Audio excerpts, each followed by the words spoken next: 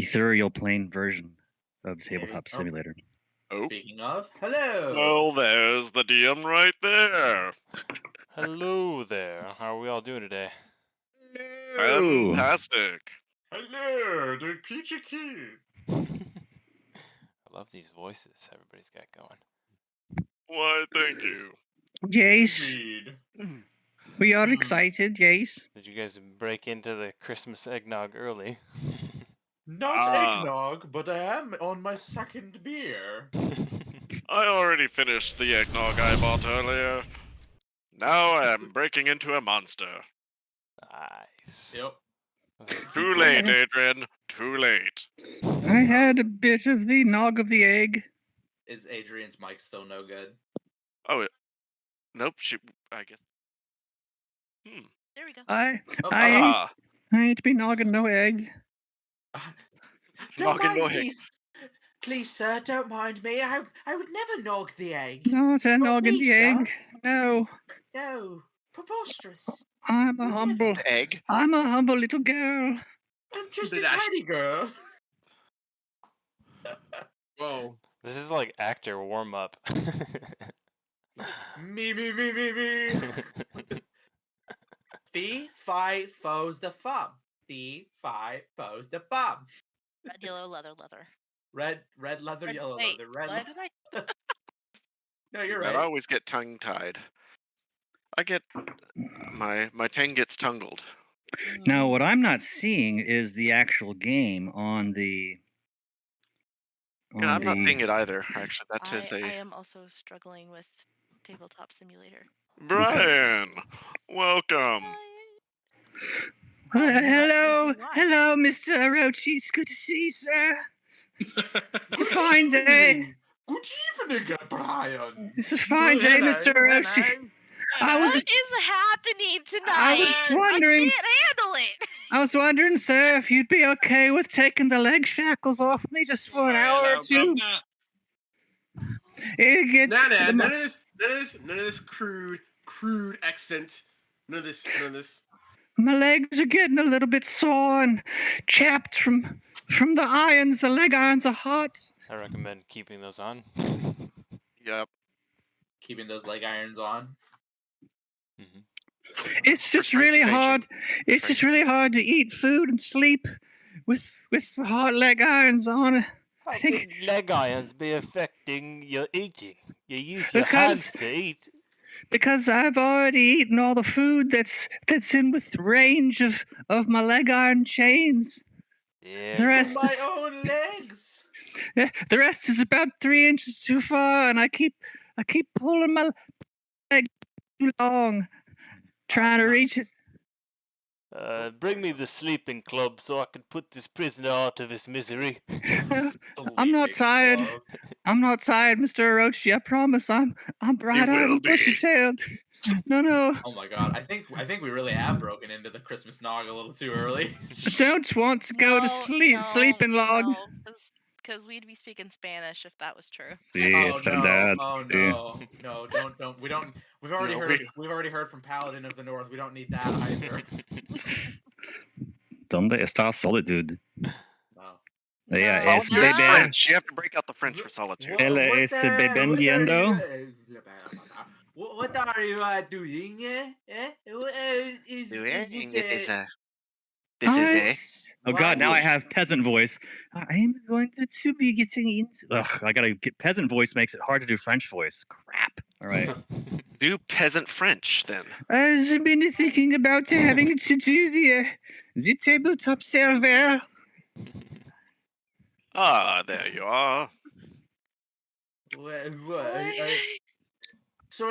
is the server code? Uno.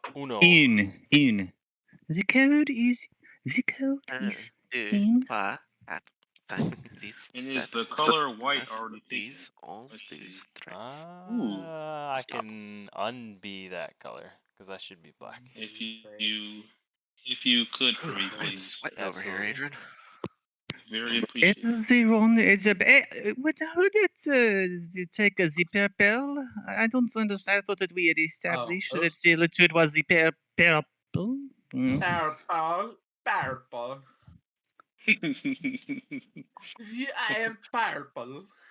Oh, come on. You should at least know your colors in Only, French. I don't. merci, merci, Berthe, pour le purple. This is a good thing for you, L'aubergine. L'aubergine. Which is also the word for eggplant, I think. You're looking for purple. They actually say mauve. Mauve or mauve. It's basically mauve. Or they say violet, which is violet. Violet, you're turning violet. Violet is Gentilella. Oh, you know too? Yeah. Oh, dude, Yes. it's so fucked up. Have you ever actually do you know the translation? Lark, oh lark, oh nice lark, I will pluck you. Yep, it's super fucked. Yes. That's so cool. I've never met anyone else who knows it. I haven't met anyone else who knows it either. My French teacher taught us that and the translation. Yeah. You say lark, oh lark, I will plug you? Pluck Yes. you. A lark, like the bird. It's basically one bird threatening to pluck the other bird, like all the feathers off the other bird, and then have it fall from a tree and die. Yeah. But it's a children's song, like Alouette, je de l'alouette. It sounds like Alouette, je de l'alouette. Alouette, alouette, milouette, milouette. Sorry. Sounds like a marriage analogy. So you peck at each other until one of you falls out of the tree. No, however, the term take an arrow to the knee, actually it does mean getting married. That's Thank you, hilarious. Skyrim. Yeah. Yeah, that's was an actual terminology. So whenever they'd say, "Yeah, I used to be an adventurer until I took an arrow to the knee," he was actually saying until he got married. Because you know how you get down on one knee to propose? Oh. Yeah. Steve, I knew you were a kindred spirit. We've lived very similar lives, apparently.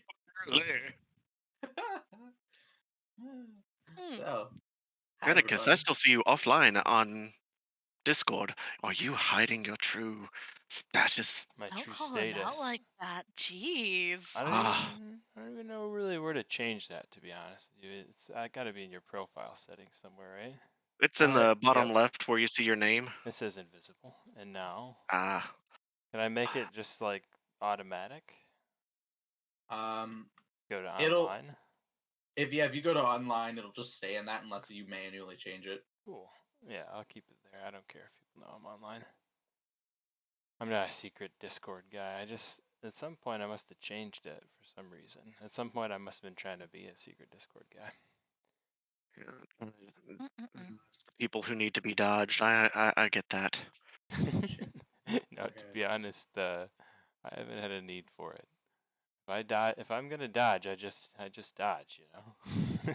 Well, if you can't dodge it, ram it. And if you can't dodge a wrench, you can dodge a ball. My dad would like that. He's a big Dodge Ram fan. That's good stuff. All right, so it looks like everybody's in there. We're trying to get called dumb. I was trying to get added character here before we get started.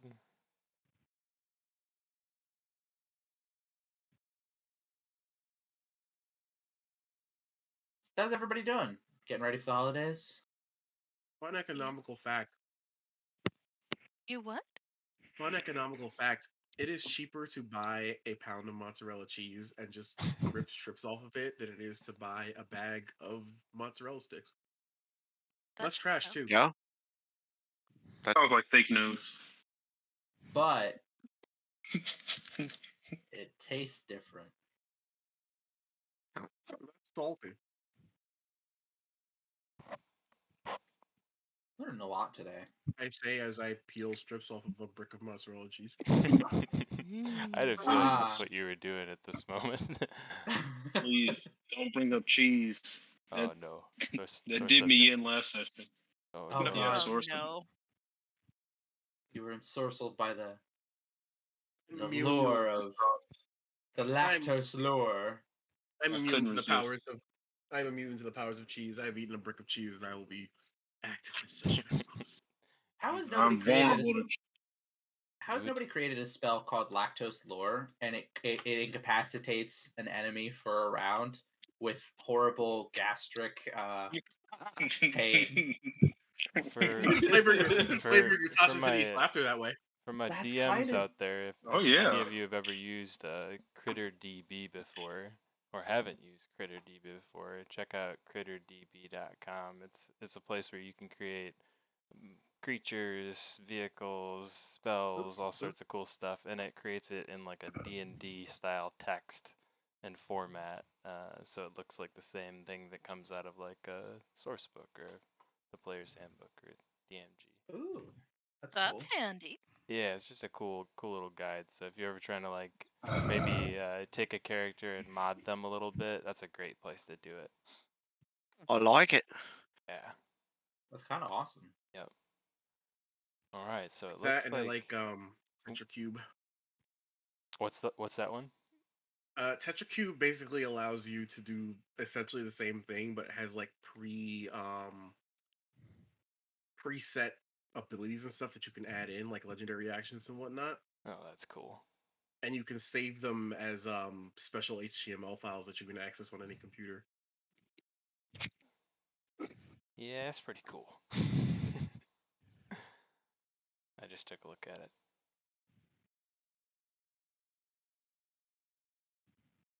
I dropped a link in the chat too.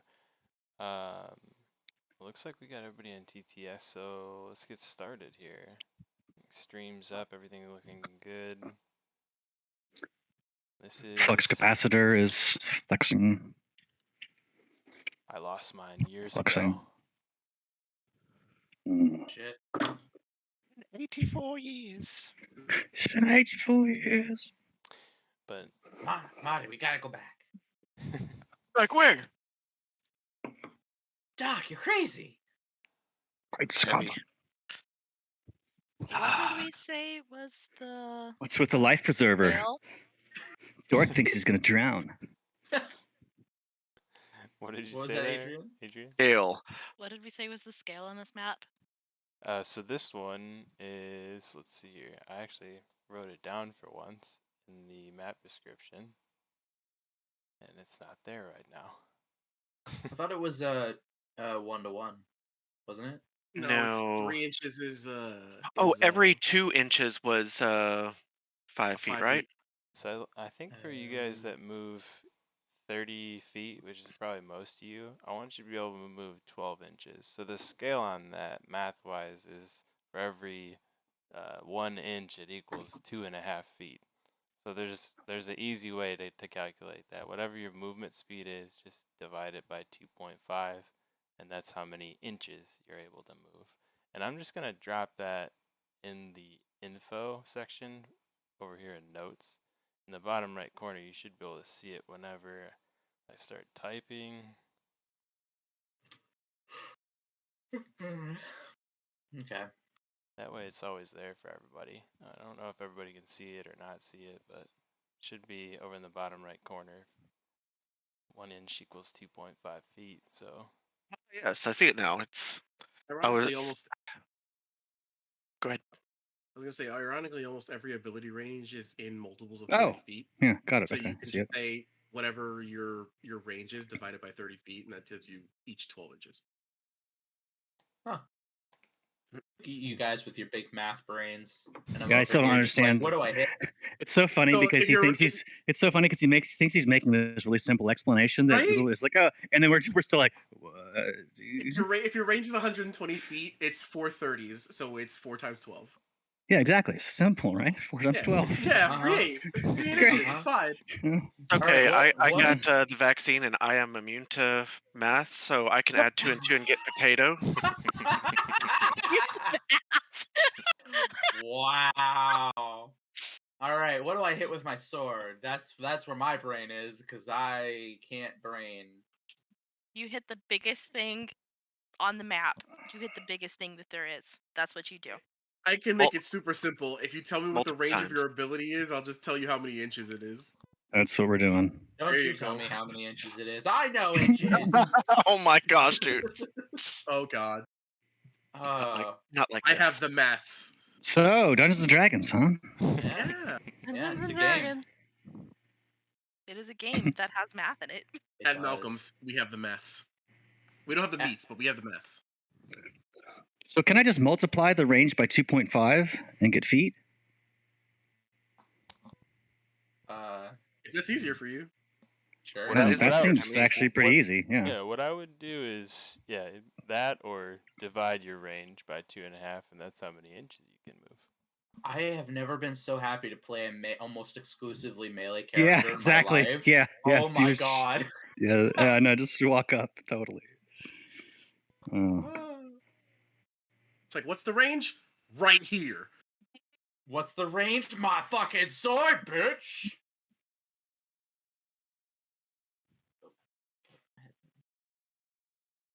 Would multiplying the feet by 0.4 be easier?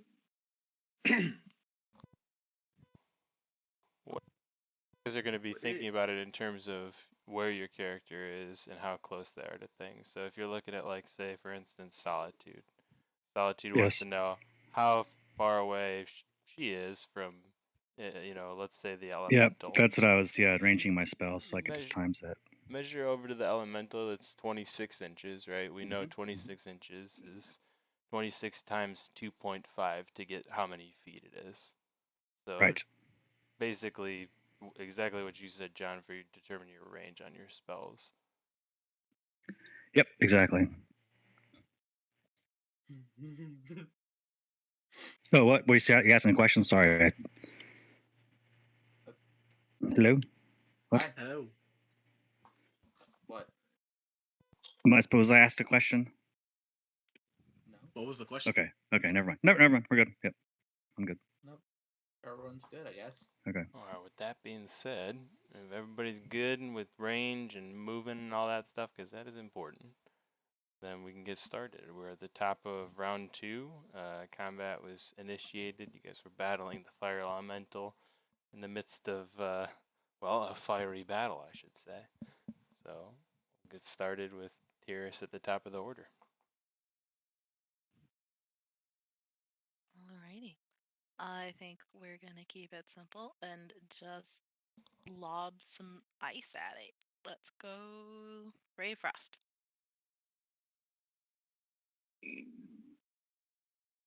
Yeah, frosted up.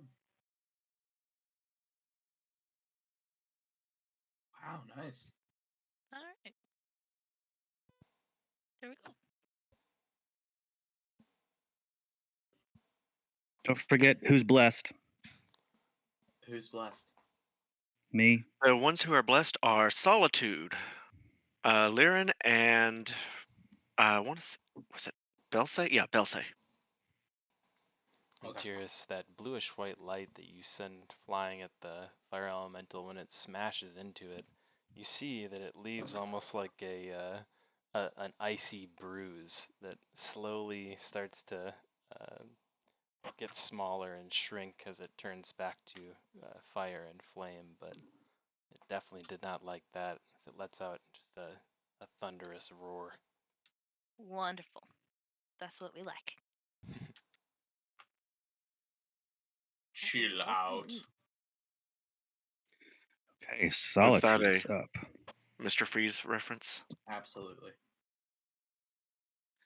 Okay, Solitude will sachet. Okay, 2 points. So we divide distance. How many squares can I move? Help. I can move 30. So what does that? That means 7? 7 30 squares? is 12. 6 squares? 12 inches is 30 feet. So 12 inches is your full movement. Oh, wow. Thanks. It's like magic.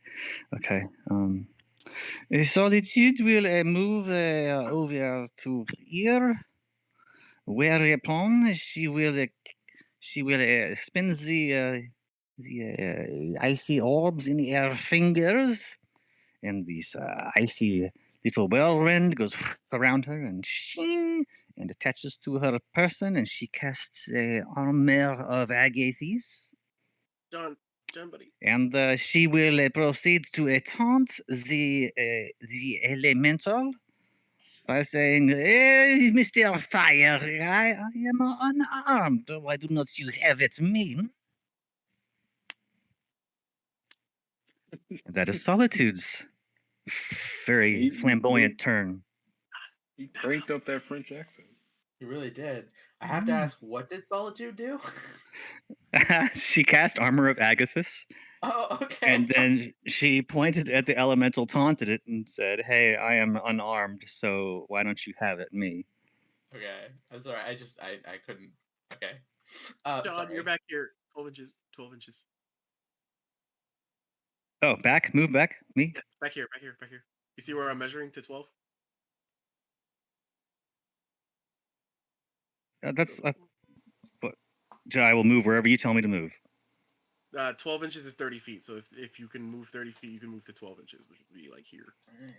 That's where I moved. That's where I was. Where's here? You got a ping. I was back here where Bluey is. Yeah, I think you're good, dude. That's about 12 inches. Not doing anything super fancy. I'm gonna just swing my sword. Kablamo! I'm gonna do an overhanded strike down. Wow. Fucking awful roll. 10 to hit. Or do I get advantage because I'm flanking with rock? Yeah, am I? Right? Should. Did you use Bless already? Oh, I forgot about bless. Well, well, that would be a. Was it? Sorry, I was muted there. Yes, you do. Okay. So that was actually, instead of a 24, it was a 28 to hit. And that'll definitely hit. For 8 damage. Wow. Oh my gosh. And now I'm going to add a smite onto that. 2d8. I'm super good at figuring out this UI. Cool. Another 6 Damaggio of radiant damage. So, 14 total. And that's my turn. All right, and that'll be Orochi up. All right, so I believe last game I put a hex on him already. See you. I will just shoot a Eldritch Blast from where I am. Okay. I was gonna over describe it, but I don't want it to miss. So I'm just gonna click. I taught my other group that See that's a that thing, and Oh yeah. they're real afraid of it now. By the way. Oh, Excellent. Yeah, nice. but it's not. Good. It's not Good. any fun if you don't describe it. If you don't describe it, it just takes all the punch out of it. I just told him you gotta wait for the roll before you describe it. That's all. Oh, and then I still get the not good damage. But let me roll the hex now. Yeah, come on, Orochi, give it the old one. Did that come up? Did that roll come up? Give it Or a DC? mighty swing, Orochi. Let's try it again. Ooh, hogging up the game. Let's roll it. You casted the spell, Orochi. All right. Did that come up? Yes, it did. A 3. Yep. All right. So for a total of 5 damage, and that's my turn. Hey man, 5 damage added onto the pile. 5 damage added onto the pile. Yeah, doesn't Got make it. me feel better. Not to distract everybody from middle of combat, and of course that's what I'm here for. But I wanted to ask real quick. It's kind of off topic. Can everybody just send me just a brief listing of the languages that you speak? because it pertains to something that's going to happen later, I think, and it will be useful information to have handy. Yeah.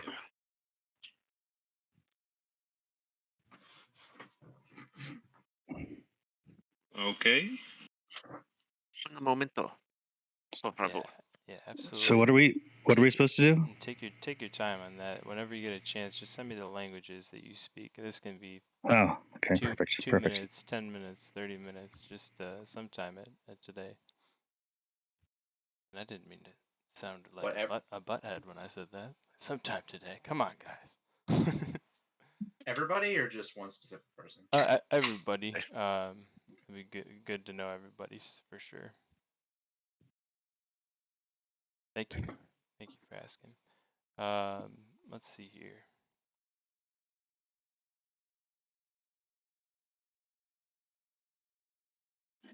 And with that being the end of Orochi's turn, we move on to Rock. Rocktarin. All right. We will pull out our second sword. It's gonna turn black from hilt to tip as I cast the Shadow Blade spell.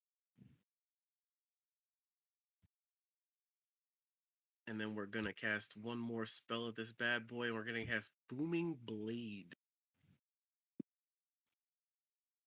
Did you just say blooming blade? Because that's Booming Blade. okay. Booming.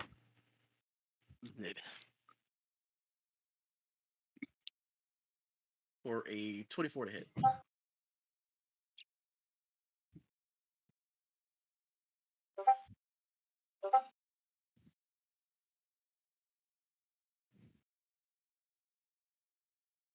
I'm essentially just replacing my mundane sword with a Shadow Blade. I dig it. That's 24 to hit for a solid 16 psychic damage. Ooh, nice. And if my guy there moves willingly, he takes an additional D8 of thunder damage. Booming Blade. And that's my turn. When I first started DMing 5e, I will say Booming Blade is a spell that in a particular session frustrated me real bad. It was like when I was kind of still a young DM, and I let combat frustrate me. Now I just kind of enjoy it.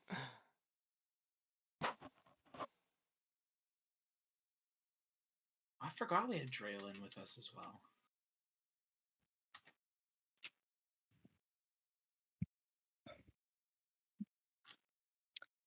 Raylan Jennings,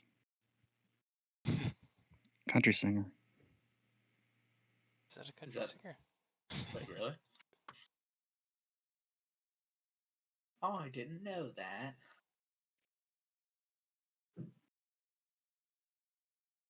Right, and if that is the end of Rock's turn, then it would be Lyra up. That is me. All right.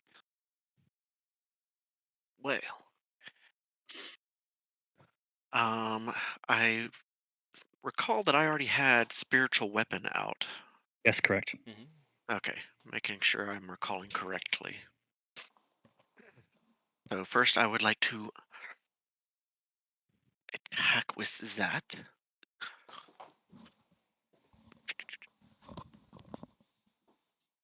Okay, I clicked, but oh, there it goes. Natural 1. Oh. Oh no! Well, The that first misses. one of the night. And the last one. Who? No, the boss is gonna roll. Who were you trying to make an attack on? The elemental, obviously. Right? Well, yeah.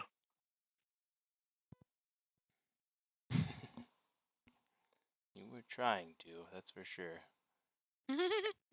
I think it's just because my You my suck. sight was blocked over here, so I need to get out from behind this stairs. So let's see.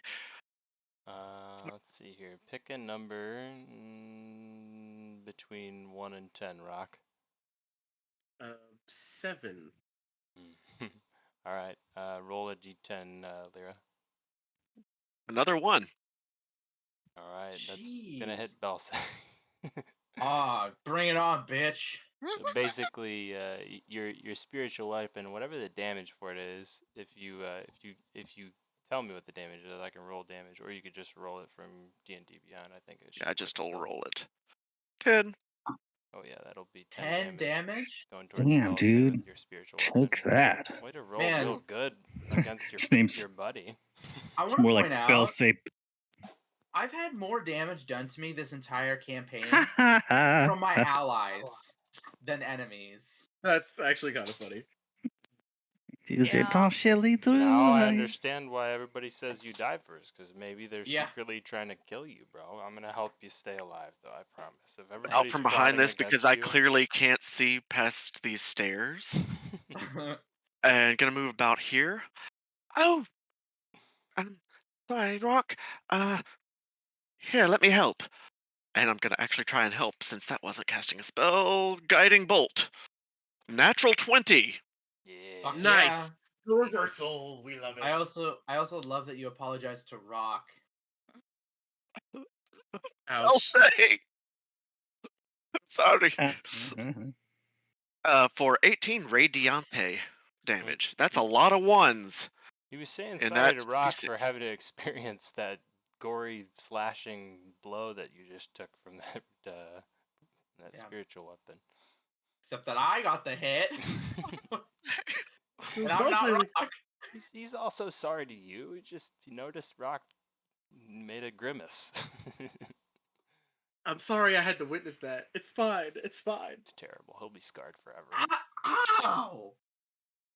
What is Sorry, oh, Bell shit. say. Rock, End of my turn. why would you do that? It's the end of my turn. Oh boy. Wow, that is some sad damage. Guiding bolt is radiant damage, right? Correct. Yeah. And next attack has advantage. D6s? Yeah, that is rough. Wow. 3 1s, 2 2s. Yeah, that's really bad. Mm-hmm.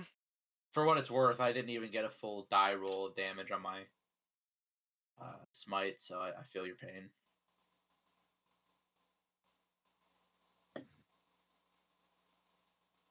It seems the bad die rolling continues.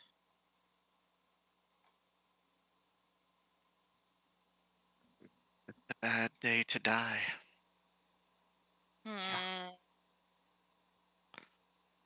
Maybe you can help me with this one, Malcolm. I'm trying to understand if moving downward, because the If element. you Go ahead. if the creature moves 5 feet on its turn, I assume that means up, down, I think, left, right. yeah, I think any which way, right? Yeah. That's kind of how I see it too. All right, so let's call it that. That's gonna trigger Booming Blade, because what's gonna happen is you're gonna see the fire elemental go from this massive, kind of ever shifting and volatile flame-like shape to shrink down to just a tiny little flame, and then it poof into a wisp of smoke as it dips into the massive vat that you see just beneath it, that it really came out of. As this happens, it will it will blast Belse into a new oblivion on accident. First, I'll put you back. Apologize for that, Belse. Sorry. Boy, see how this game's gonna go. I get it. That doesn't happen to trigger an AOO, does it? You know what? Let's say it does, because you've been taking a beating, and I'm gonna say you're close enough. I think Rock is just out of reach, but we'll say you were close enough. At less than 2 inches away from your target. Fucking hell, I'm gonna miss anyway. It doesn't even matter. Son of a... Well, I have plus, but still. Maybe I'll get it. Does a 14 hit? It does. Wow, so, ooh, great. Thank you. I'm not sure who it was that cast bless, but thank you. That's me. I'm pretty sure Building. you got just a 14 as well last time because of Bless. Yep.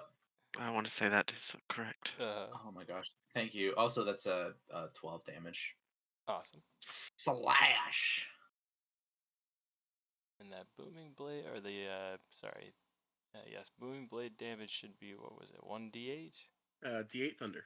Got it. I can roll that if you need. Yeah, absolutely. For a sweet 8 Thunder. Whoa, nice. And that's why we let you roll.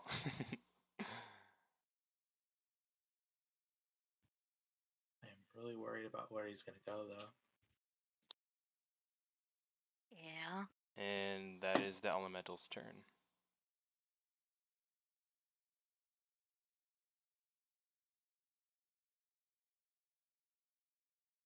He's sunken down into the flame, cries out Bluey to the rest of the party members, and he kind of rushes out to stand next to Solitude, looking onward into the giant lava pit that's still flowing upwards towards that big cylindrical metal vat that holds a large amount of lava.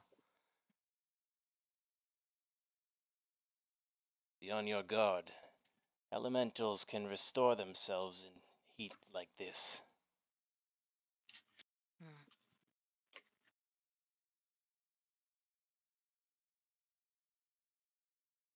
Gosh.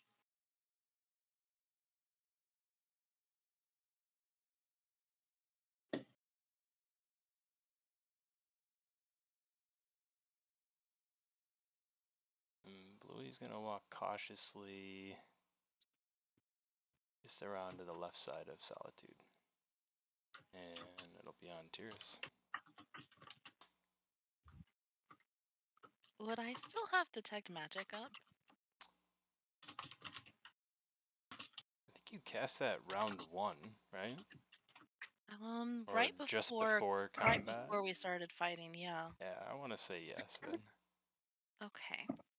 So can I tell where the elemental has gone? Let's see here. I guess within 30 feet of me would be the question. I think yes. I think you can tell that he's basically hiding immediately under that magma pool. He's dipped down. He's not in his massive form anymore. What you see kind of like in your mind's eye from Detect Magic is like this tiny little, maybe 7-inch by 8-inch ball of ember just glowing, kind of pulsating with a light. Okay.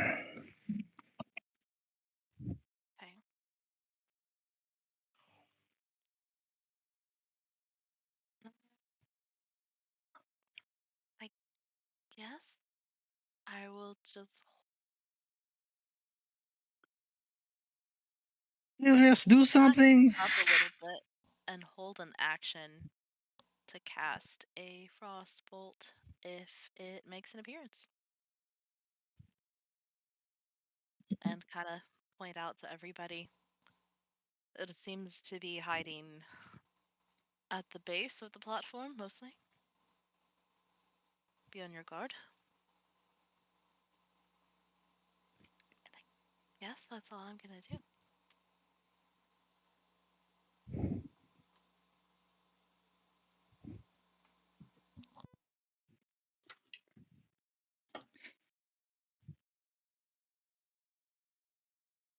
All right, Solitude will runway walk up the stairs, up to here. She will say, "It is attached to and infatuated with this forge. I say that we attack the forge then." And she'll go down the steps over here. And that, once she gets down the steps, I think she's going to hold her action until if the beast appears within line of sight during her turn, she will attack it. And I think, yeah, that's about all that she can do. Let me check one thing, which I can check off turn. So y'all go ahead. Oh shit.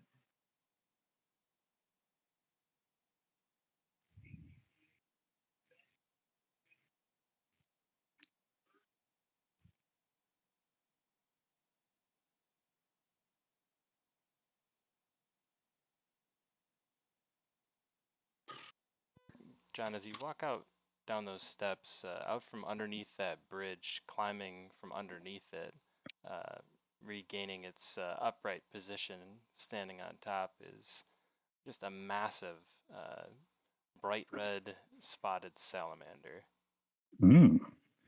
And it looks at you interested, cautious, as it stands atop its steps, and you see its tongue continually darting out in a very lizard-like fashion. That's after I walked past it? Yep. Okay. You walked over the bridge, and it was basically gripping under the bridge. Oh, classic Predator, Schwarzenegger Predator scene move. Yep. Oh damn. I'm an 80s kid. What can I say? All right. Well, I will say, we look out there for the salamander. You naughty little lizard. Do you want a piece of me? I'm not scared of you. Have at it. That's it.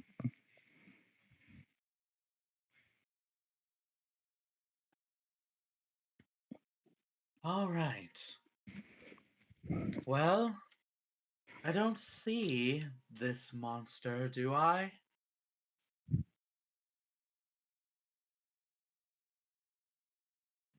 Not great. The elemental is nowhere in visible sight.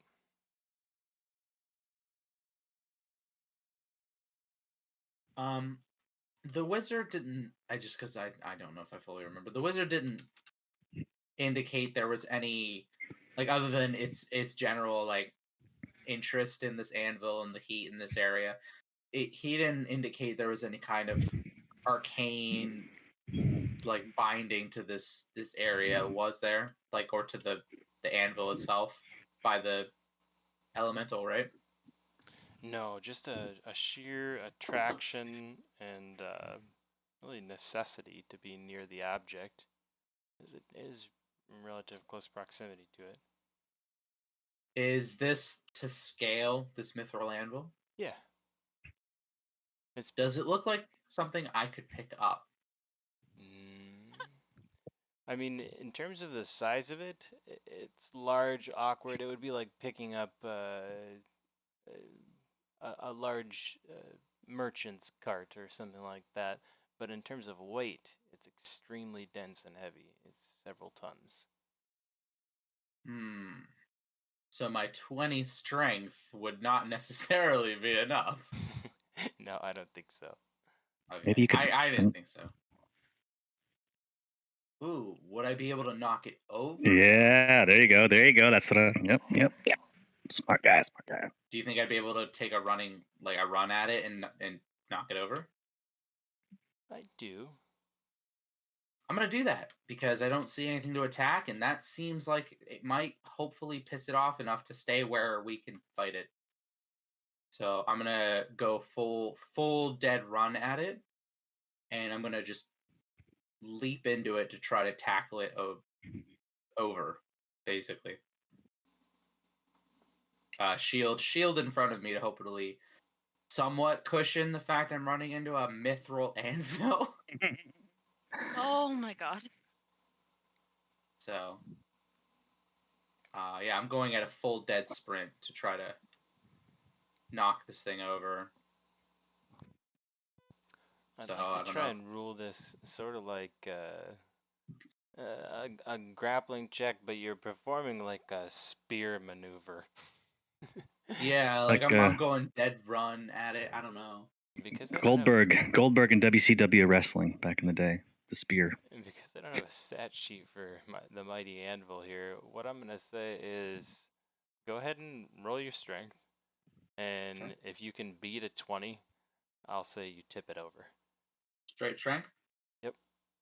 Does bless play into this? Oh, I'd say so. It's actually just saving throws and attack rolls, but whatever. Okay, so 17 then. Oh, Damn it. I'm rolling so poorly today. that's At least you didn't roll a natural one and end up hurting some allies, because I mean, that's true. Like no one would breaking ever the do anvil that. or something. Yeah. As you smash into the mithril anvil, you feel that pain you recognize as future pain that you'll be feeling tomorrow for sure. But Ooh. it's not any that does immediate damage to you. You Damn bruised it. more than just your pride. Yeah, no kidding. That's right. I mean, that's my turn. I can't do anything. I can't do anything else. So It's fine, man. It's fine. It's positive. It's a positive play. yeah. It was an attempt at something. So Yep. I just gonna thought rub my Solitude shoulder. was impressed by it. She thought that was really cool. The muscles As am I. the muscles flex and like he just kind of rubs at it. And Orochi, that's on you. All right, so I'm gonna try something. Gonna move up here, and I'm gonna see what Belsay tried to do. Now, force damage is like a. Would that be like a push? Like if I shot the anvil, would it kind of tip it over if I aimed at it at the right spot, like towards the top? Yeah, I'd say we could rule by the same measure. Break a 20 with your hit, you can tip it over. Okay. If I tried to intimidate this salamander, would that count as an action or as a free action? How are you planning to intimidate him? He's just gonna kind of bare his teeth and hiss at it. Let's call that an incidental and say that I'll still let you roll the check for intimidation, and it is not an action. All right. So intimidation.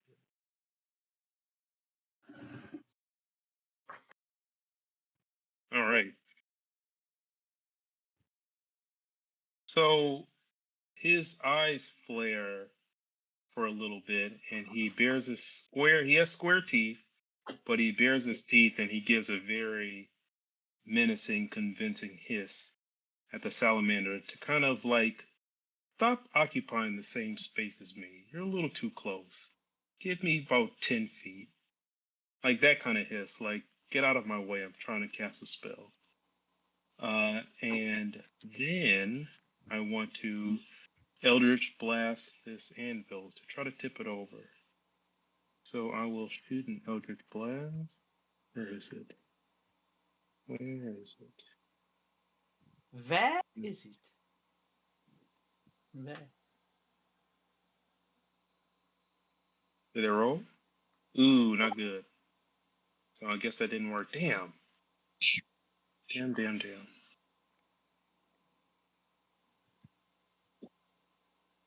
And got nothing else, so that's my turn. And where were you casting that at? Sorry, Orochi, I missed that. I was standing right here, and I cast it at the anvil. I was trying to knock over the anvil. Got it. You had asked that previously. That's my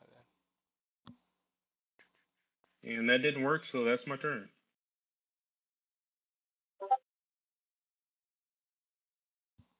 All right, Roktaren. Okay, I am not exactly strong. I am not exactly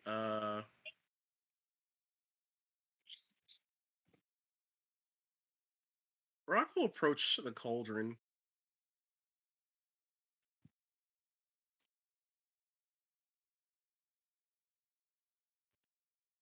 And I don't think it's actually on the surface. I think it is beneath the lava surface, correct?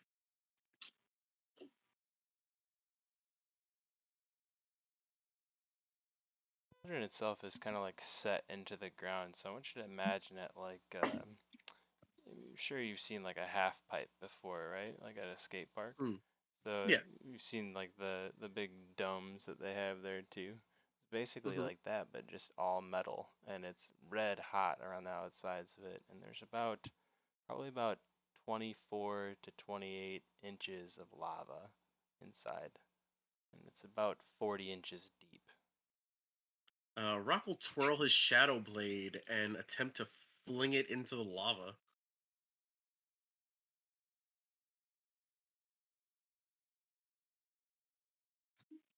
That lava.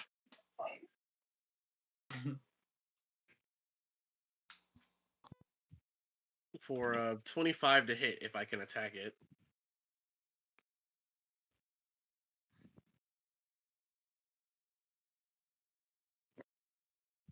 You chuck your shadow blade into the lava, and you see it ethereal blade just kind of just disappear into the lava itself, fizzles out, nothing happens. Woof. I'll use a bonus action. I'll have the sword reappear in my hand.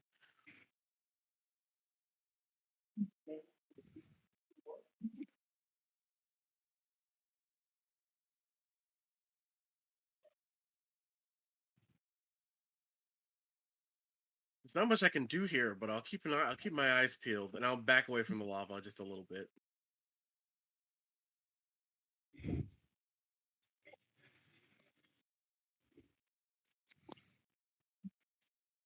Yeah, not great to be limited.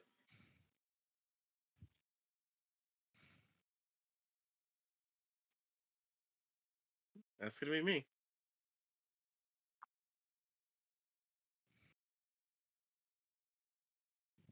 All right. Since it is my turn, right? Are you done, Rock? Yep, I'm all set. Okay. Since it went into the lava, I'm gonna back away from the lava. Smart, smart, smart. Where is Bluey? Bluey is standing right next to you. Oh, he's right next to me. Never mind. He kind of crept up in between you and Solitude, right as the elemental dipped down, and basically gave some warning that it may be recharging itself, as it can do that in this level of. Yeah, I just didn't see where he was on the map. I didn't see this obvious thing that was sitting right next to me here. That's fine. It's fine. Don't mind me. All right. Well, in that case, yeah, I don't. Oh, actually, I know one thing I can do. Belse, I'm sorry about that. I would like. Let's see. Where was I? I was like right here. So I can move like here and then up this. These are stairs right there, Mhm. right? Okay, then I'm going to move up forward and move up the stairs enough to where I can see and fall down apparently, where I can see Belse and cast Healing Word on Belse as a apology for hitting Belse. Have a whole 7 healing. Hey, I'll take it. That's my bonus action, and for my action, I guess I will just take the dodge action. That's it. Got nothing else.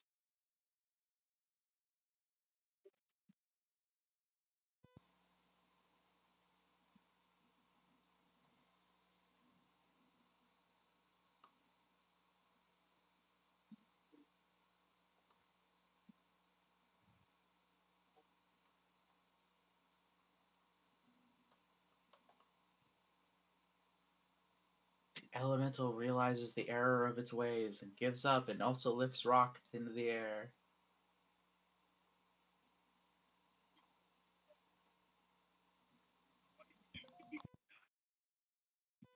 And rising out of the lava once more, the elemental coming out looking brighter than ever and somehow renewed. Wonderful. I will cast that held frost ray at it. 20. Oh, nice. All of 3 damage. Oh. This is not a good day for dice damage rolls. Unless you're hurting friends. And Right. Solitude's got her held action as well. So with a very elegant flick of her wrist, she will fire out an Eldritch Blast at the elemental. Here it comes. 19 plus 1d4.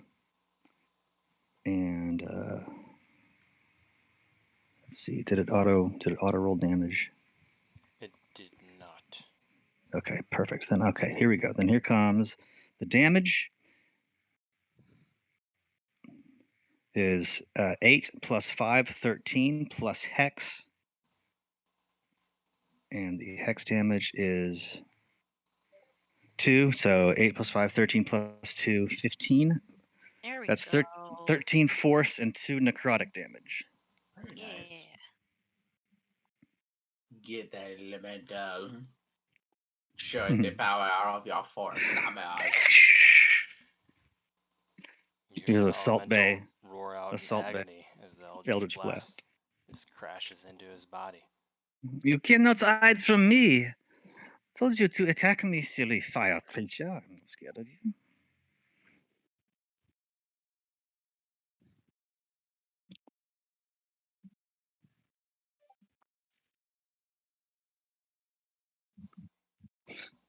So the description was he was glowing brightly, so he looked like he had been refreshed.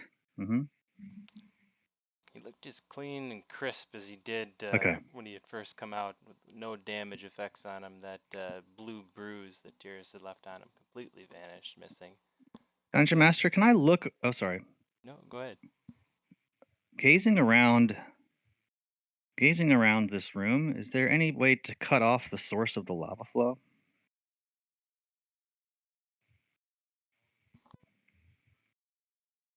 That's a good question. Flows upward toward the cauldron up there, right? Does. I suppose most obviously, as you kind of look around, go ahead and make a perception check. Natural 1. I will not be the one discovering. I will not be discovering anything with that, but maybe John's perception. This is nothing. Nothing. Let's say you look up and you think to yourself, those rocks in the cave ceiling wall may serve as something to fall upon and be like a makeshift dam, but it's a nat 1 type of idea. Yeah, great, awesome. Oh no. Thank you, sir. Yeah, I'm done. That's whoever's turn it is. It's a held action, so held action is finished. You're all good. Let's see here. So Bluey is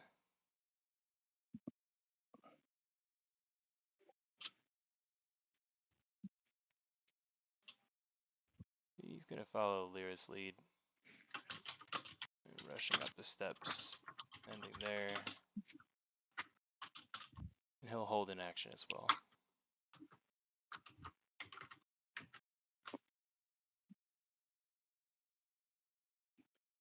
Oh, I see.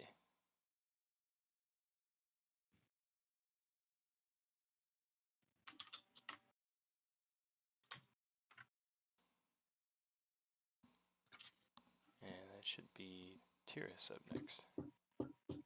All right. Are either Belsa's pretty far back. Is Rock at all close to this elemental? Let's see here.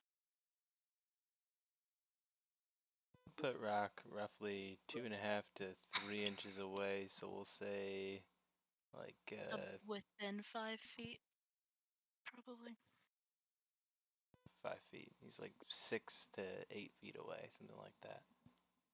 Okay.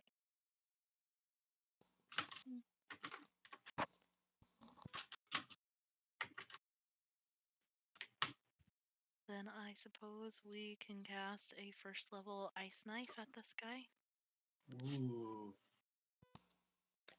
for 10 to hit. God damn. And your ice knife flies astray. Yeah, hit or miss the shard that explodes. It still needs to make a dex save for me. Is that half on a save? Yes. No. No? Oh. Oh, you're right. Dang. Rock will stand his ground. Can I choose to not make a save? Used to fail? Yes, can I choose to fail? Again? Yes, absolutely. But in response, I will react with an absorb elements. You're Oh. basically choosing not to act. Okay. So I'll have the damage and take 1 frost damage. Wow. My next attack will deal an additional 1d6 cold damage. Clever girl. But also, goddamn with that. The What is damage rolls. What is happening? this? Okay then. I guess that's me. Party.exe not working. Right? Reboot. And I that should used be to- Solitude up. Okay, Solitude is up again. All right. So she is going to turn her attention back to the salamander. She will sidestep. Easy, kitty, kitty, kitty. Easy, easy, kitty, kitty. She moves past us as the salamander. And About halfway. Is your demeanor Okay. like, like that, like kind, like you'd be to kind of like a pet that you don't want to disturb, but also. I'm trying to placate the salamander. Okay. But then once I get to right about here, with a haughty finger point, I will blast out an Eldritch Blast at the elemental. Here it comes, the Eldritch Blast. We say with 12, I need to roll a d4. It is a. Come on, 4. It is a. Uh-oh. It is a mere 1. So it's only a 13. A near miss. Damn. Sucks. Because I do some decent damage, but oh well. Well, you can't win them all. That's what they say in Faerun, at least. And then I'll move the rest of my move to right here, and continue to taunt the elemental a little bit. You do fiery beach, and that's my move. Action and bonus. Oh, another. I see something going on here, guys. Some more kitty cats for jumping onto the Oh, good. area. It is a litter of kittens. I Yeah, do could not be think they look like cats. They are fire cats. John, after you move What? your cat No. friends, they begin to sort of Kitty, no. follow in your direction.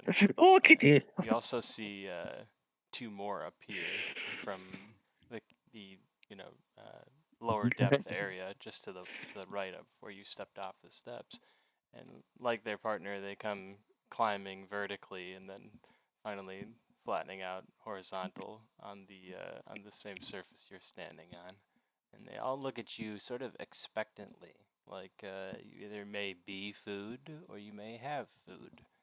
Okay. All right.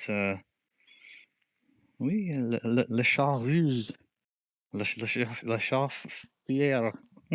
And Rochi, standing atop the bridge there, they take notice of you two. Mainly this one gives you a small hiss as it walks by and begins to kind of take stride with its fellows, moving in the direction of solitude.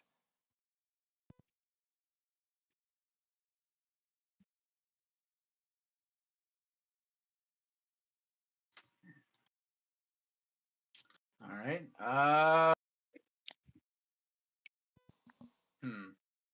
It seems to be continuously hovering around this, like, culvert of magma, right?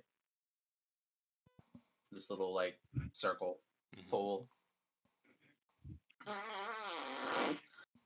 Right. Belsay not being the smartest guy ever is Steve also not being the smartest guy ever is gonna run up and smack it. Actually, I'll run back. Oh shit! I'll run back to where I was to get flanking advantage with Rock again. Ooh, shoot. I still had guiding bolt on it. Who did the last attack roll? Oh, Adrian did. Adrian. me? Did you hit? Nope. No, you hit. I'm so You hit with sorry. the I ice knife, didn't you? No, Ice the knife, 10, the two hit missed. did not hit. Yep. I am I'm so gonna sorry. roll. I completely forgot about I that. forgot to. Know your character, bro. Remember, yes. It is difficult to remember. I'm gonna swing. Let's retroactively add it. Okay. Ooh. Oh, that would have hit. Doing some piercing damage. Just the 2. Ah, still not rolling well in damage. Damn. We are chipping away at the fire. Slowly. It is. Ever so slowly. All right, I'm gonna swing. It's a natural 1. Oh my god! We are killing it Jeez. today. Natural 1. I go to swing my sword and I don't know what happens. Something. You stumble forward. Make a athletics check. Oh god.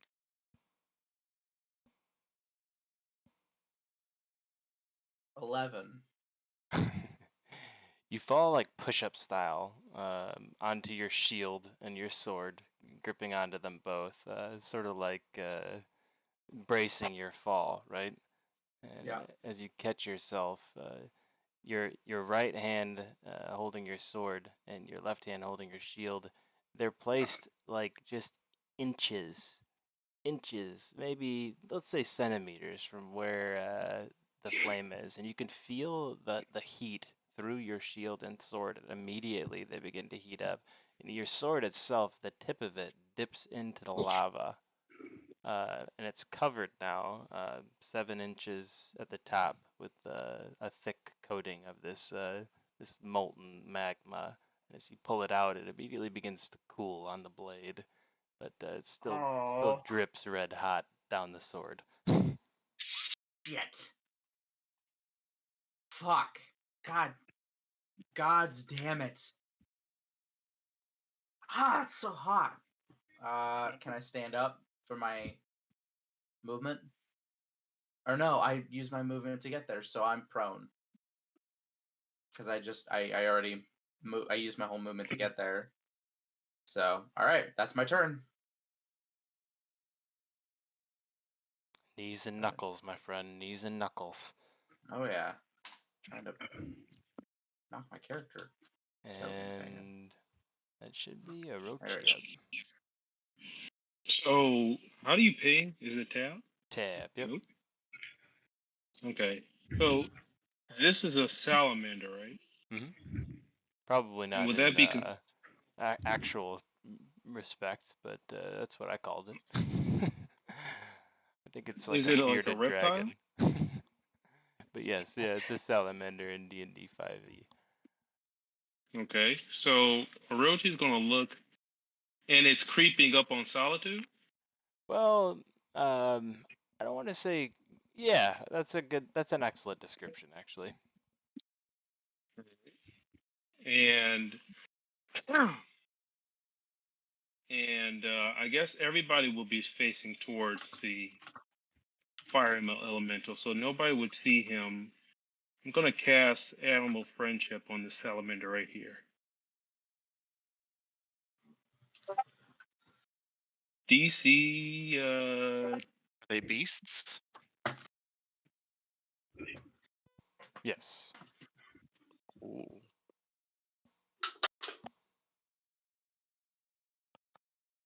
Nice. So DC. What's the DC? Where's my DC?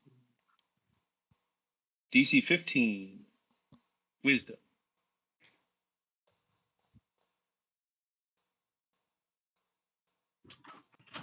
Did it work? Bear with me here. Okay, sorry. You're all right. You're all right. I just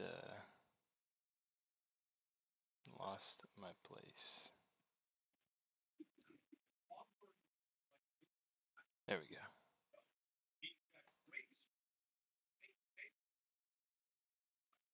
Ah, curses.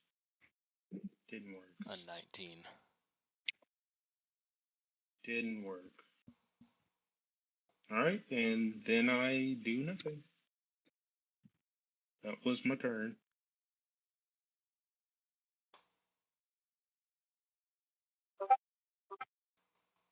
And Rock, you are up.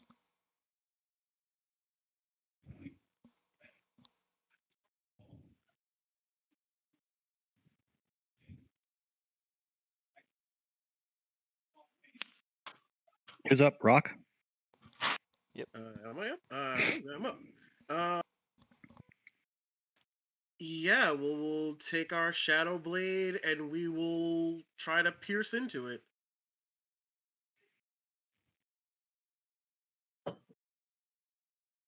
I think I have advantage against spell save, or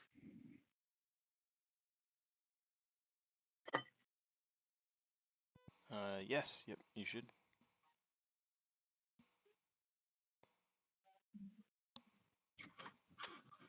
for a insane miss of 10 with advantage. Oh my What gosh, is going we on? are. You know what? You know what? Chronal Shift reroll that. I'm Jesus tired of us Christ. missing. Let's change this up. Switch that to a 12. Oh Ooh. no. Bless. I'm sorry, buddy. Oh man. Unfortunately, they both miss. For my bonus action, I'll take another swing at it with my other short sword.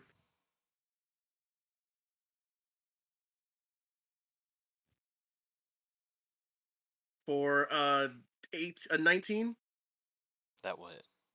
Okay, magical short sword dealing 11 piercing and then some cold damage. Are you guys still flanking or no? And the D6, right?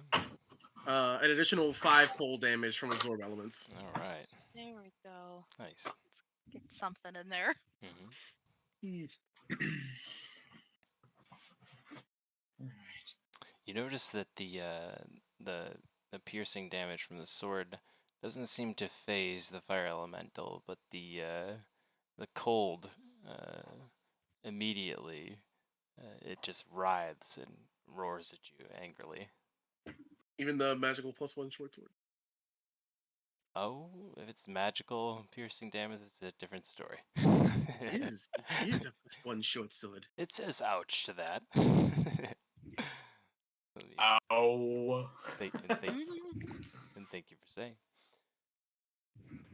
Let's see here. And that is all I got. Not bad. All right. That should be Lyra up. That's my turn. Yes. Well. In that case. Yes, okay. I am not going to waste too much, but I'm going to try and swing my staff spiritual weapon for 25 to hit. Hey. There you go.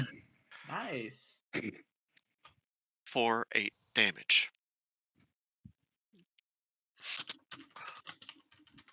All right. And then I shall, for my regular action, yeah, I have plain sight on this. I'm not going to cast Firebolt. I'm going to cast Mind Sliver. That is a DC 16 int save. Or take 3 whole damage and have a d4 subtracted from its next save throw.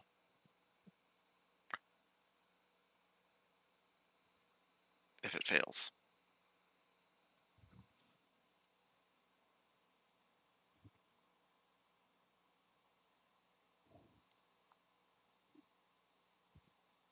Come on, fuck it up.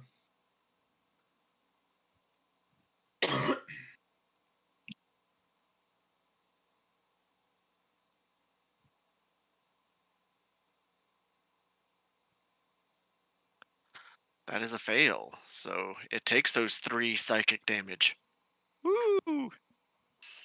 Hey, that's 3 psychic damage it didn't have before. It also has a negative d4 on its next save, so that's Fuck yeah. You see the mighty flame kind of shake its flame-like head. You know, its angry teeth, which are just more flames flicking and moving in quick fashion. He begins to shake his head like he has flies around his head or something like that as the psychic damage takes hold. all right. That's it for me.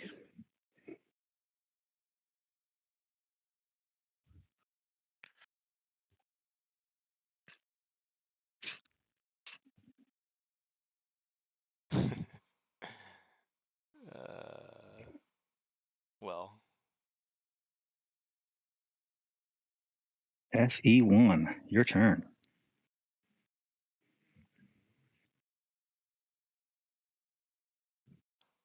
standing next to the fire elemental, glowing in his light, Rock staring up at the beastly creature that is hovering above the lava, and Belsay currently on his knees and fists looking up as well. Let's see here.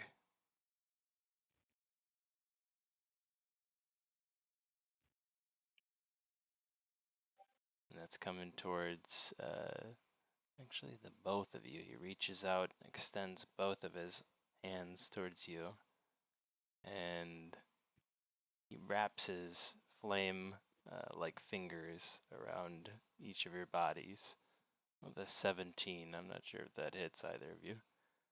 It would have advantage on me. As I am prone. I see. That is true. I will cast. Do I even have that?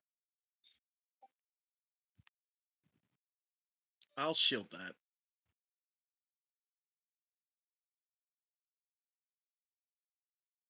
that. Pushes my AC to 22.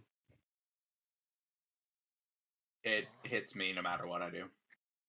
He's going to hit you, but he's going to miss you there, Rock. And it's just a total of 5 fire damage. He just kind of reaches around you and squeezes your body. And as those flame-like fingers or tendrils wrap around you, you feel a singeing pain, even through armor or clothing. How much damage? 5 damage total. Oh. Okay. That's not horrible.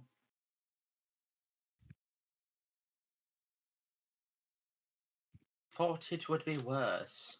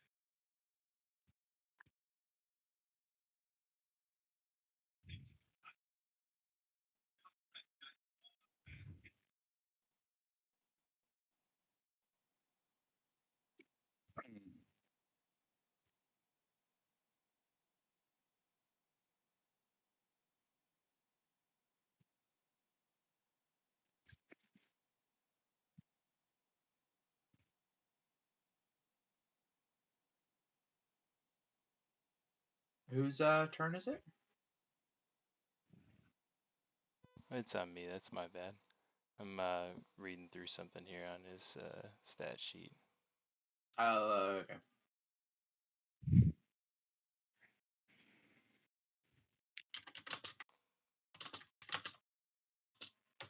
So there were stairs over on up all the way up on Liren's side.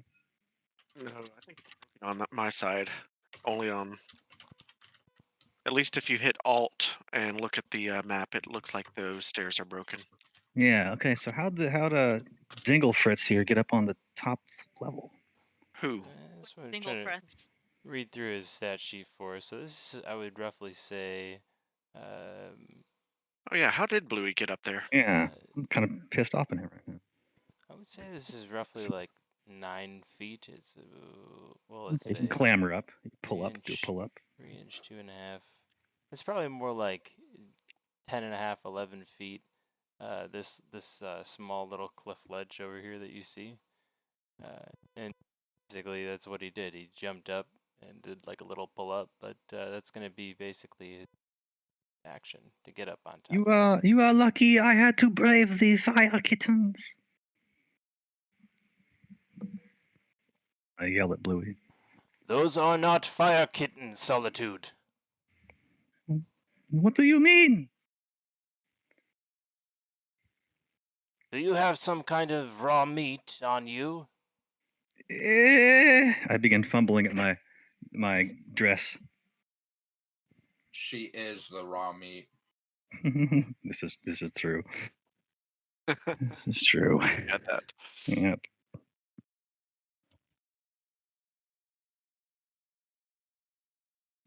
Don't attack them. They're very territorial, but they won't attack you, even in packs. Merci pour l'information.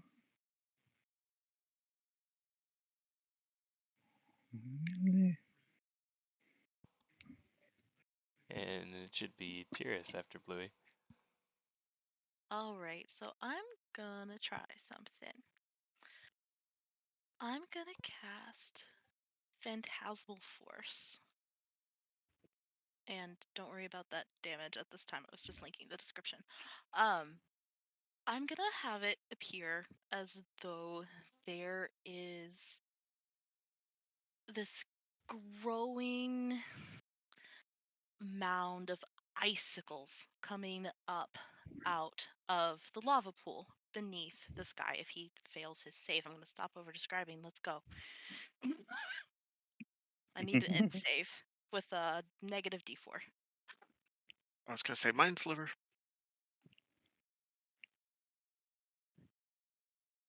14. That will not make it. Yes. Okay. So just this amount of ice spikes coming up from the lava pool beneath the elemental is what it will see, hopefully appearing to block its way back into the lava.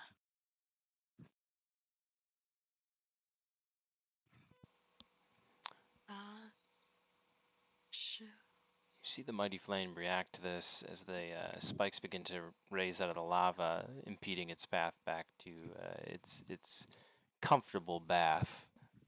It looks left, it looks right, it looks for the first time, perhaps frightened. There we go. Fuck yeah, finally. Hell yeah. Nice move. Thank you. Nice move. Wow. Okay, Solitude is up. She will reach into her pouch and grab a handful of rations. I will randomly roll a d20 to figure out how many rations she's grabbed from her hand. She has grabbed, 4 rations. As she climbs up the stairs, she's reaching into her bag and dribbling out the rations down the stairs. And let's see where my range is here. Okay, she gets kind of dribble up to about here, I think. No, don't fall. And then hold on, rotate. Once she gets to the top, having trouble navigating. All right, I'll just reroll those. I'll put her piece down later. She will cast an Eldritch Blast on the fire elemental. Here comes the roll. Okay, it's a 12, so I need some blast assistance. You have it. Okay, that's a 15 with bless. Hit. Okay, great. That'll be 14 force damage. Nice. And then here comes the hex. 4 more necrotic. 18 total. 14 force and 4 necrotic. Well, if you would like to, you may describe how this destroys the fire elemental. Okay. So sweet. So she's tiptoeing up and placating the salamanders.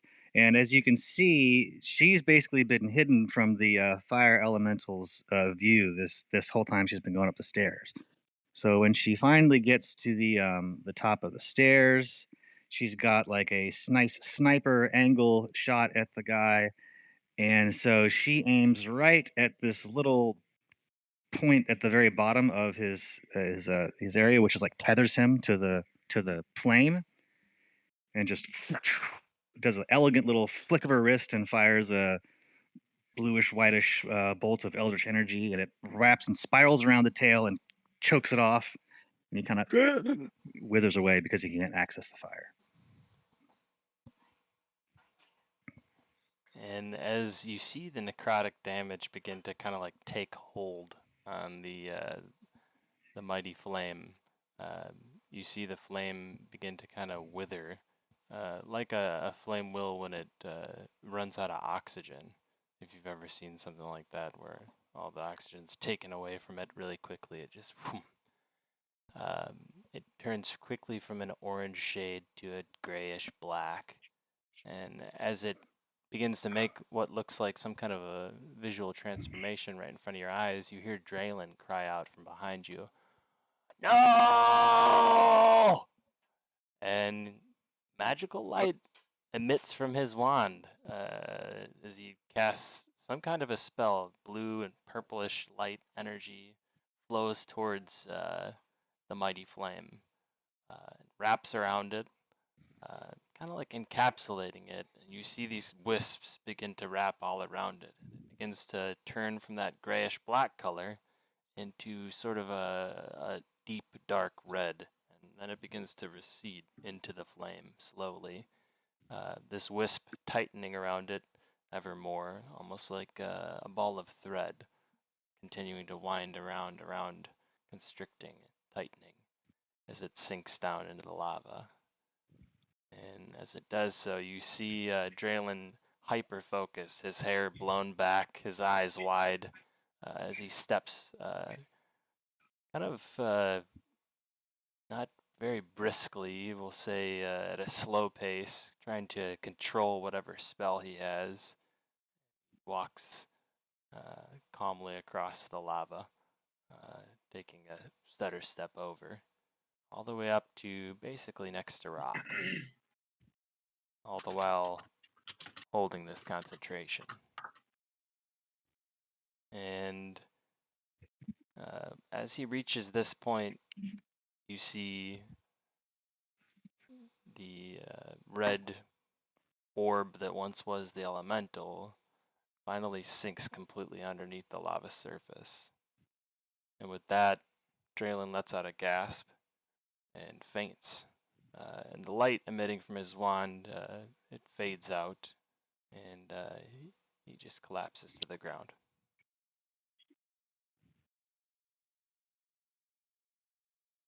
He looks up at Rock, eyes blinking slowly, still somewhat conscious, but completely gassed, and says, "The transformation is complete. He is reintegrated with the mountain." Easy there, old timer.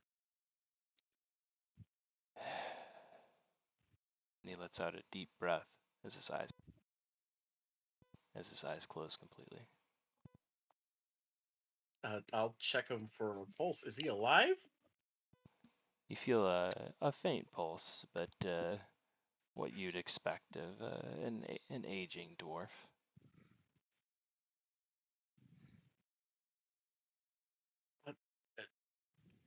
Can anyone help him? He seems faint. I am not a me. I am not a skilled at. I could give him some assistance. Yes. I can as well. French.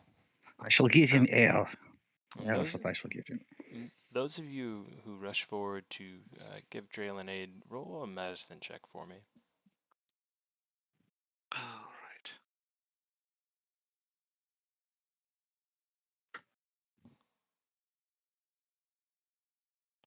$15. Not bad. That was a pretty good roll. Finally.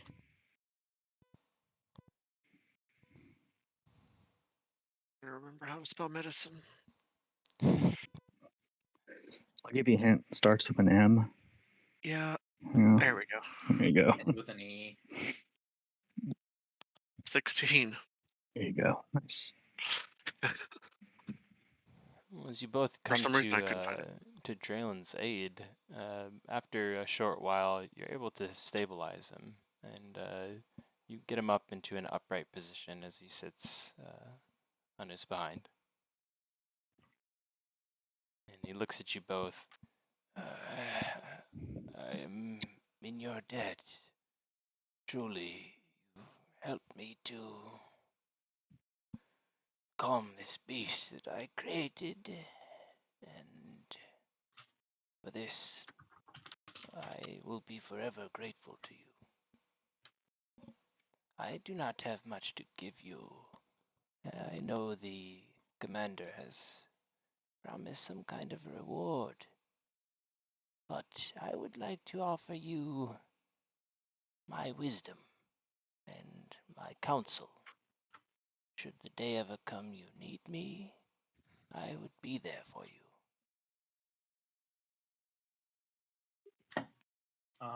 Belse will pat him on the shoulder and kind of just make sure he's firmly up and not going to potentially pass out again. And we'll just kind of give him a warm smile and just nod. Thank you. You've done good work today.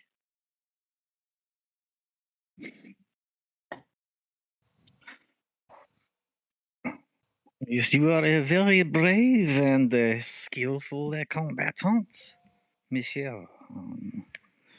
But be careful you do not want to appear like food. There are hungry fire salamanders still about. You see the fire salamanders just gorging themselves on the scraps that Solitude left. I'll keep an eye on them and chuck. If I need to chuck more of my dry rations at them, I will do so. You can also see that they're not picky at all. They're indiscriminately eating everything that is on the ground.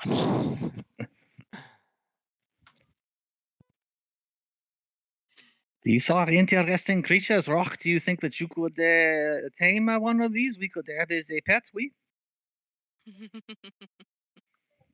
I am not sure they're animals. Well, I mean, they should certainly investigate this. I mean, you already have the fire horse, so why not involve a fire lizard as well? Or 2 or 3? We don't need a menagerie. I'm not saying a menagerie per se, but we could have a collection.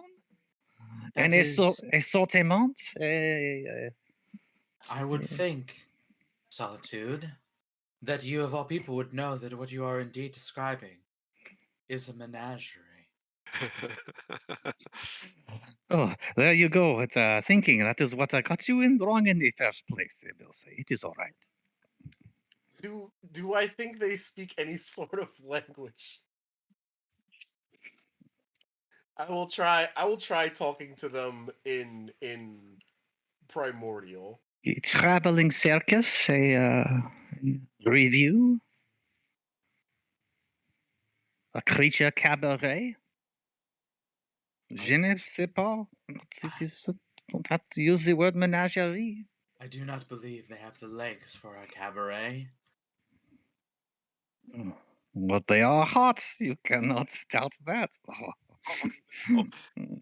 I did. That happened. You heard that from me. That's right. I'm gonna cast Eldritch Kill Me now.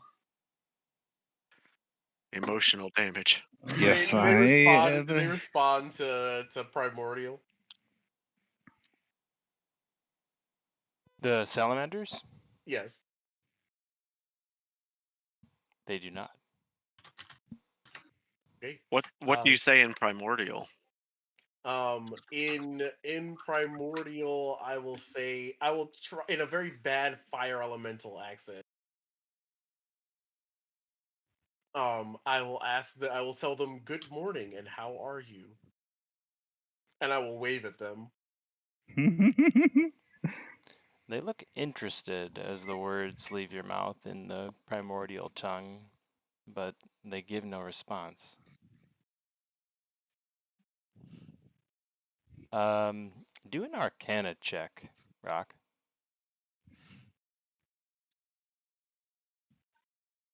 What's here's a specialty? 9.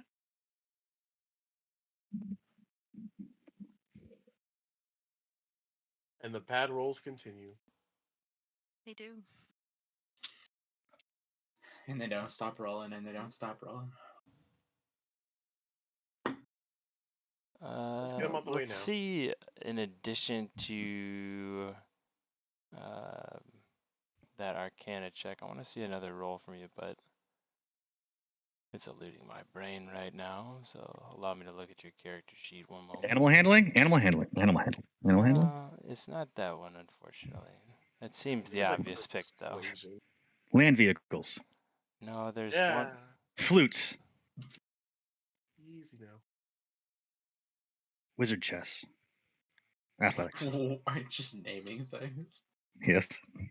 Potato. Deception. Insight. Potato. That's Can 2 you plus 2. roll Nature. potato, please? Roll Nature. for Roll potato. Make potato check. Yep. Roll Yep. for potato. Got it. If potato by doesn't work. Oh wait, no, by- guys. Guys, they're the color of red. Let's By the way- think. Oh, What? I can think while people are speaking. Don't worry I, about it. I can certify, by the way, with regards to potatoes, that if you do not poke holes in a potato while you are baking it, if you decide not to do that, and then you actually do go to use a fork to fork the potato out of the oven, it will in fact explode. A sticky explosion of hot potato insides that will burn you. So that's for all you viewers on Twitch and or YouTube and at home, and my companions here. It's not an old wives' tale. Poke your potato. Oh, I have a question. Before you bake it. If I throw a potato and I cast fireball, will it turn into fire potato ball? I think it's a fluffer nutter, a very strong spell with sticky damage, probably damage over time, I would say. What is happening? I'm going to say no. It will create fire roasted potatoes, and they will be delicious if you add some salt and pepper. I figured out what I wanted to do here, and it is your Lord survival. I am only so with this. Natural 19 for a 22. There we Jeez. go. Good job, Rock. Good job. As you see them kind of take notice to you, you notice that the look that they give you is one of, like I said, recognition, almost as though they may understand you but don't choose to respond. When you do this, you kind of get the feeling that you're a little bit under pressure, or that they may react poorly to the next thing you say if you don't get it right. And it just kind of clicks in your head as you're thinking about your studies that these creatures, they do speak a primordial tongue, but it's a very specific one. And it is Ignan. And it just comes to you. You remember the common elemental plane of fire tongue, which basically they only would respond to. Now, I did say I was speaking in like fire elemental dialect. There's four, as far as I know, there's four dialects of primordial. Aquan, Terran, Ignin, and whatever the last Terran. No, I think Terran. it's like Zephyr or something. Yeah, Arian. Terran. No, not that. Oh, Not that one. nope. in that case, we'll say it like this: what you said came out like how you wanted to say it, right? But you ever know a bunch of languages and try and say something and maybe mix up a word here or there because you pronounce an A as an O or something like that? Will not know what you are talking about, Mr. someone- Dungeon Master. As someone who took Chinese in high school, yes. And it puts you in a weird situation with the person who's like, did you just ask me to finger a donut hole or to go to the bathroom with you? Like, I'm not exactly sure which one it was based on the A or the O or the vowel that you used. But He'll clear his throat and then sorry, it's been a while. My primordial is a little rusty. He'll say good morrow and welcome in his best Ignan. as you boastfully pronounce all of these words really in just perfect pronunciation in the Ignan tongue, you see all of the salamanders kind of begin to perk up, and their response now is less like a offended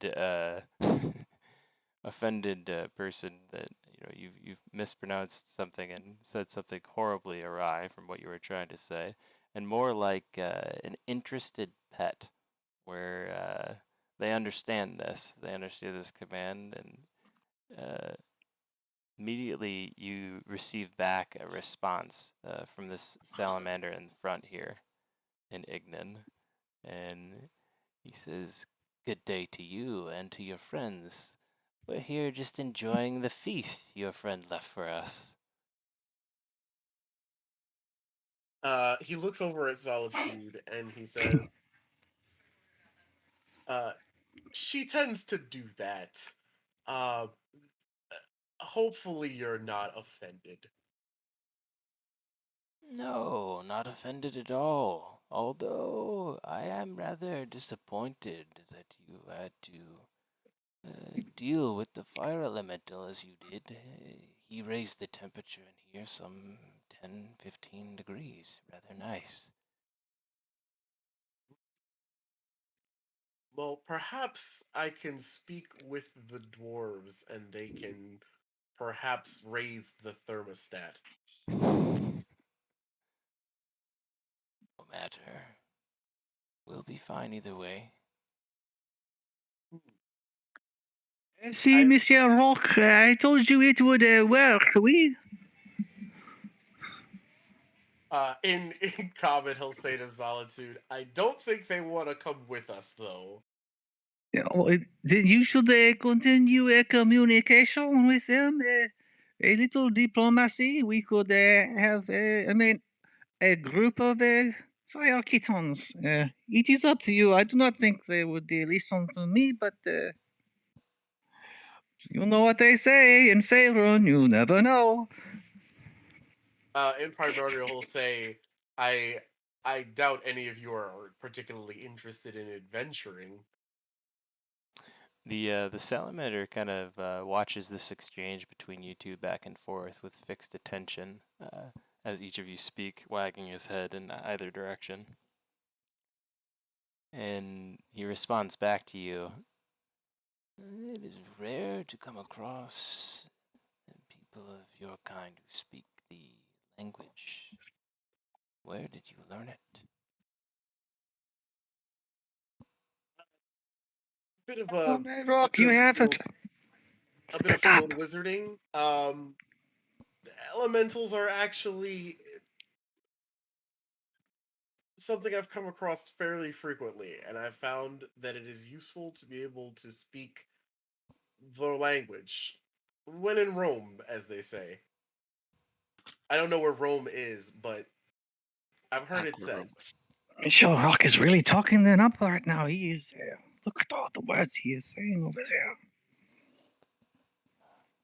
I'm not so sure we would align well, you see.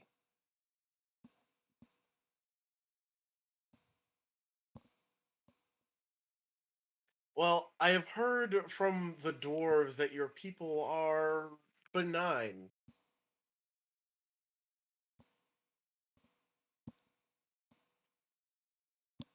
We keep to ourselves and do not bother the dwarves that live within these hills. Do you make anything that you might be interested in trade? Ask them if they make anything they may be interested in trade for. Oh my goodness.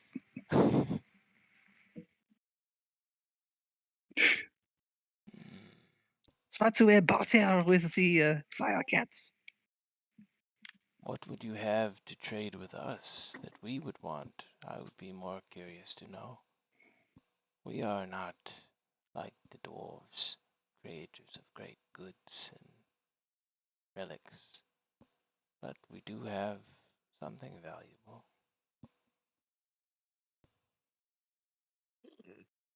I do not know what a people like yours might be interested in necessarily. We have many things. Food is our primary interest. Food and food for our young. Well, I am sure that we could provide if you are amenable to rations. He explains that the small pack of salamanders that live within these caverns and various hillside paths that you see within the Mithril Forge itself live off of things like rats and rodents that come through the caves, and they have to live in this area because migration is basically impossible. And he explains that long ago, one of the dwarfs put his grandfather here, just a single salamander, or I'm sorry, two salamanders that well produced a family and basically made a line of small creatures that have lived here really as long as the Mythforge has been around. Telling me that these are the Teenage Mutant Ninja Turtle salamanders that just got flushed down the toilet and made their own little home. Again, I'm a child of the 80s, so what can I say? I know. What actually? I think there is something that I could do that might be of greater benefit than anything that I could personally provide. If I were to broker, I suppose I wouldn't say an alliance, but something of Detente.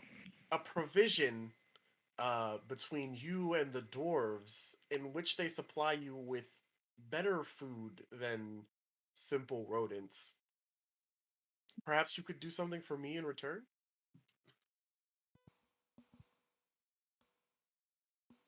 And perhaps allow the dwarves safe passage to their forge. I think they worry about your presence. We could perhaps offer you that which we have which is most valuable to us. And he kind of looks over his shoulder back down in this pit area near a pile of rocks that you see here that are kind of in a C or U-like shape. And you could see that it looks like that they've been organized in that fashion. Like a shrine, I would guess. Almost like a nest. I will walk with the salamander to, or if they are walking with me.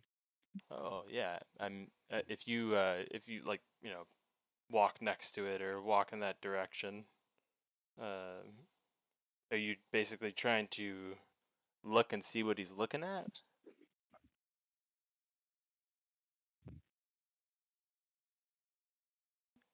I will follow them then.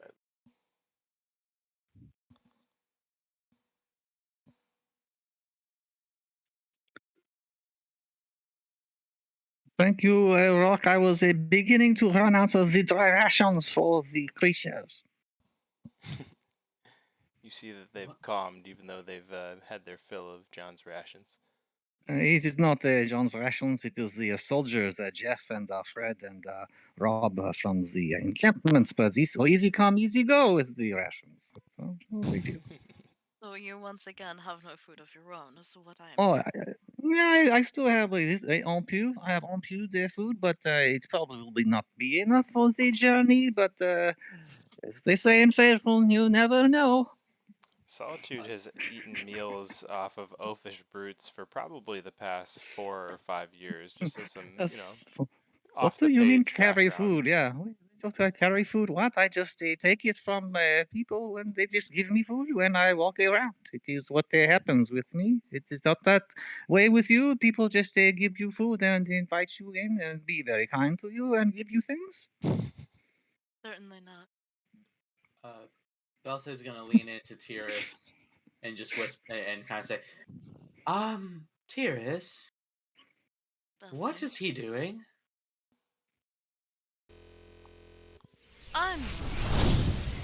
Is this? It's best to just let him at it, though. Oh, Turns to Tyrus and shakes his head a little bit. I'll go with you just in case. Don't make. I will say to Belsay, don't make any threatening moves. I won't pull out my sword, start sharpening it. No, I'm just Oh, kidding. Jesus. No, but I'll accompany you. I will follow them to the nest. Rochi, did you see that kill shot I got on the elemental? Yes, quite impressive, if I do say so myself.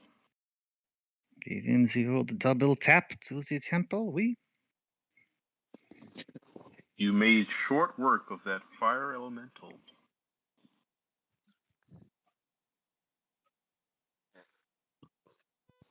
Oh, I have a pun, but Tyrus isn't funny. Oh!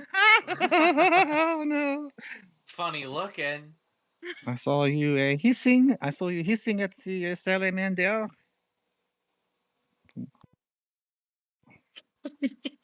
As you follow over to the ledge there, the salamander rock, you see what he begins to kind of gesture with his head at a small gathering of bright red eggs. Ooh, delicious. Are those your, not yours specifically, but your eggs? Not mine. My sister's. He gestures with his head over his left shoulder, so to speak, and you see one of the salamanders reacting kind of to this look that he throws her, tail wagging vigorously.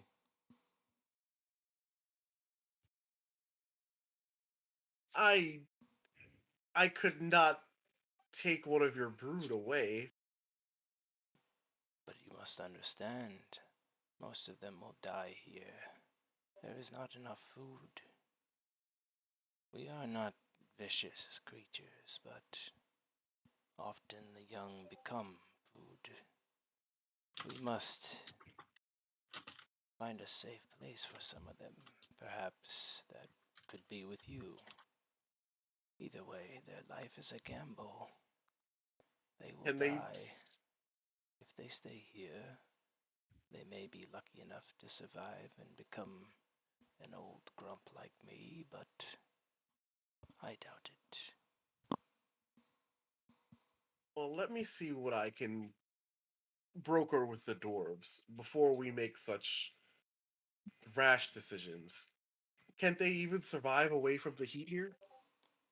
A consistent food source could allow us to survive comfortably without the diseases and ailments we face from starvation and lack of food sources. However, it could not provide life for all of these young creatures. Nods down, gesturing at the eggs.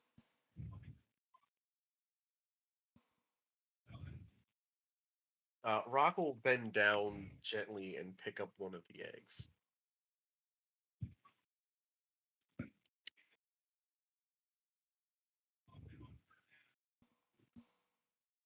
I admit that salamanders were not part of my vocational study.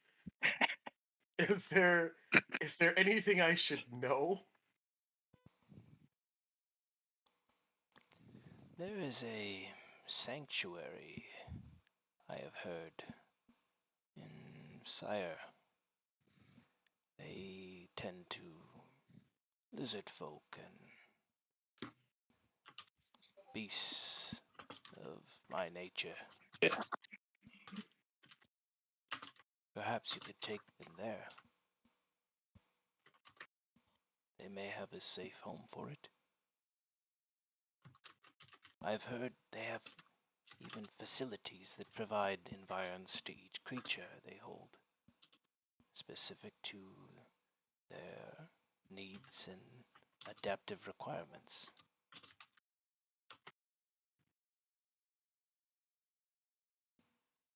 Hey, you said there were 3 eggs? Oh, down there's like 18. Oh, Jesus. Oh, wow. And he offers you to take as many as you like in exchange for attempting to broker a deal. He doesn't even want you to successfully broker the deal in order to take the eggs. He offers them to you simply for your kindness. I will pick up 2 of the eggs and I will hand each party member 2 eggs. Wait, Rocktaran, what are you doing? Oh, are you walking back to the group? With Yes, 18 salamander eggs? each like 2 I'll pick up 2 eggs and I'll walk to Belsay and I'll hand him 2 eggs. And I'll walk back to the pile and I'll pick up 2 eggs and I'll walk to Tiris and give her 2 eggs. What is happening with the Rook is gonna Rocktarn? He is stealing their babies. No, you are going to be very Rook is angry gonna at you. say, Do not steal the babies. On the contrary, Oh, dude. you see Sly, the salamander, who Rock is talking to before I dumped Belsa in the lava and Rock in the lava.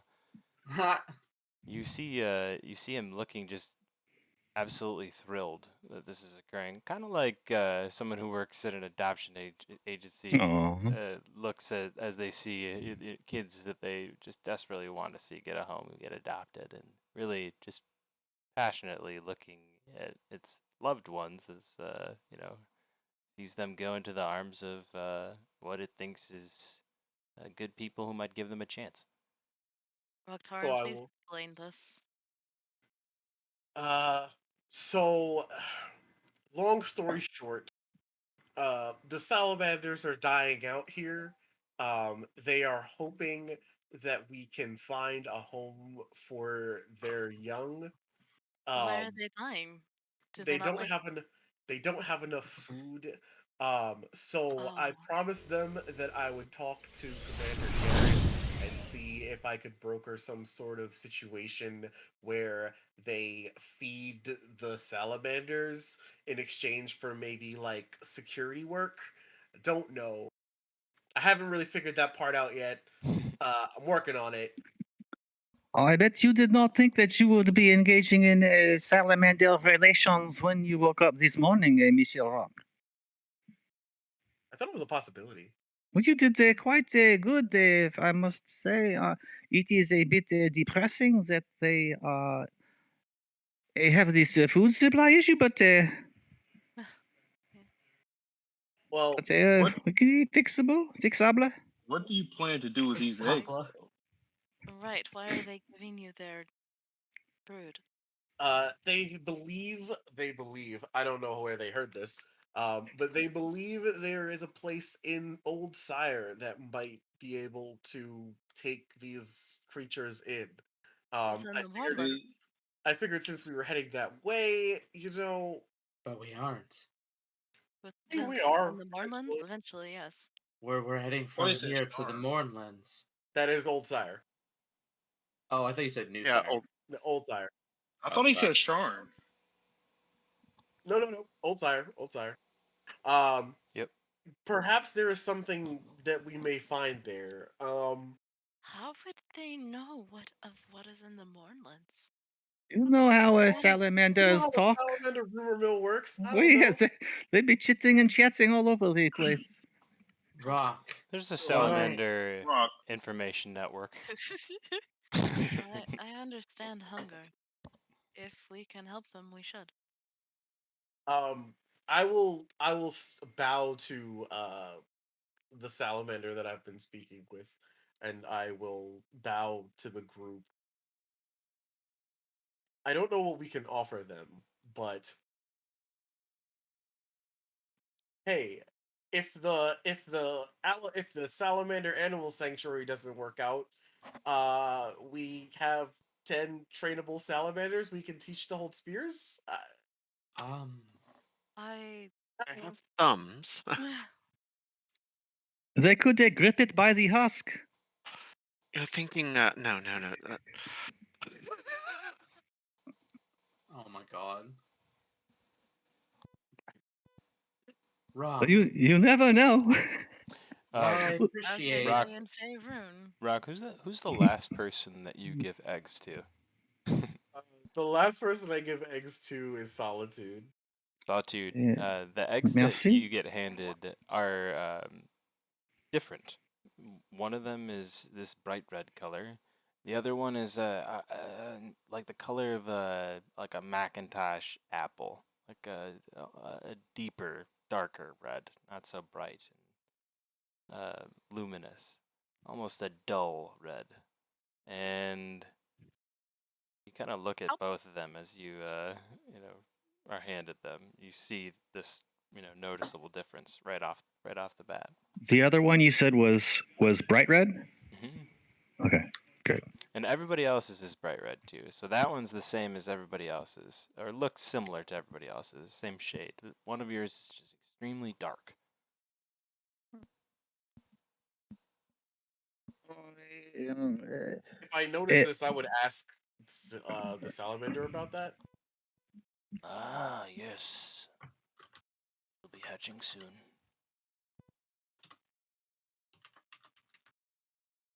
So I this is the dark hair ones are soon to be etching. How Yeah. soon is soon? I am going Right. to be a mother. It is Translating, how interesting. soon is soon? It's hard to tell.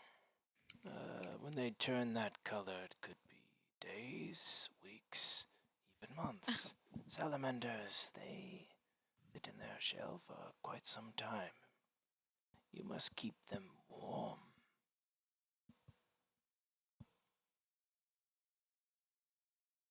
Okay, I can rearrange some things in the dress. While Rock is handing out eggs to the rest of the party, Tyrus is gonna be ritual casting Tensor's floating disc. And when it's done, she will place hers atop of it. Each of the Bell? eggs Winnie? was kind of just sitting on top of the rocks. For those of you that wanted to kind of like observe what it looked like in its natural environment for your new pet egg that you have to take care of, it basically was just sitting atop hot stones, probably roughly at a temperature of somewhere between 90 and 95 degrees on those stones. Oh. They're just kind of baking in a nice Florida heat. Rock, while I appreciate the attempt at kindness, I believe this is out of my wheelhouse, frankly. It is not my desire to have such a creature. I will nod at Belsay and I will turn to the salamander and I will gently request that anyone who is not willing to care for a salamander be allowed to return their eggs to the clutch. And I will do my best to broker a deal with the dwarves that they might live. Anybody who attempts to return their eggs to the clutch receives a tearful and sad look from Sly. Oh, fuck you. Oh, come on. God You damn! asshole. Come on. I was Tyrus just not. takes 'em back. I pass it back. I pass it to Rock. Fuck that. I was gonna say, oh, I don't have mage hand. Never mind. I used to I'm take just gonna Goodwill hand it to donations outside Jewel in the Cold for Christmas Rock. Oh, I time, do have man. mage. I will Ouch. guilt the best of them. Well, I was gonna give it back to Rock anyway, regardless. So. Monsieur Rock, I did not take you for such a softie, or you, Belsay, for such a prickly pear. Oui. And for DM, if you put, say, molten metal or something in a bag of holding, will that help keep the temperature inside the bag of holding warm? Yeah. That's not answered in the player's handbook or the DM's guide. No, I don't that's think. why I had to ask because That's answered within the brain of the good old Gan, which is a strange place. I never would visit there if I were you. It's a silly place. I want to see exactly. It is basically Camelot in that movie. But I would say, yeah, I would say like it would be like almost like bringing a huge ember with you into a tent, sort of keep you warm. That would work.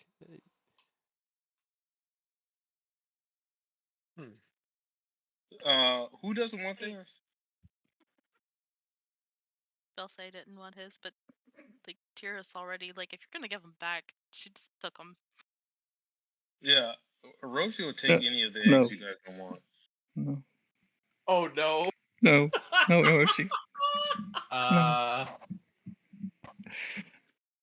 gonna have a salamander army at the end of this. I'm insight checking. Yeah, Roach is gonna say, "My friends, No, Roach is gonna I'm feed them.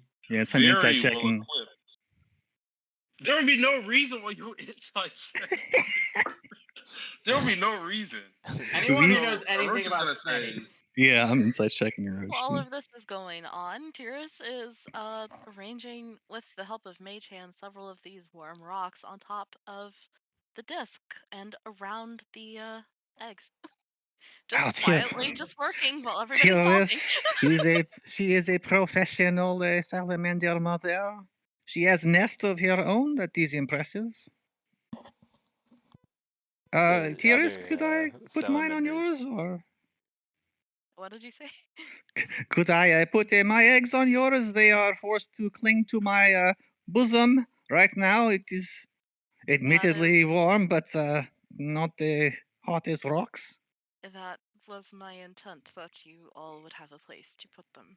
Oh, Tiaris, you are a very kind and a sweet creature. I'll figure out how to You are one hitch of the something up first to. say so.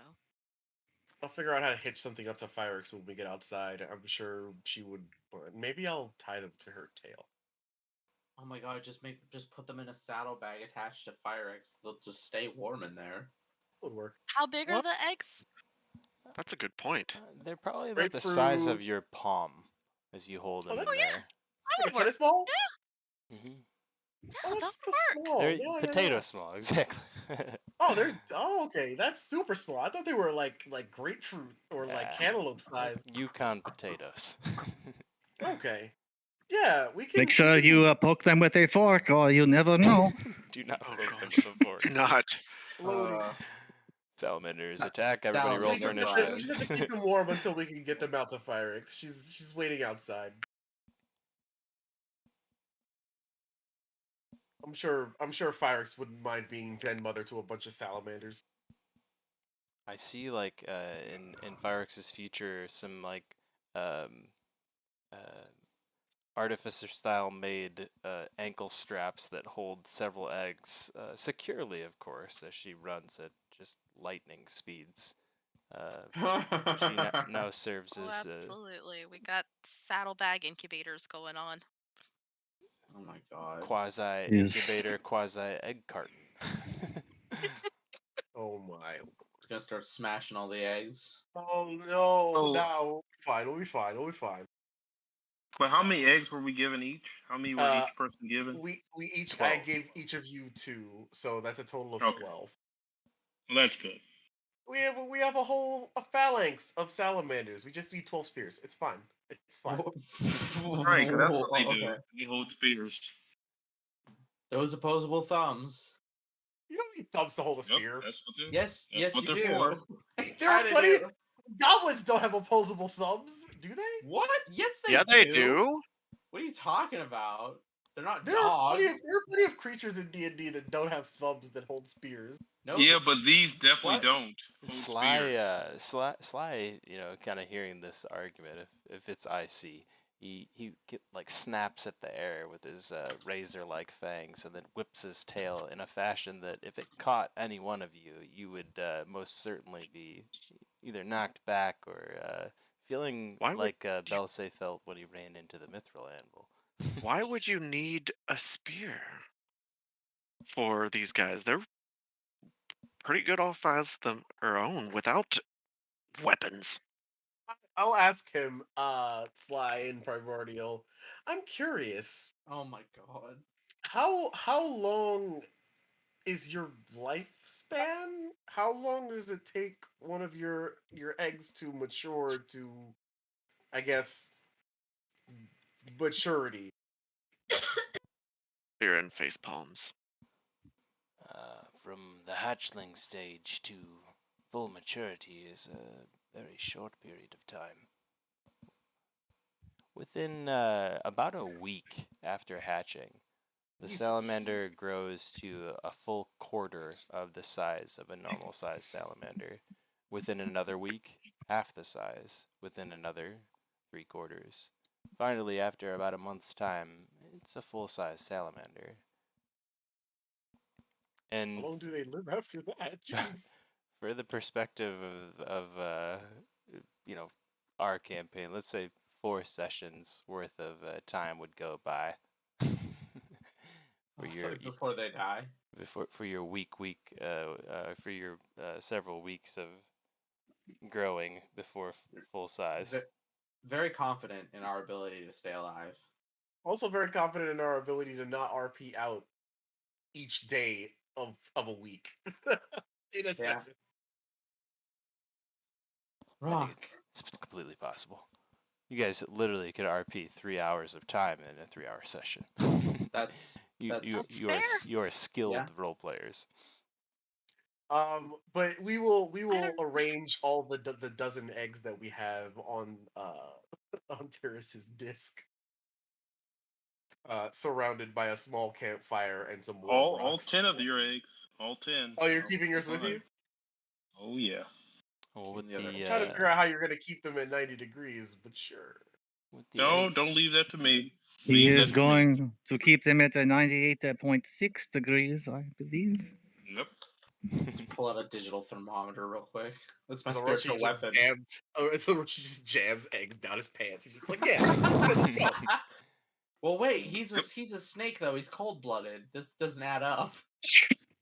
You guys gather your You eggs guess- here. I bow to. I ask his name in primordial, and the names of his companions. He announces himself as Sly, his friend or his sister, and the mother of your recently acquired 12 eggs as Pix, and lastly, his other companion as Tella.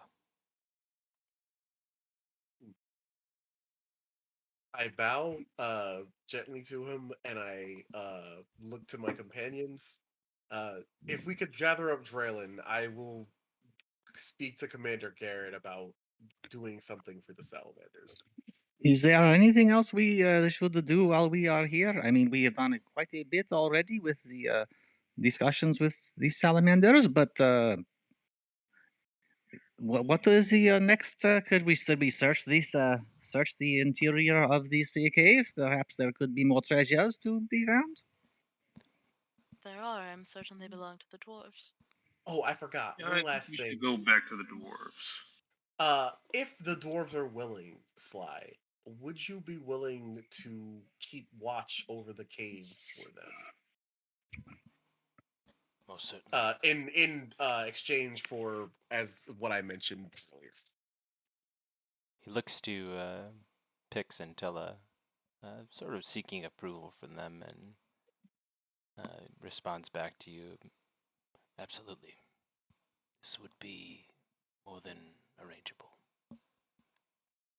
Okay. Yep. I looked at everybody else. Is there anything else? Before you go, you have no obligation to keep those hatchlings safe. I just thank you for taking them and giving them a chance. But will you be taking them to the sanctuary I spoke of? We will try. If it is within our power, we will do so. But I cannot make any promises that we will be able to find it. Sire is a dangerous place now. Rising from his seated position, Draylen kind of you hear the groans of an old fellow as he rises, one hand on his knee. The sanctuary. Know where it is. I could give you guidance on how to get there. I've heard it's still in operation, even on the fringes of the Mournlands. You're awake, old timer. Feeling better. Thank you again. He looks to Belse and Lyra. Does he speak primordial? And he says absolutely to you and Ignis.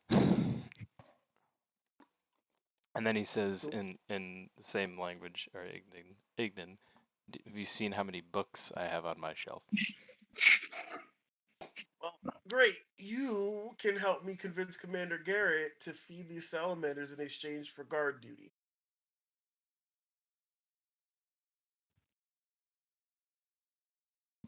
I suppose it's the least I can do.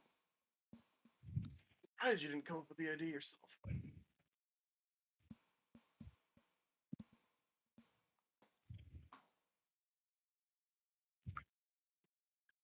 Well then, I believe we are done here. Shall we return? Suppose so.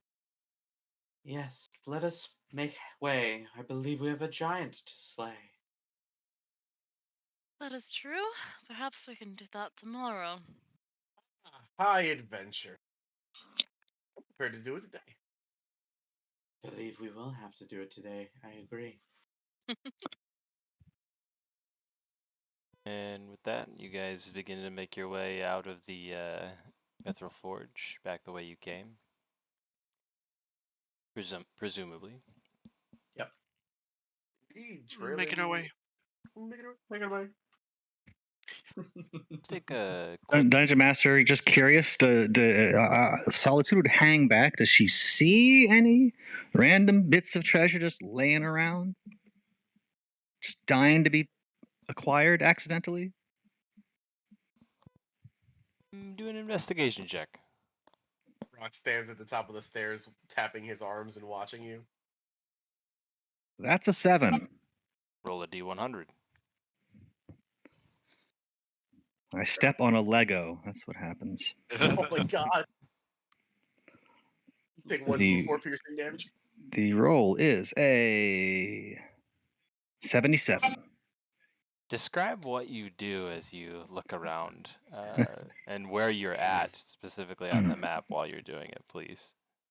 So let's see. We will go as we're walking back. I guess the portcullis reopened, right? Hopefully. Yes. Yep. Yeah. That flame-like entity basically left as soon as the elemental resided. Solitude will be like my dad was with any tour group and hang back and sort of not follow and go her own way.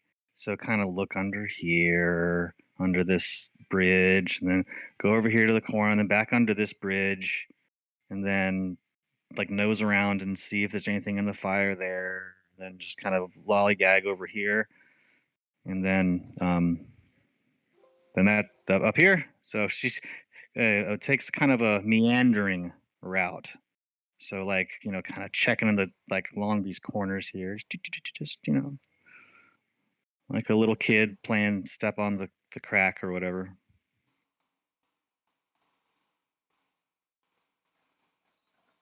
As you walk around, kind of scanning around, looking for lost treasure, you're looking up, looking down. I want to say, as you're looking like upwards, you stop looking at your footpath for a moment, and you kick something. A small metal object. And as you look down at it, it's like a little brazier. What looks to be something for holding burning coals. Okay. I'm going to bend down to tie my boots, excusez-moi, and I will pick it up and stash it away in my satchel when nobody is looking. It's pretty big too. Like when you pick it up, it's about the size of like your torso almost. Oh God. Okay. Shit. It's light enough to where you can pick it up though, but still heavy enough to where you. Oh, oy vey. Okay. Shit. Okay. I'm gonna grab it and hold it behind my back and kind of like be walking like I have my hands clutched behind my back. Take the little the horn topper with the chain, put it on my horn. Erochi, Solitude to Erochi, you can reply to this message. Oh my god. Yes, Solitude. What do you need? Come hang back with me a second. I found something interesting that we should perhaps put in your bag. You can reply to this message as well.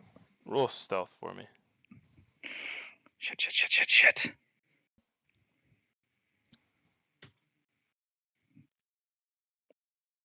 You're a natural 20. Oh my god! Of course, now that's when Where's the 20? You're able to like put your pack on your back and hide the brazier in between it, and it looks pretty damn like you're just walking normally. Your arms your shoulders are pulled back, almost like you're trying to, forgive me for saying, reveal your best parts to everybody in the room as you. Bolster Beauty chest pageant forward. Exactly. Beauty pageant posture. Poise. You're gripping with your elbows behind your back this brazier and basically holding on to it for dear life as you move towards Orochi having these conversations. Sounds like Solitude to me. And to you guys, it just looks like Solitude's strutting her stuff, by the way. Of course. I'm walking like that from now on. It sounds so funny. just whatever. Okay, does Orochi, is he back by me now? Yep. You go behind me and you put what I have back there into your pouch. I will make it up to you later.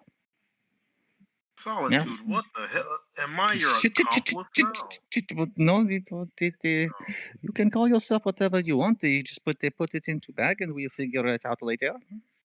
What are we going to do with you? I don't know the answer to that question. When I figure it out, I will let you know. What's all that murmuring back there? Oh, nothing. We are doing fine, Monsieur Rock. Just recounting your negotiations. Very fascinating. Be right there.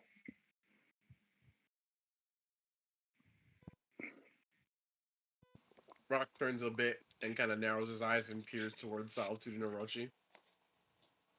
She kind of waves, overly excited wave.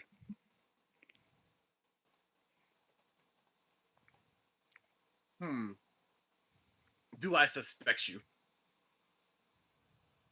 I think you constantly suspect me. That's her whole thing is just so much suspicion that you can't really. She's like just difficult to figure out when she's really. I can't beat that stealth check. It's fine.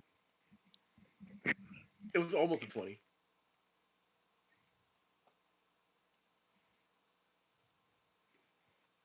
Don't hang back too much. All right, You don't know what's back there. all right. Yes, coming along. We looking forward to the giant battle.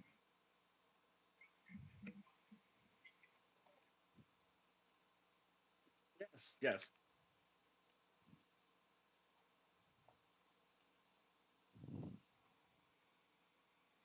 Right.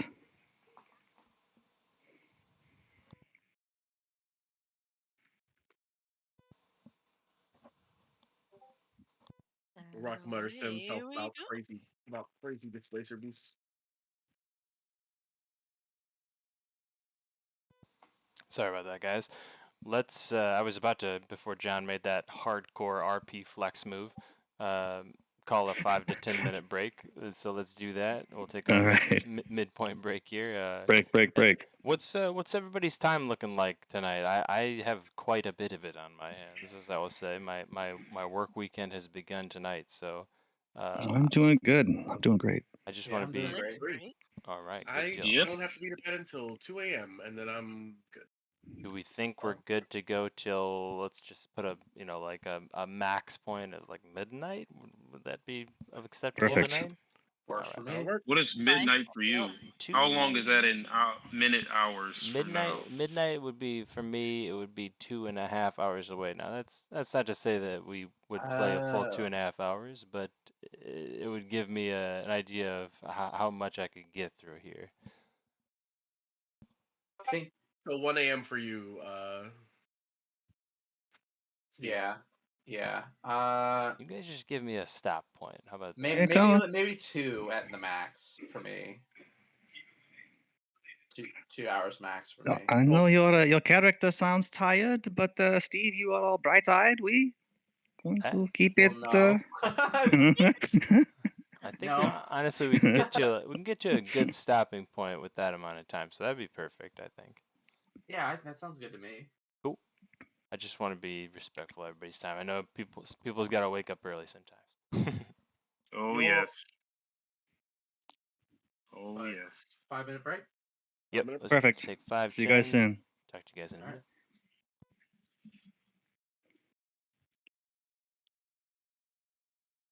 Jesus Christ! Every time we see Animal, Rock picks up a new pen. I wasn't gonna do this. Don was like, "Go do it." You're such an overachiever, man. I mean, I was kind of wanted you to chat him up a little bit, and all of a sudden you're brokering peace. The Salamander Gandhi over here. Let's make some deal with some Yeah. They said they were eating rats and living in squalor, and I'm like, hey, dude. Oh yeah, let's make a deal with the South. Yeah, man.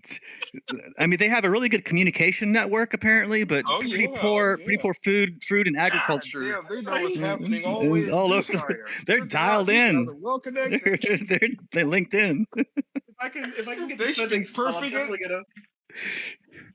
That's because that's what it is. They spend so much time.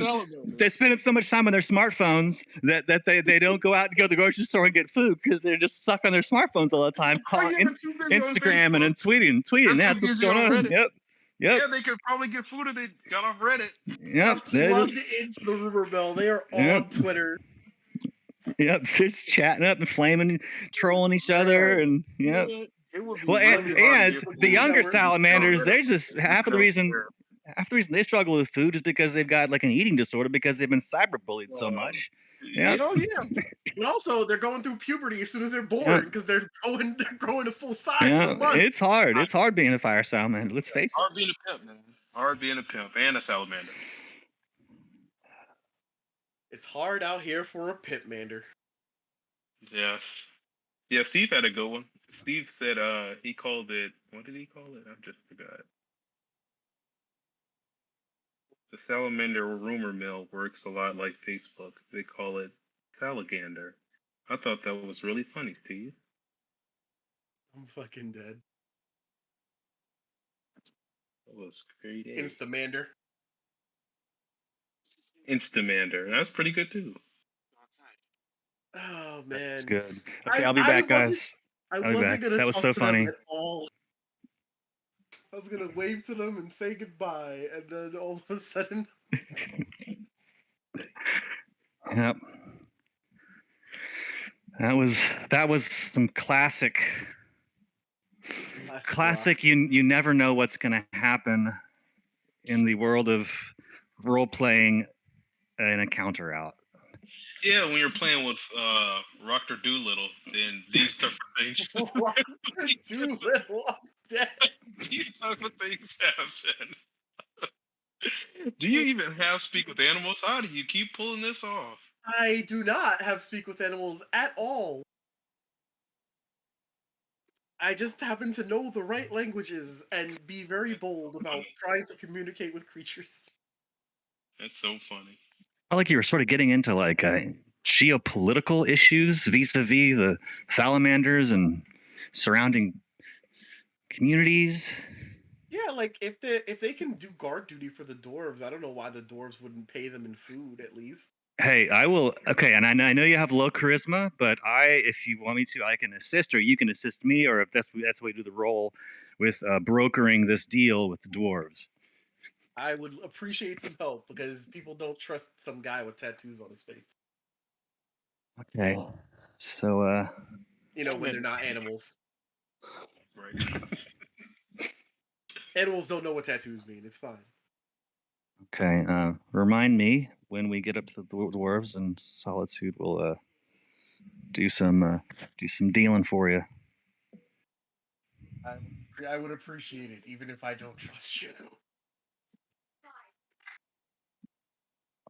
I am so untrustworthy. You may as well trust me. I cannot be I'm probably lying gonna- all the time. I'm probably gonna beef it for a bit and just jump in and save me. Okay, sure, perfect. What my friend means to say here is that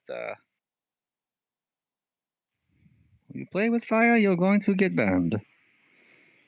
That Let's I'm see gonna if grab soda from the fridge. Pure bit. I was about to go get something like at the 7-Eleven right downstairs from me. Then I realized it's 12 degrees outside, and no, I will be staying here. Wow. Man, you should come over to the West Coast where it's nice and toasty.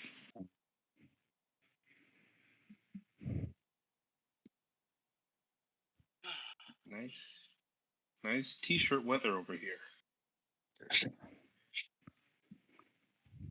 So you guys think we're gonna get to the giant? We have to fight that giant too? No. Oh, maybe. We'll see. Man, I thought that fight was going to be a lot harder than it was.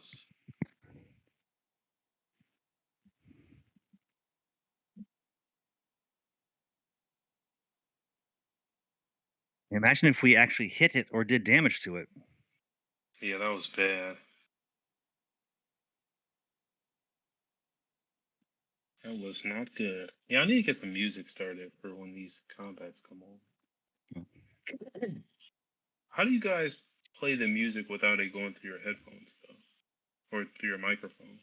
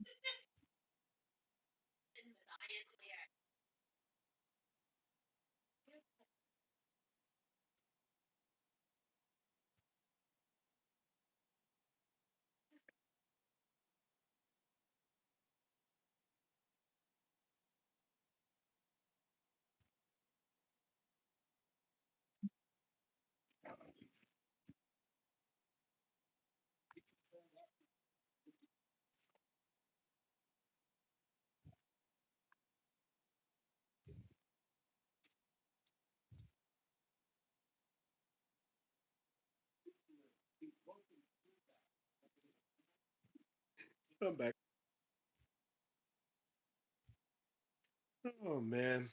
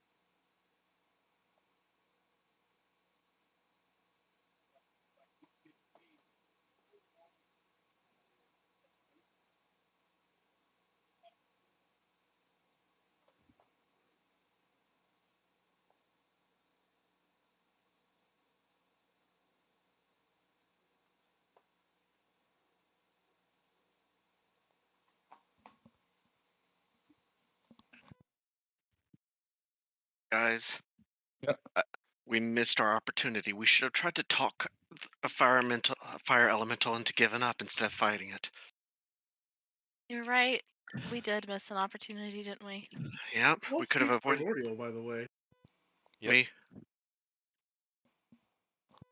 I thought you That's said why I Use was your it trying. help. also speaks primordial. Yeah. I could have used your help. You have higher shot than me. What's that? Oh yeah, you said cha. I was like, what's cha? Cha. Right.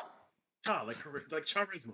Oh, on an Yes. off subject topic. Speaking of cha, for my Elden Ringers out there, I've Yes. reached level 348. Oh Holy wow! I just A came lot of back levels. for Elden Ring level 348. Oh my god. Yeah, and that's also what happens when you have 5 weeks of no gaming. I think I just hit like 200 something, like Ah. 202. I wish I could play with you guys. I wish it was cross-platform. That's lame. I'm like level Yeah, 61. I never knew Game Plus. I always just start all over. New Game Plus Oh, has got some fun stuff in it. I mean, it's more like the realm of like cheating that's fun in New Game Yeah, but Plus. it's too easy. Like I need it to be a little. There's no hard mode on Elden. I like to grind though. I prefer the grind. I like that game. It's a good game. The grinding is for the rare weapon. That's where the grinding comes. Oh yeah. Gotta kill the same guy for an hour to get one weapon. I've been on a lot of talisman hunts lately. Well, Yeah, I got the platinum trophy, so if you need some advice on something, let me know. oh man, you will be my guide then. I have Let me know. I have some things left in the game that I can't get done. So me and you will be having I some think deep conversations out of game. I think that the hardest boss in the whole game is that golem at the bottom of that ridge in Caelid. It's like a magic golem that is harder than the Elden Beast. I swear. I swear I to God, it's the don't hardest. know this one. It's the hardest boss. It's not even a boss. It's just guarding like a rune arc, and it is the hardest thing to kill. I think it's harder than the Elden Beast to me personally. But I'll show you where it is. Can you guys hear me okay? Yep. Yeah. Yeah. Sound okay? Yeah. Cool. Just Do double I check. sound okay? I just Mhm. switched my mic out. Okay. Loud and Oh, you're clear. okay. All you guys sound like radio professional. Wow. I need a better mic still. John has the best mic in my opinion. I've been trying to get his. Do What's it. what's his mic? I can send you a link to it, but yeah, on the replays, I definitely come through pretty darn loud and clear. Oh yeah. Pretty good. I'm using my current in laptop mic, but when I used to stream, when I used to use my desktop outside, I used my Yeti mic that I used to use for streaming. Snowball. Yeah.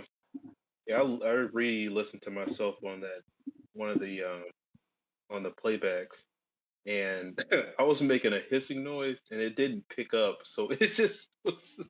It sounded like it just went silent for a second That when I was talking. I'm like, yep, I that need to get a might new be microphone. your Discord noise suppression more than your Mhm. microphone. Yep. I Yeah. had to change that too. That's an Mm. excellent tip because mine was doing the Mm. same thing, and I was like, How do you "What?" change that up?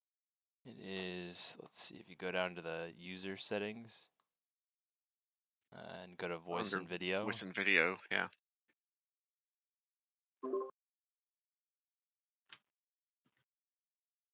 Good to know. Yeah, it likes to cut out when I try to do sound effects too. Hmm. Yeah, whenever I do gravelly voices or like loud roars or stuff like that, which I try not to do. I did some bard singing in a session last week. People were a big fan of that. Apparently, I have a beautiful singing voice I didn't know about.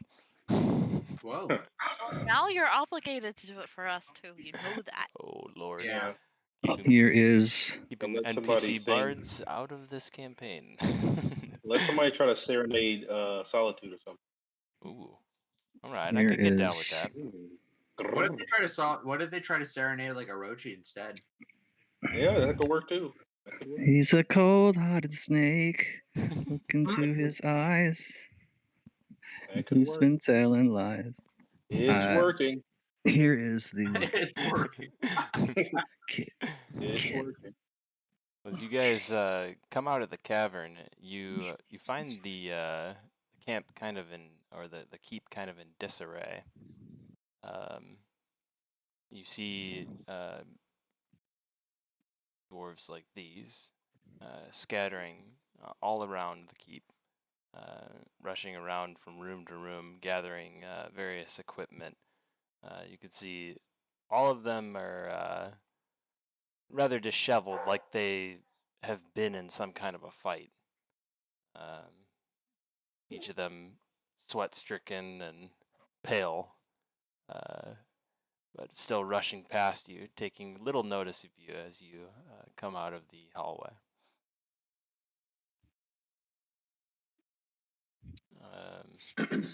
One of them is basically shell-shocked, standing around looking just in awe at what his fellow companions are running around doing, and gives you an opportunity to approach him.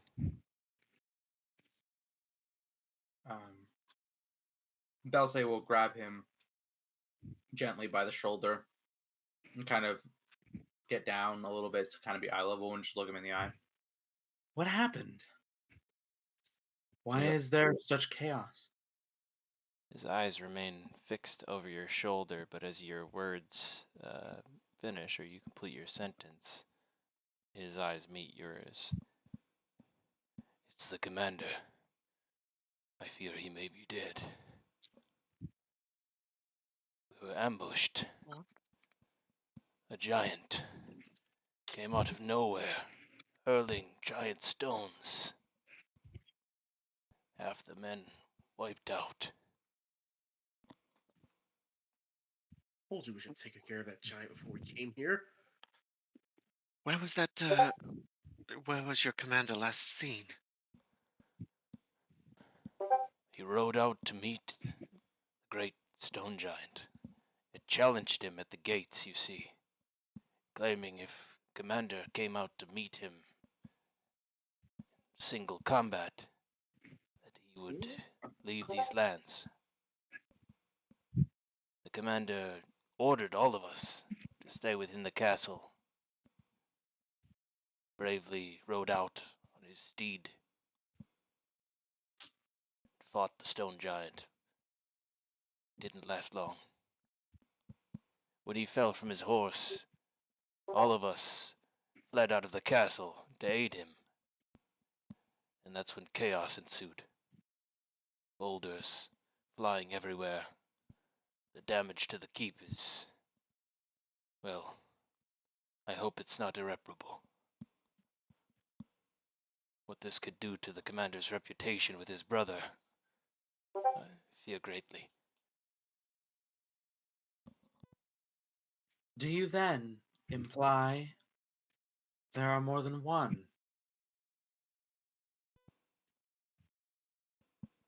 Not that we saw. Just the great monster that stands at the gates now. He is at the gates now. Then let us go and engage him. Yeah, Belsay goes for a run. Oh, yes, we shall teach him a lesson.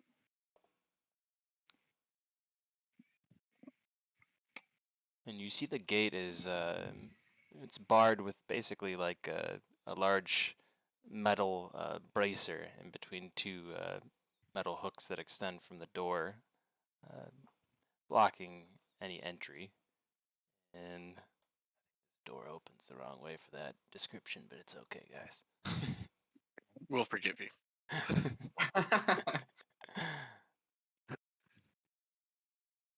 Well, we got a map. Knows it.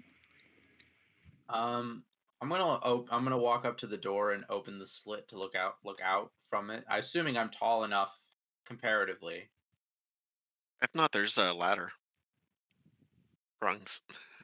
You open up That's true. the slit. You could step up on the small rung-like steps that are attached to the door for the dwarves to be able to see out, and you see standing outside just a massive stone giant, stamping around, roaring, basically celebrating his great victory, and he continues to pelt the keep with small rocks that he can find in the nearby area. Luckily, hasn't gotten smart enough to move over to either cliffside to find something larger to hurl at the castle yet, or the keep yet.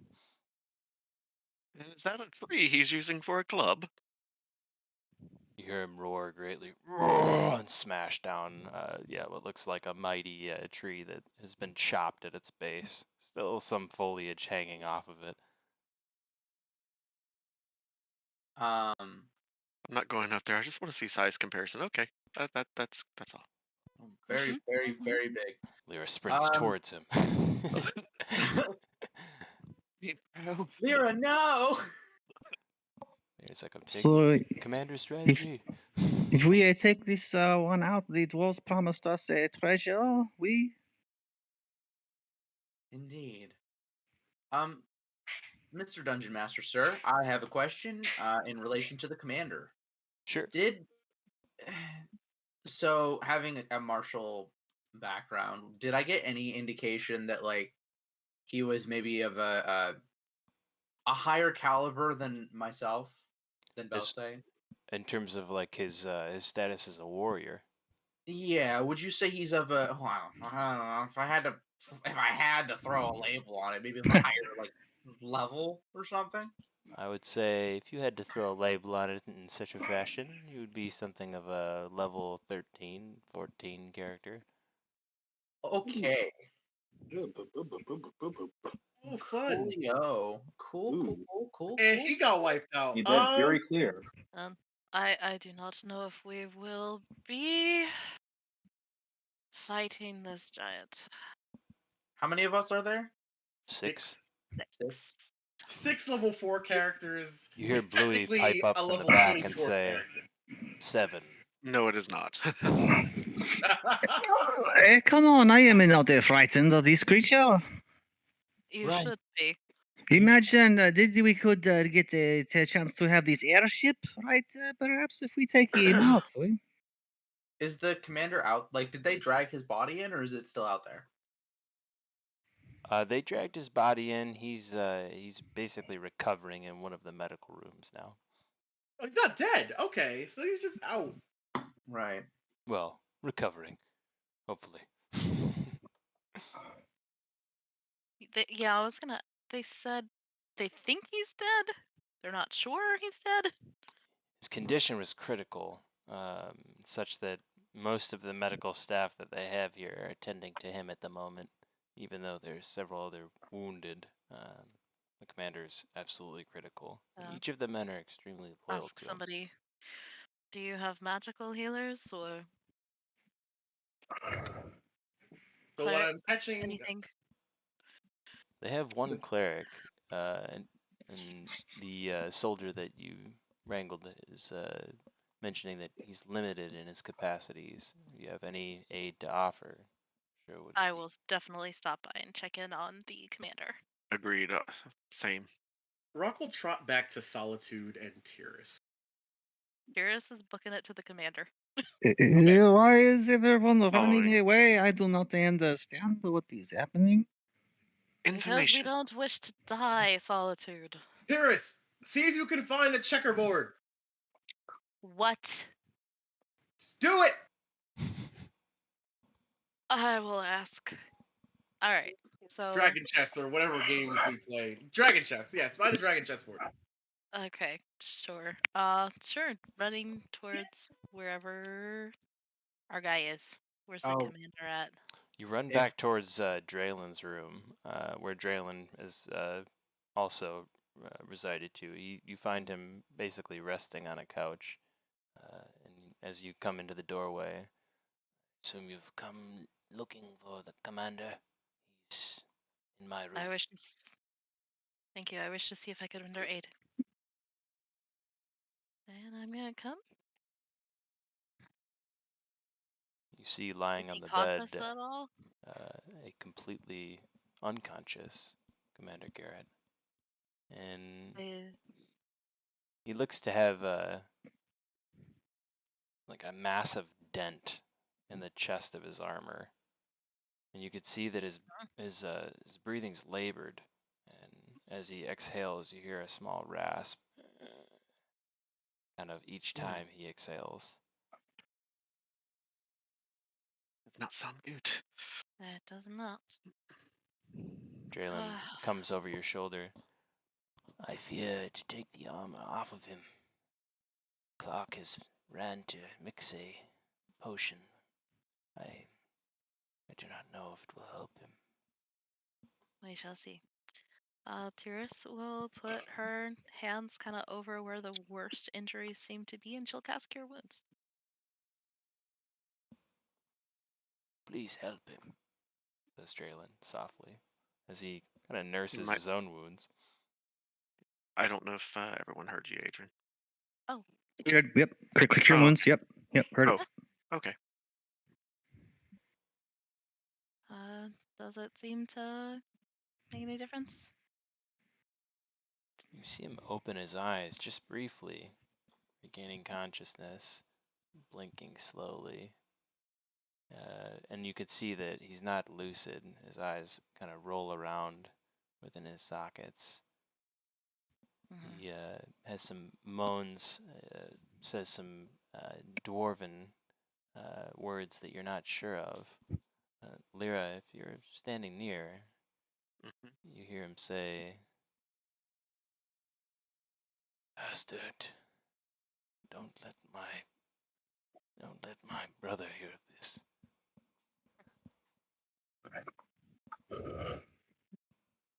That is what he would say on his deathbed. Tyrus is also going to see if she can cast Mending on his armor to like pop it out just a little bit so that he has space for his lungs to expand and his ribs to knit under her healing. Just a little. Not too much. Draylen kind of bites his nails as he sees the armor begin to flex outward, and sort of like a dent getting popped out of a car. The armor molds out to give him a little bit of space to breathe, and you hear that wheezing lessen until after about 5 or 6 breaths, it stops. Like breath stops or the wheezing stops? The wheezing stops. I'm sorry. Should have specified. Good question. Good question. It's a very pertinent question. Draylen says in response to what you had said, to what Commander Garrett had said, Tyrus, It's an old feud between them. Brothers fighting over a foolish quarrel. The remains of their ancestors. They lie within these very halls. But you see, Garrett thinks this is the most sacred place for them to be. The first of his line was buried here, you see, and all that lie after him. And his brother is, well, not a traditionalist. He wants his relatives to be close to him so he can mourn them, visit them, ponder upon their gravesite. But Commander Garrett refuses to have the remains removed. His brother has laid all sorts of claims against the keep being unsafe so close to the goblin outpost and various beasts that roam the hills. But it has not convinced Garrett to sway his opinion. Garrett commands the loyalty of the troops that train and protect the village of Zoldenberg. For this reason, he does have a great deal of power amongst the people.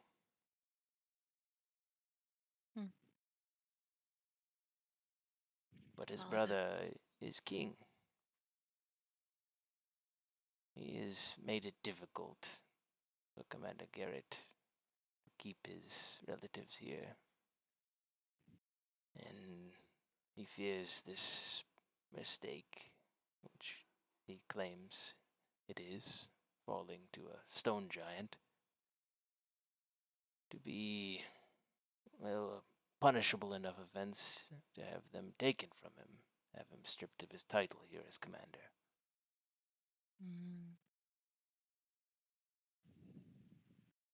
And Gaston is a spiteful man, when it comes to his brother at least. I see. Do you have a chess set? A chess set? He looks at you, completely baffled at the question. Set. I suppose. He looks over at a stack of what looks to be bright colored books, but you actually see that they're various boxes. And as he takes something out of one of them, he reveals a chessboard. That will do very well, thank you. Hopefully we'll get it back to you. Please do. Hopefully Garrett will be better. I wish him a speedy recovery. We should go deal with this giant. Thank you for your help.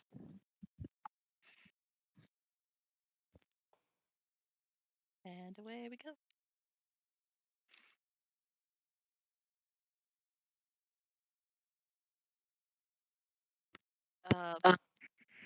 Produces chess set with no flourish whatsoever. Otaran, what do you have in mind?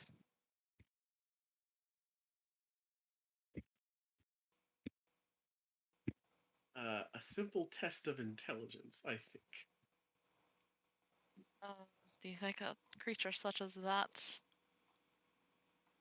would even be interested in? Be right back 1 sec. Let us find out. You speak, giant Marktaran. I don't. I do. I thought you might. More loud smashing and stamping sounds outside. It sounds like a tree just got uprooted. Rock will whisper to Tyrus. Creatures like that are run by their pride.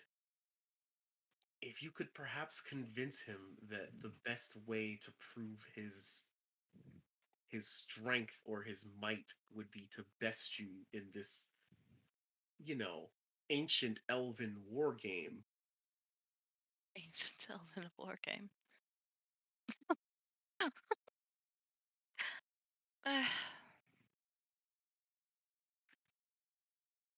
Do your best, Tears.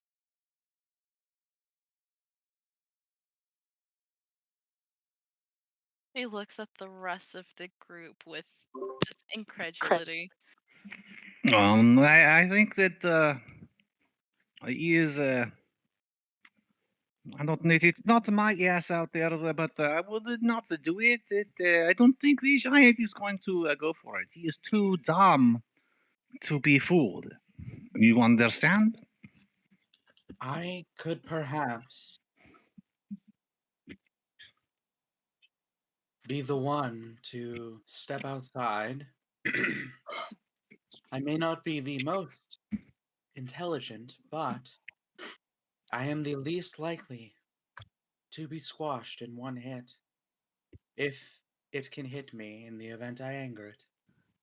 I like to Well, think I have a certain charm that might keep it at bay for a minute.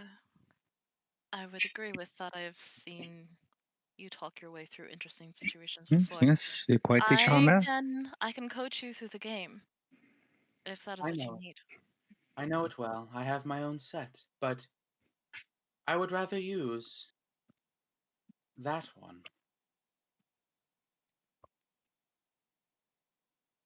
Any objections? How about? Do you speak giant, by the way? No. Oh my goodness. I speak Draconic and Elvish. Do they speak such language? I doubt it. I am Well, sure it was able to call the commander out for a duel. So I Oh assume yeah, it yeah, speaks yeah. common. That's a Actually, good point. That's a good point. If Such a anything, could we make that assumption again? I think it's fair to say. All right. I given- will send my spider with you with the set, and I will coach you through the game if you need. thank you. I do not plan to win nor lose, simply to give you Oh, you're a time. stalemate. Oh, you wish to extend as long as possible. Indeed. If we can come to an accord, then I will adjust accordingly. Ah, ah. They will see. give you a Mm. smile and walk out, and then without another word, will walk out. Yeah, gotta walk door. out. Gotta walk out on that one. Hail to his pride, Belsay. Tyrus's spider is kind of hanging out on your shoulder. Alright. As Kind of Belsay, your cloak a little bit. Belsay waits for a moment when it's not throwing rocks or trees, and he'll step outside with both hands out to the side and a big grin on his face, and he just starts cracking his knuckles, and he says, "Well met, oh great and strong one.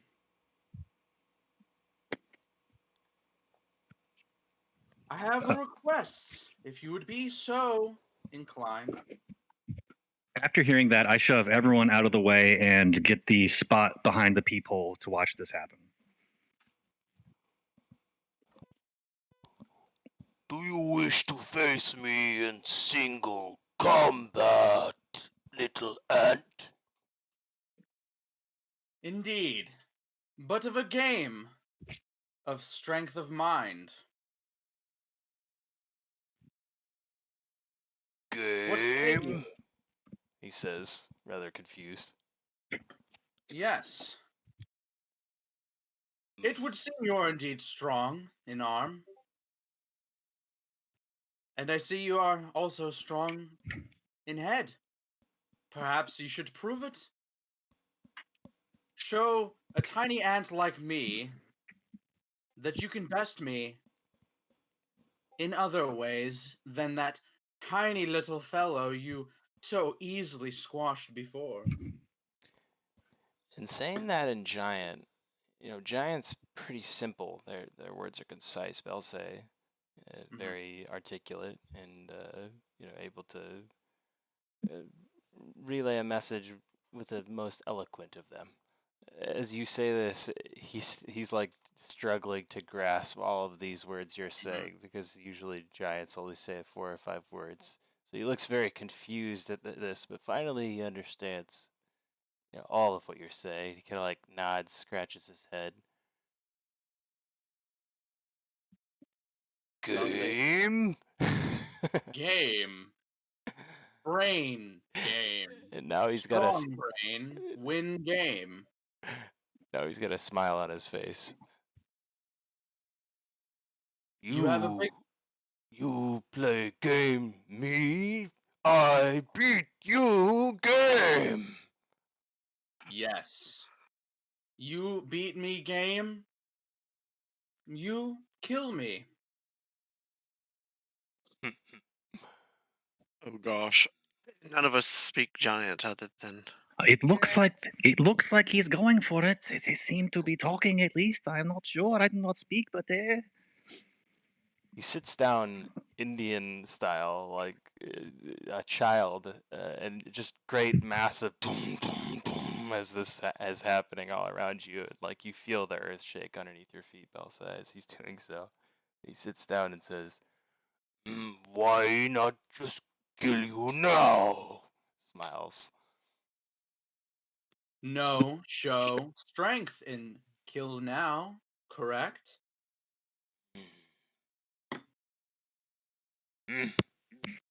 Explain, game.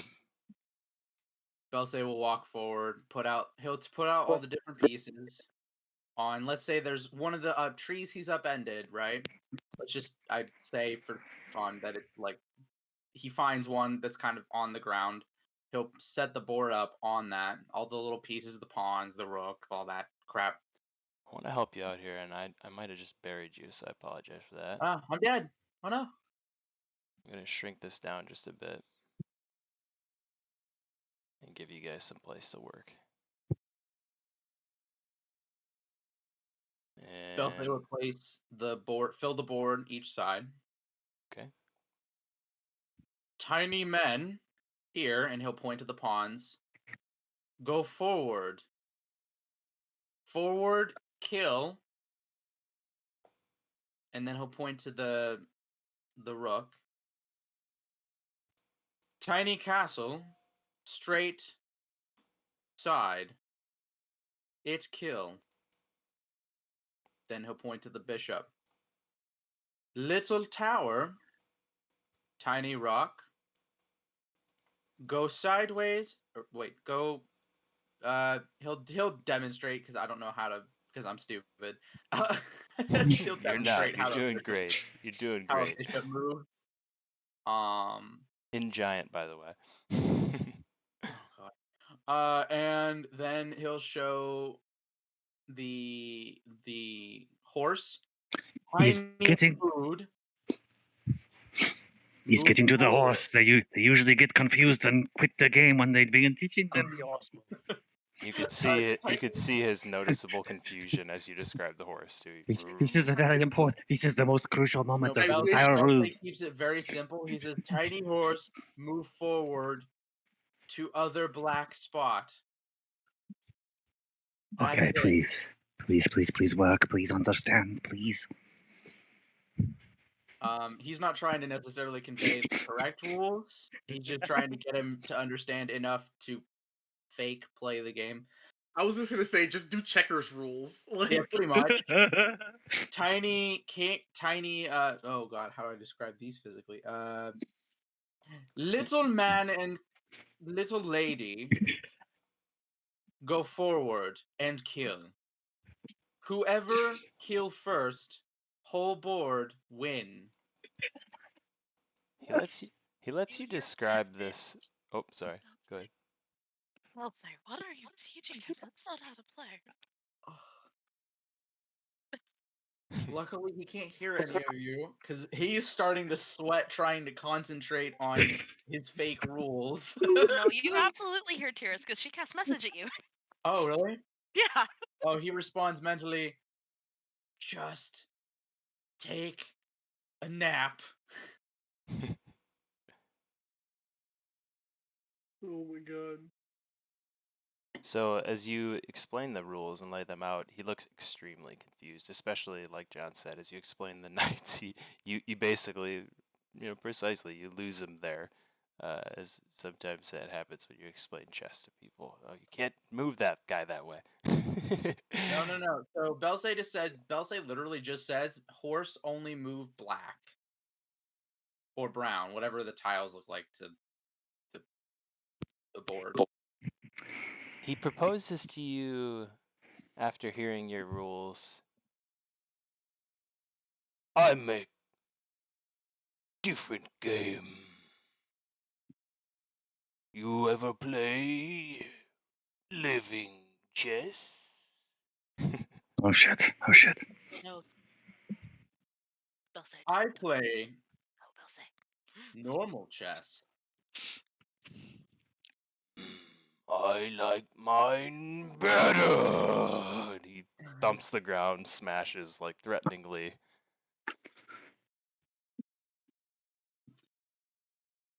Much Yeah, I less can't get you out of there. much less proof strength. You prove it this way already. You want to play game, little ant? We play game. You sit. And you see this arm outstretched before you can even say anything. He's pretty dexterously fast for being as large as he is. But his hand, gently enough, guides you to take a seat. And he lets his hand off of you immediately, but you feel the pressure of just so much weight on your shoulders as he just pushes you down to take a seat. He persuades you. The chess situation appears to be backfiring a little bit. Should I go? Should I get out there and help him? Like, Let me check something really quick. I'm trying to remember what my channel divinities are. I think I I have one. messaged it to you if you check your messages. Well, that's the thing. I don't know if that. I don't know if I have that. I think that's a peace cleric thing. I don't have. Oh no, I do have. I have emissary of peace. That's right. Yeah, that's a redemption paladin thing. Charisma.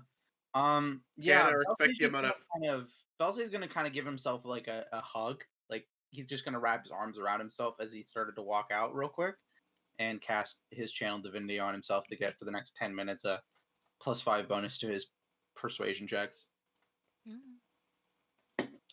Thank you, Cody, for reminding me. I'm so not used to using the channel divinities. I kind of forgot about them. Again, I respect your dedication to setting this whole chessboard. Yeah, because I'm getting the vibe that this giant is not going to get very far. But as long as Belsay's killing time for the party to get a short rest, that's all that matters. Well, it's a game of wits, as they say. Dungeon Master, is the giant wearing shoes? What? It is not. It is wearing like some interesting, we'll say, ankle bracelets, and what looks like large and gigantic, we'll say, bandages, which you would only assume to be like huge canvas tents that he's wrapped around his feet. And they're dirty. And there's also just like when you run into like in a hot summer area when it's humid, just like a swarm of gnats or flies. There's like literally like tons of flies by his feet. Just you could see the stink rays coming off of him. If we took some rope and tried to tie it between while they're playing this game, the ankles, do you think he'd snap right out because he's a giant and rope isn't that strong? Depends on how he rolls. All right.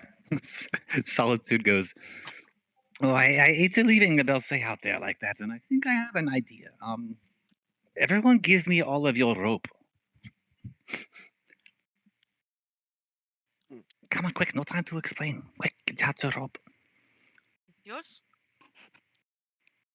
So Just so you guys know, the whole point of this was that Belzay is trying to just buy you time. Take a short rest, yeah. Yeah, I don't know why nobody wants to short rest. Yeah, I didn't need to short rest. Well, the other people. I will do. give Solitude my rope and go around the corner for a sec. Because a short rest doesn't benefit me, but I know it benefits at least 2 people, if not 3. Mm-hmm. But also if I distract, I mean, if nobody needs it, then I'm just distracting this guy if you want to try to pull something off while he's distracted because he's stupid. Which is ironic because Bell say he's not dumb, he's just not the smartest guy ever, and neither am I. So, I am ready to go. If you guys are ready to go, I know Terrace, you said you were low on slots. You can get some back on a short rest. Mm-hmm. But I mean, if So- we gotta go, we gotta go. So does the giant move make his first move? Yes. All Sorry, right. sorry, I was just trying to wait for you guys to do your thing there, and he moves it out and says, "Your turn." I go.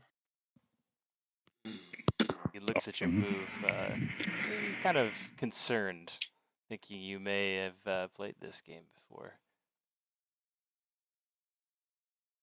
And he moves his knight.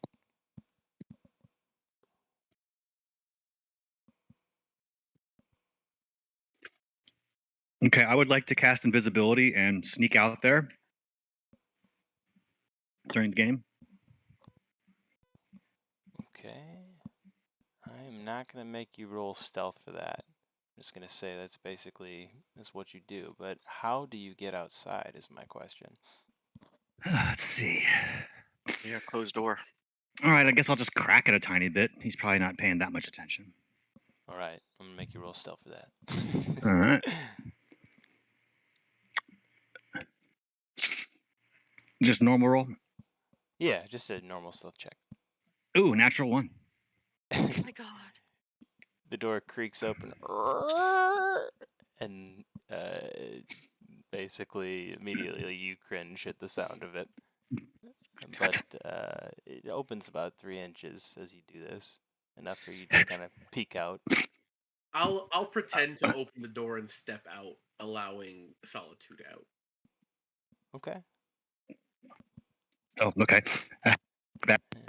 Okay, I sneak I out. mean, I saw you become invisible. The stone giant kind of looks at you like a card player looks up as a new person sits down at the table, but then he immediately goes back to paying attention to the chessboard, eyeing his I'll own just- pieces. Stand outside looking guardish. Awesome, dude. Awesome. Belsay's going to mention Go! between strong brain or weak brain.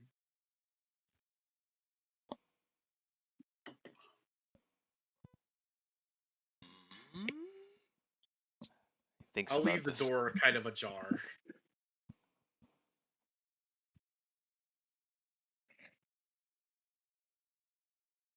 Strong brain. And as the 2 pawn pieces meet, you see something happen in front of you. The pawns no longer look like pawns. They turn for a moment into what looks like a mirror image of you, Belsay. And the scale is respective as well, as the white pawn grows to a massive size, turning into a model replica of the giant. Scaled, we'll say, about, roughly a quarter of the size of you, actually, both. And I'm going to say how this is going to work is each time these pieces collide in a normal fashion, and the chess pieces can move in the way that they normally do, bishop's diagonal, knight's in the L shape, right? You know how to play chess, obviously. Whenever they collide, or pieces touch, or right next to each other like this, they're automatically going to do battle. And I'm choosing to do battle with, I choose either at this point, but I'm choosing to do battle with this particular pawn in the black square there. Okay.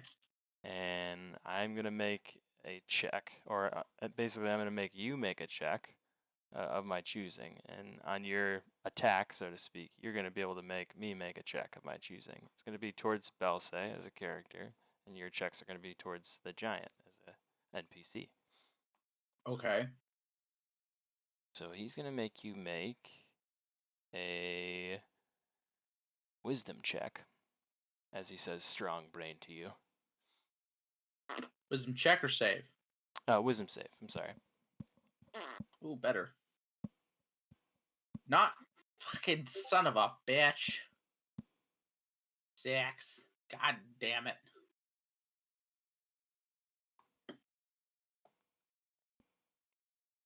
And I that hope he rolls like garbage.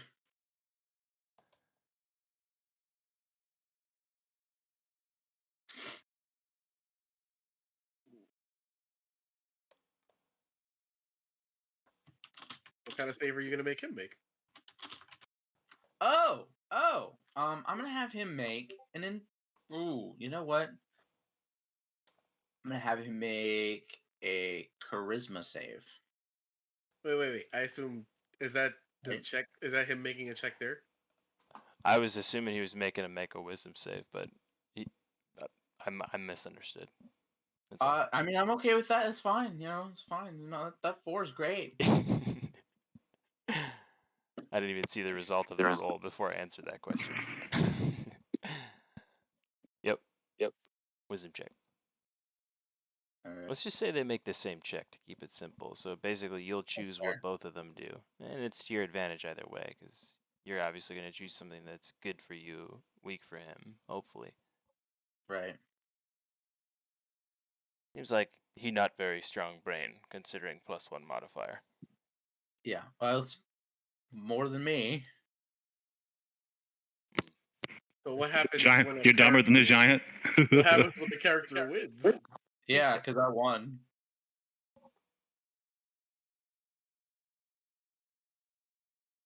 Does he die? Do you lose a?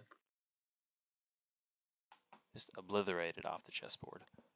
All right, and he loses a toe.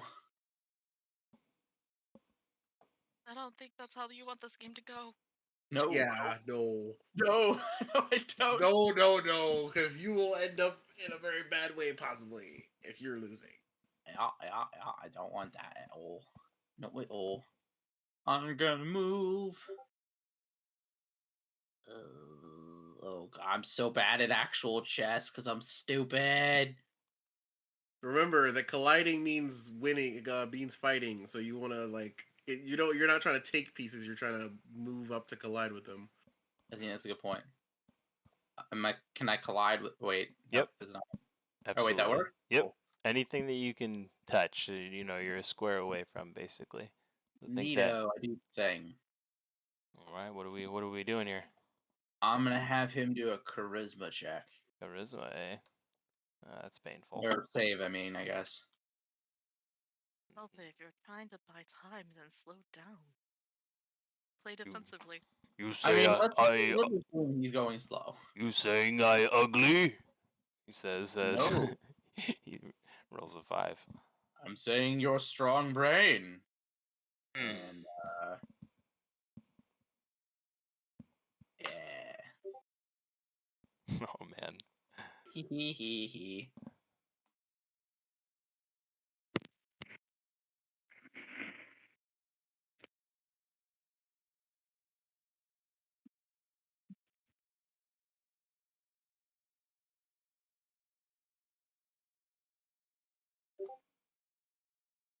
Your turn.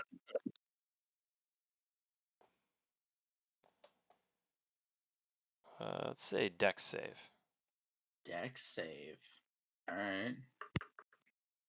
Oh, almost a natural 20.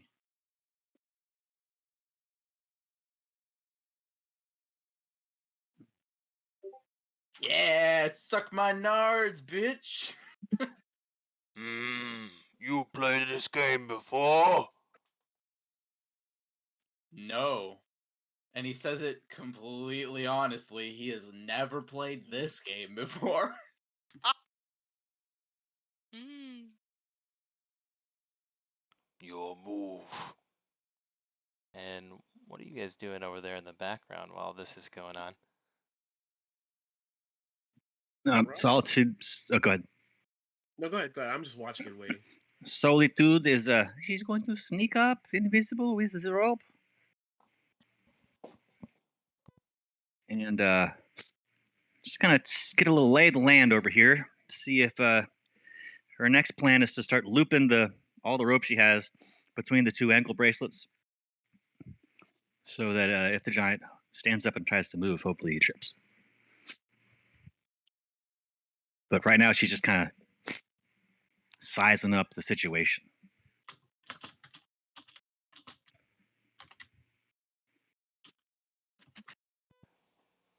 I want to say you think you'll need roughly 3 rotations around him with that rope, around his feet with that rope, in order to have a firm enough grip.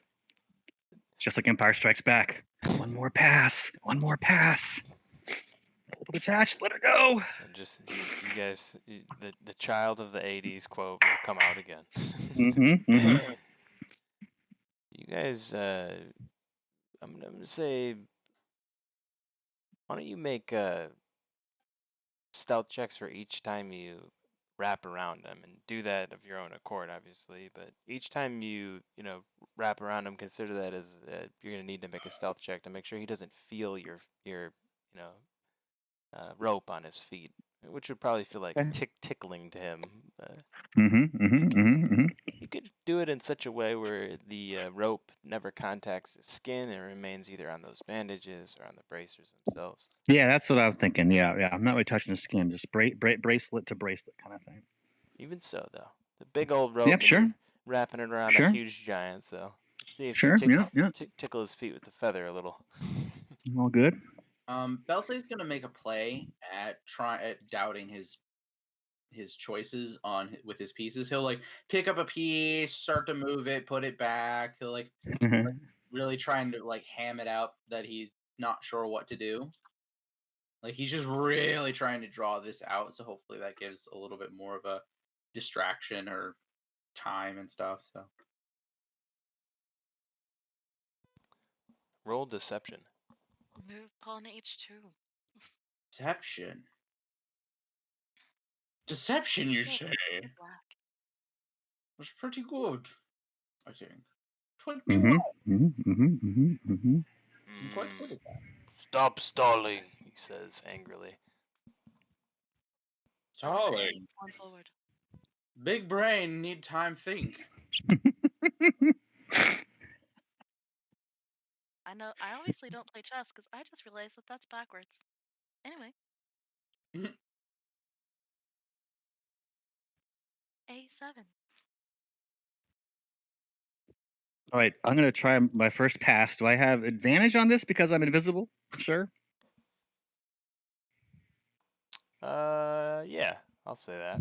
That's very kind of you. It's very, very magnanimous of you. And was this your move here, Mr. Belson? Yeah. The bishop? Y'all. All right, in that case, what's our check here? 20. I would like him. Oh, sorry, his. Intelligent. Nope. He doesn't seem as stupid as I thought. I'm gonna stick with. No, you know what? For funsies, intelligence, because he's a dummy. He's a big dum dum.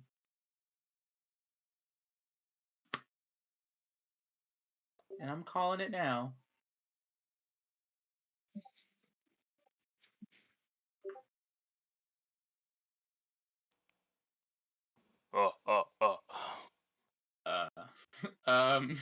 Not so dumb after all. Big brain, my friend, indeed.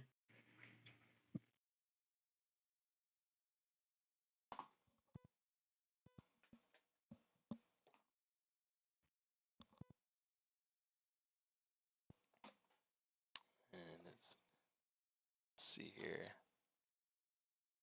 Let's say Constitution. All right.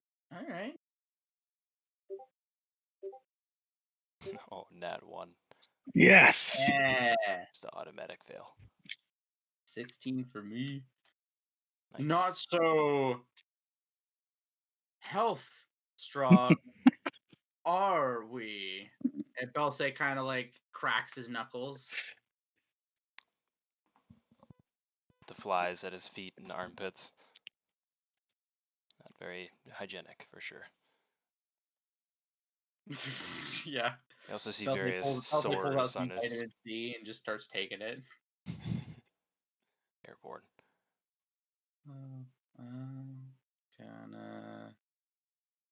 Gonna do that.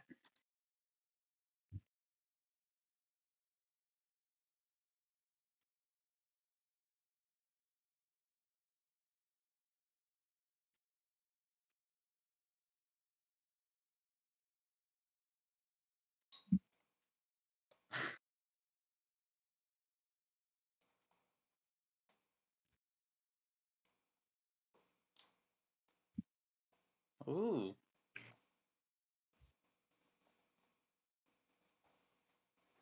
Cause the And- fight. Oh yeah, he's going for it. Let's say Constitution again. All right. Ooh. Damn. As these moves occur and play out, Solitude wraps a single rotation around the giant's foot.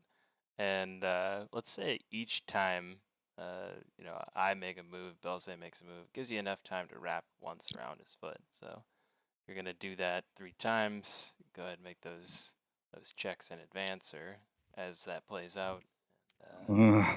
Call it as you see Okay. it. So far, you're undetected.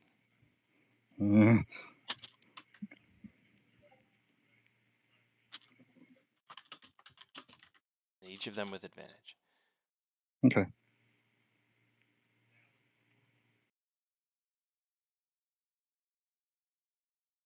Alright, it looks like he murdered your piece there, if I'm not mistaken.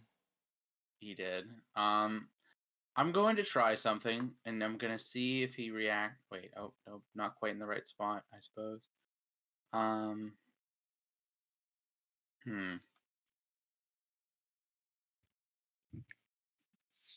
am dumb. Where does stuff go?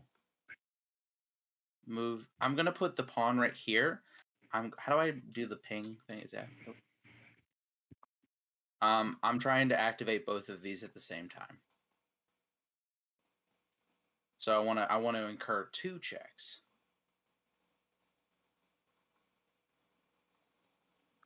Both being charisma.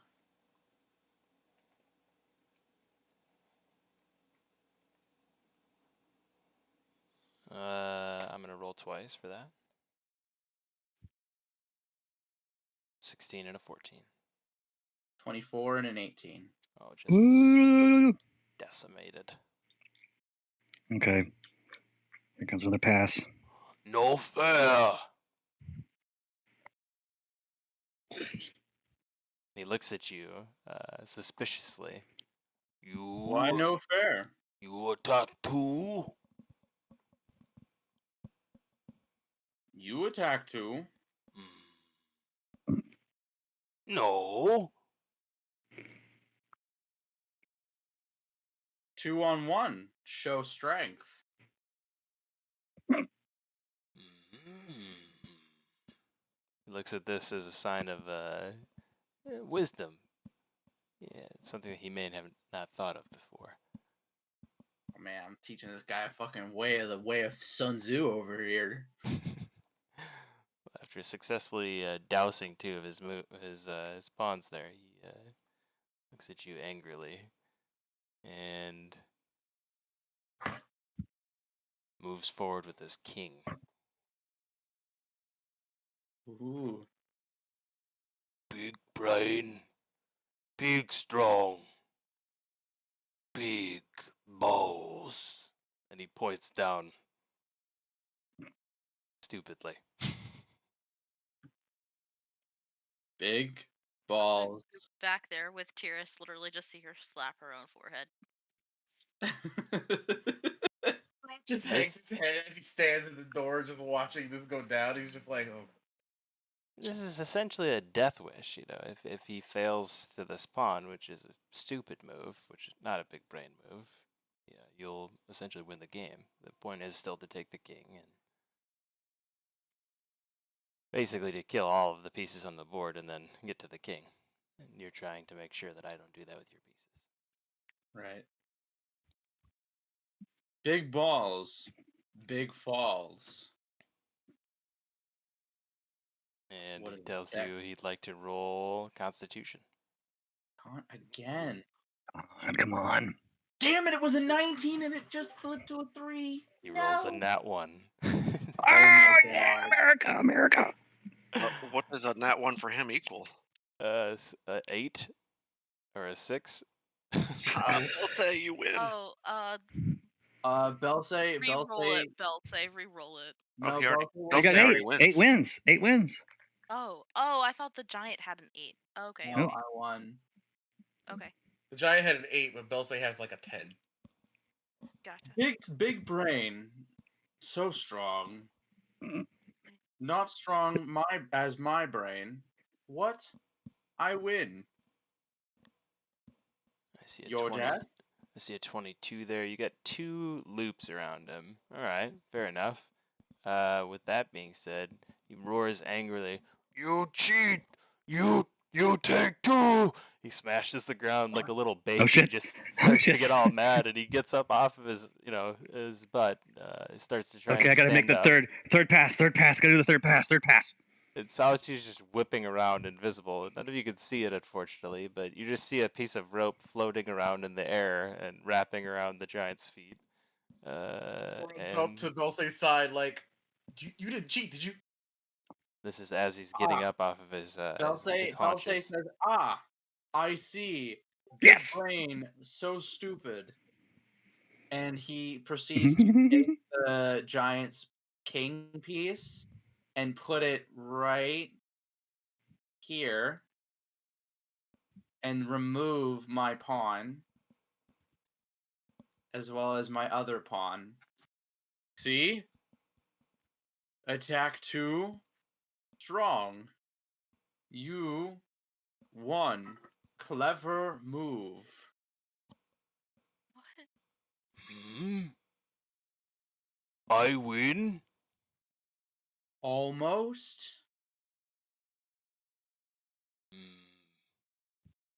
He And still begins to rise as you're saying this. Belsay points to the queen. Right here. Mhm.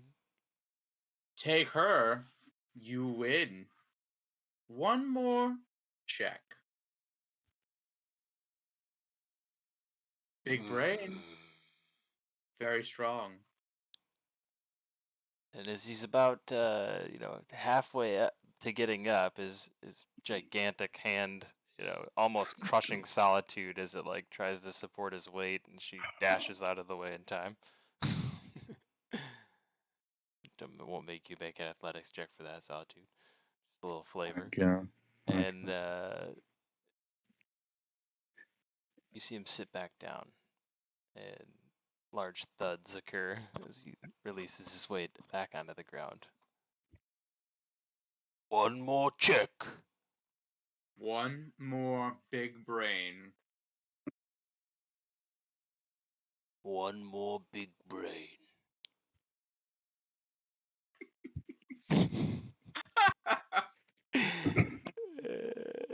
This is so stupid. Nobody has ever tried to play I chess with the scared giant me. before again. It's very entertaining. Do what I do, man. I do what I can. All right.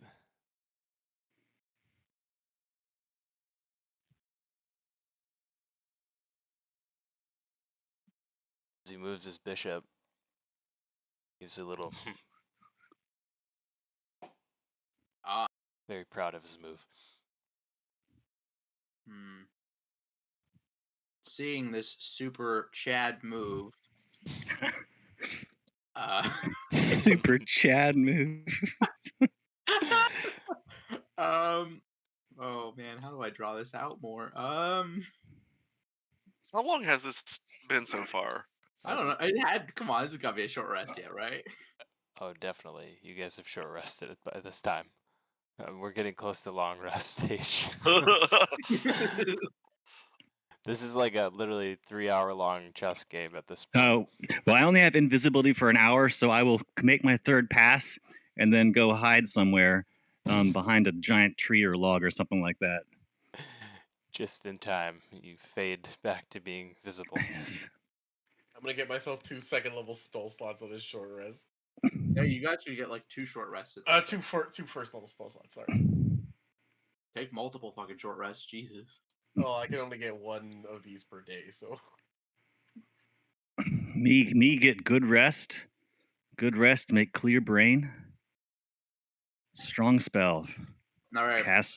Cast strong. I move my piece there. Ooh. He picks up his bishop first, measuring, and then picks up his queen, thinking there's some kind of difference between these moves, apparently, and then puts his queen there. Okay.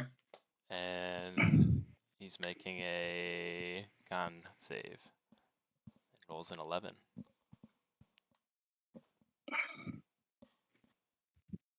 Versus 13. No! He says with his head lifted up to the sky. And he begins to look left to right, scratches his head a few times, and then begins to rise to his feet. You big brain. Me big brain.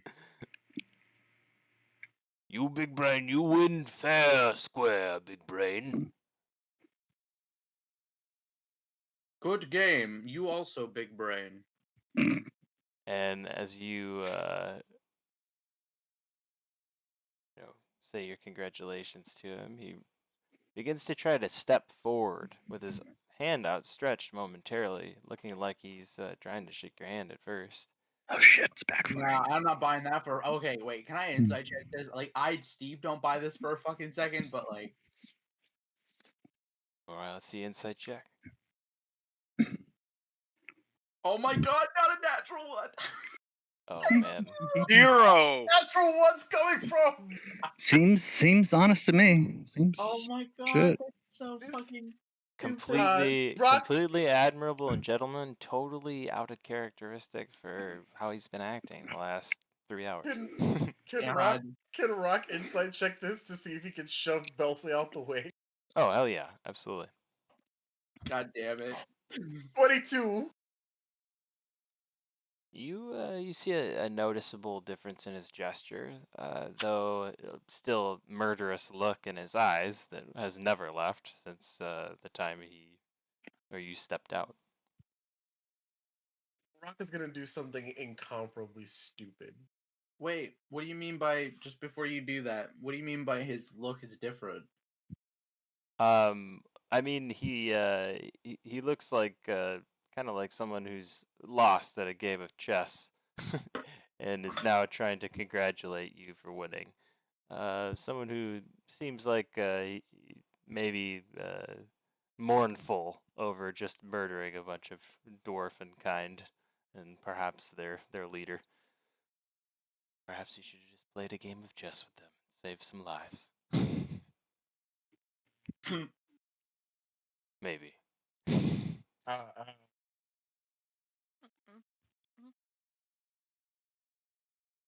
Okay, Belsley, I'll let you handle it. No, I think I should just poke this giant in the hand with my sword, but you do you. These insights... will, Go ahead. Belsley will reach out with his hand and shake it.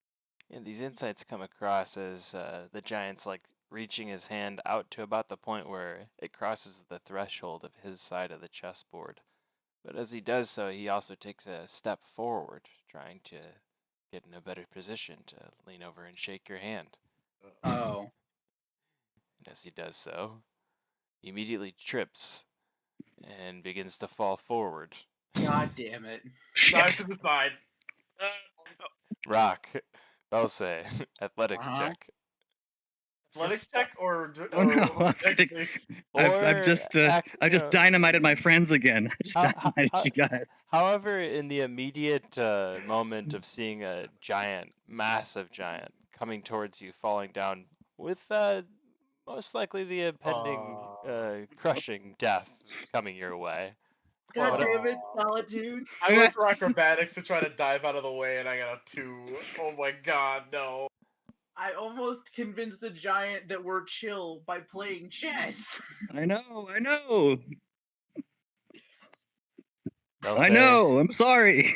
you dart out of the I way thought of we the were giant fighting, but I had as to he run. begins to fall forward, collapsing Uh-huh. flat on his face, This his is feet so tied bad. up and Oh, tangled. fuck, Rock, fuck. as you try and acrobatically move out of the way, your hand slips in the placement of one of your cool little flips, and you land sprawling flat on your back, right in the range of the giant's falling space. And Can Belsay try to use his successful check to push Rock out of the way? Even if that means he doesn't get out of the way? No. is your choice immediately to, like, in this moment you see this falling down? Bell says, kind of like that kind of. I feel like that's like kind of on character for Belsay too, That's or Rock. literally the whole point. Yeah. Like That's cool. He would That's cool. absolutely Your without your second successful thought. check pushes him. Now, let's see if he can roll another acrobatics check to get out of the way. Natural 1. When you Even with my push? when you try and push him, you That push was him my like in the second midst of him also trying to escape, and like like that sometimes like there's no good deed goes unpunished rule. Well, this is no exception Yeah. to that rule. No, you Okay, might- well, try and- I guess we're rolling up new characters together, Steve. Yeah, it seems like it. Fuck, man. Oh, man. God, because, like, he legitimately. Oh, fuck. All right. Belsay's gonna try to, like, shield. Like, he's gonna put his shield up, and he's gonna literally, like, arms and legs out, and he's going to literally, like, lay on top of Rock to Same try. for the belly button. There could be a crevice, a nook, a cranny. How much It time could be do we okay. have? Is this Belsay's like literally going to try to, instantaneous? like brace against the ground and try to be like a literal, I don't know, like a human umbrella for Rock, I guess. It's a pretty slow fall, such Oh. that even as you fall on the ground, and I'm gonna say that you take this action. You try and Actually, shield them. Dungeon Master. Can I get to 60 feet away from where I'm at? Let's see here. 60 feet, 60 feet, 60 feet. Where are you at? Let's see. I'm sorry. I'm in the corner. I am right down here. Hello. Oh, I see. And you're trying to get 60 feet away from where you're at right now? I was trying to get within 60 feet of the giant. And if you take dash, you can, as your action, you can get, Yeah. get 60 I can do that. Mhm. I'll move. I'll dash. And I don't know. You hear Solitude kind of. She shrieks out, and her black eyes turn white, and there's a strange pattern in the irises rotating. And all of a sudden, the giants fall right before he hits Rock. Reduces to the lightness of a feather.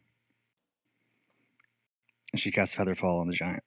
Oh, smart. Nice. That's Well dope. Wait, I done. thought you just had to use your action to dash. It's a reaction spell. Oh, I didn't know. Yeah, Featherfall is pretty dope. Aw, Yeah. Now who's the big brain? right? Do you have a spell slot to do that with? Yes. Solitude has almost all of her spell slots. Wouldn't that only be 2?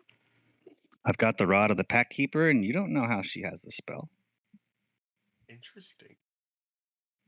Okay. Cool. He's so.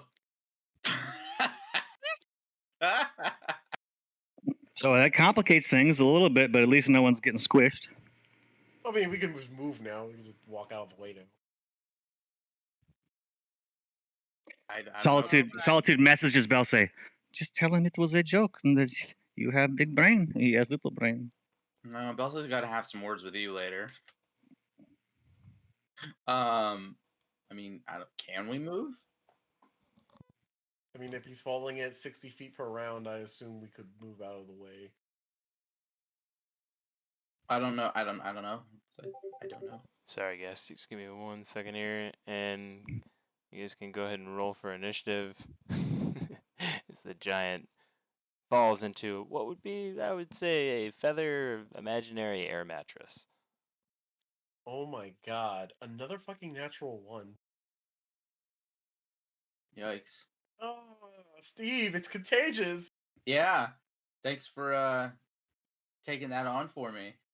I was not thrilled. I was already at 14 natural ones this week. Jeez. Steve. My God. Yeah, it's been a bad week. At least you guys are getting good. Man, at least now I can say I beat a hill giant at chess. Never Yes. thought that would happen. Neither did I.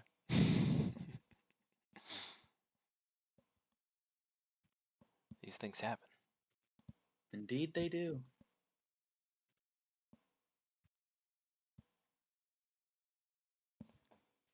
Alright, with that, the giant is going to start out restrained.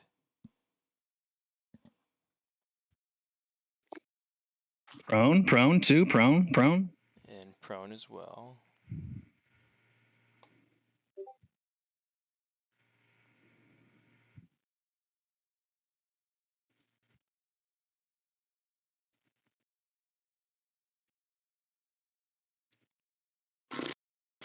Oh boy.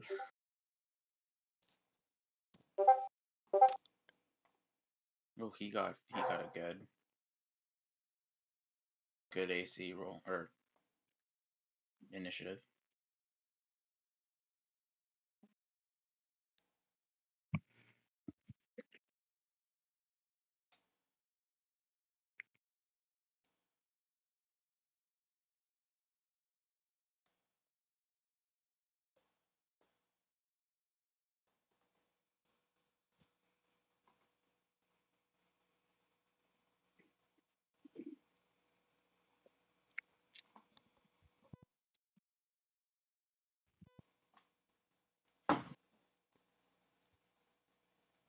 Alright, and at the top of the order, we'll have Orochi.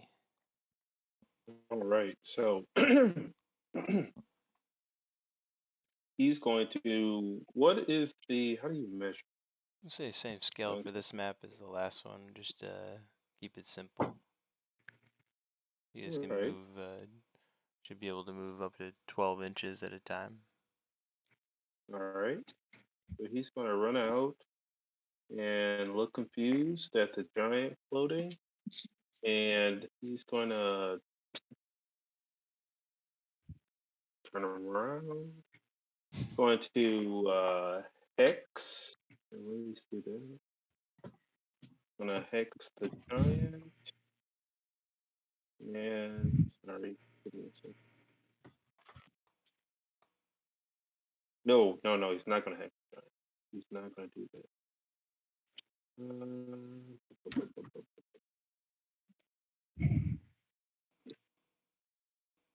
He's just gonna cast Eldritch Blast for now. Not very exciting. No, I know too. He'll cast Eldritch Blast.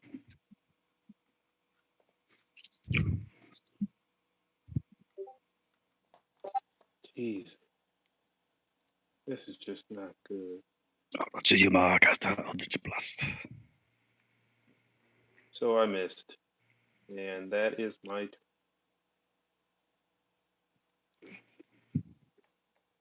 I missed a restrained prone person. A giant restrained prone person. Yeah, that's pretty rough. I'm sorry, guys. I can't even explain that. The streak of bad rolling There's continues. no way to explain that. Yeah, you're not kidding. Hot dog. I'm gonna stop punishing crit fails for the day. I think we've done enough of that. Dearest, you're up.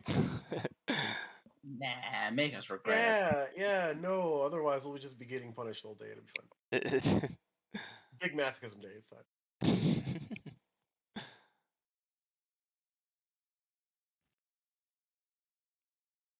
Okay, so I should be able to kind of come out and then around. And because it was so much fun and so effective last time, we'll do Phantasmal Force again. Knowing that giants and dragons tend to be mortal enemies, we'll cast the image of and a Daddy. little dragon next to this giant.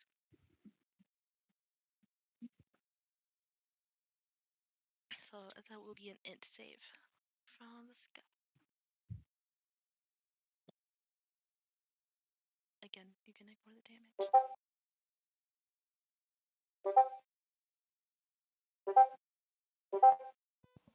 That will not make it.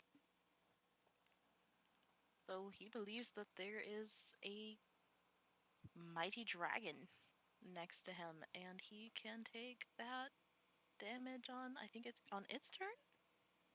Each round on my turn. Okay. Oh, I guess it was take that damage right now then, yeah? It takes 1 psychic damage. Ugh. Nice. Pew. That will do it for me for now. Yeah. Cool. Oh shit, there's a fucking dragon. Only he can see that. Yeah, I think the Yeah. giant's the only one who can see it. He's just Oh, I like it's the like Chinese. Cool. Yeah, It moves. Oh, that is cool. That is. that is pretty fun. Yo, that's sick. Nice. and that's exactly what he sees to his left as he begins to be terrified. And all you really see is him struggling to try and get some purchase and get away from that, making obviously no movements, just a kind of a reaction type thing. And that is the end of your turn, Juris. It should be Solitude. These blue white, strange spinning shapes in her eyes cease and they go back black again. She backpedals 30 feet. She goes, oh, shoot, devil horns the giant, casting Hex. Hexing is strength because Solitude sees him trying to, I guess, fumble at the ropes around his ankles or whatever. And with Hex up, she will lob an Eldritch Blast at him. Now, if he's prone, that's disadvantage, but restrained is advantage, so it should be a straight roll, I believe. Mm-hmm. Okay. Here we go. Only a 13. And it's not going to hit the stone giant. Dang it.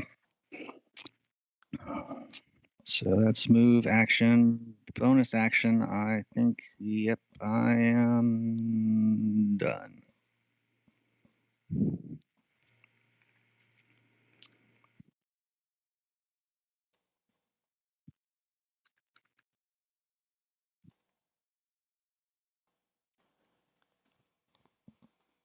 Oh man, SG1. I love that. I love that show. It's literally my favorite show. Oh, it's so good. Easily one of the best. And you see the stone giant kind of like roll to his right, trying to get away from the dragon. And after doing this, we'll say he ends up. I'm gonna move him with this tool here. We'll see some beautiful, colorful boxes. We'll see he ends up right about here. And what I understand is Featherfall is area spell, so if he does that, he's gonna fall flat on his face, right, or to the ground, right? I think area is targeted spell. Or That's 6 creatures within the area, and I just targeted him. Okay, I gotcha. So he's targeted, so he'll still stay, kind of just like softly rolling till he gets to the ground. Mm-hmm. And then he's gonna start struggling to try and get out of those ropes. And he'll be rolling disadvantage on strength. Jam. Big jam. Jamming roll. Strawberry Jam.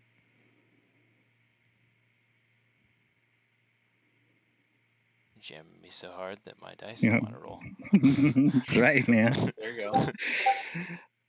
There's one. There we go. It's just being slow. All right, Successful a 14 jam. and a 12. Successful jam.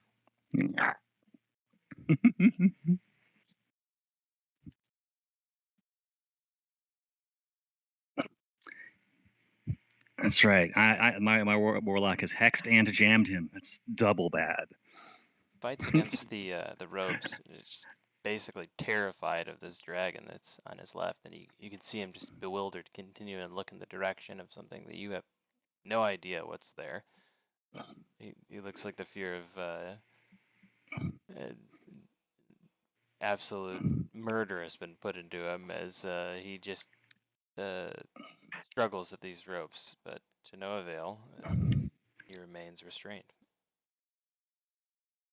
I'm going to say he also doesn't take the action to get up as he's just desperately trying to get these ropes off his feet instead, and should be Belsay's turn. Quick question. I have something called a lion potion. Did we ever find out what that does? Like, what does it do? Hold, please. Just drink it, man. You're talking about Just chug it. The potion Just of go for it, man. the potion of lion strength. I think that's what it's called, right? Oh, I don't know. I just have written down lion potion. Okay. I think we're talking about bottled lion, maybe. Maybe. Oh, it's like Sex Panther, like Bottled Panther. Yes. That's It 96% of the time it works. Yeah. 70% of the time, Yeah. all the time. All right. I'm gonna send this directly to you, Mr. Belsay. All right.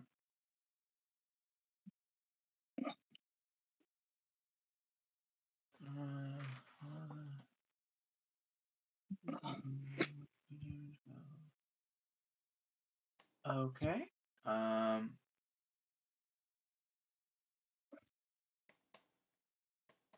Okay. I see that, and I will remember that. And I'm going to walk up to the giant, and I guess I wouldn't have my channel divinity anymore, but that's okay. Weapons out. I'm going to get right into his face, and I'm gonna like glance over my shoulder towards where I see him looking fearfully, and I'm going to say, "Big brain, big muscle. You run, don't come back, or else." And he just kind of glances over his shoulder at whatever the giant is looking at, and then he looks back. Go away, or I will kill you. Big muscle, big brain. And the giant would see this. His eyes begin to shift and kind of just start changing colors, and his face sort of starts to warp just ever so slightly. You know, and he kind of takes on a sort of draconically devilish look for a second before his face flickers back towards the tiefling appearance. So he's trying to basically intimidate the giant into running the fuck away. Intimidation check, please. Oh, come on. Daddy needs a new pair of shoes. His voice. Not great. 17. Does Rock notice this? No, he's Yeah, is that like a spell? right. Yeah, I was gonna say he's facing away from you. Yeah, he's like right in the giant's face. Is that like a spell? I don't know. I don't know, man. Could be. Could be. Well, whatever it is, the look of sheer terror remains in his eyes and face, and Give me just one moment. Sorry, guys. Sorry to stop mid-narration there.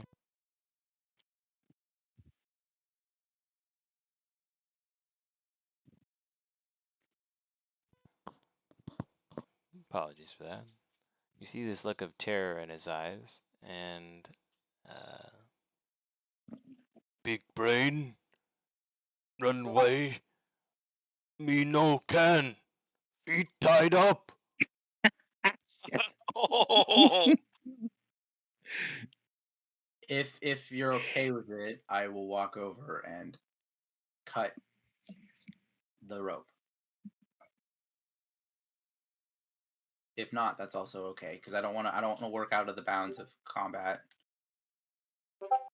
Well, I feel like you could get to movement and action-wise, because all you've really done is do an intimidation check, which I'd say we could rule as an incidental. You're just talking to him, right? Saying something.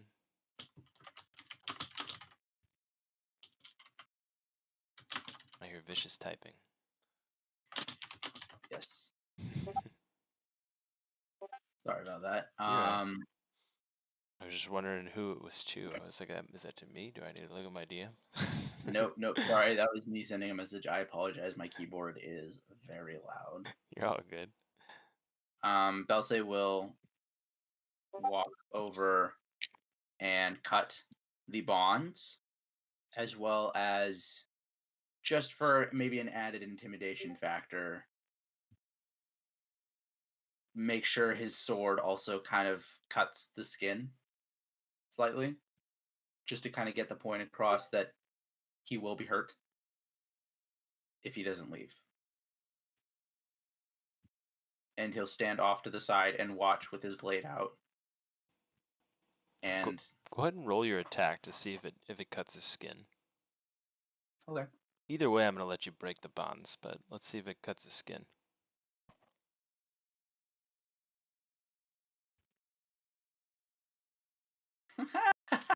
Natural 20. Oh yeah, I mean you carve whatever design you want, and his ankle there to leave him a little piece to remember you by. It's just gonna be BB for big brain. Big brain.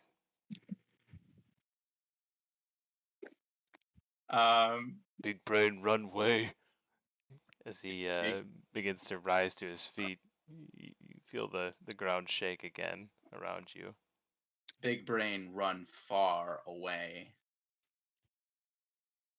Big brain, no, come back, he says as he begins to turn and just make massive bounds. And the awning or the archway that you guys kind of walked through and under to get in here, he literally just vaults over it. oh wow. You see him just begin to jump from massive stone to massive stone, making his way down the mountain path.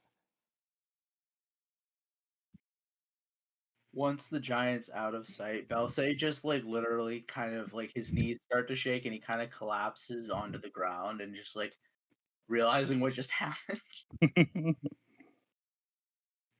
Belsay, I have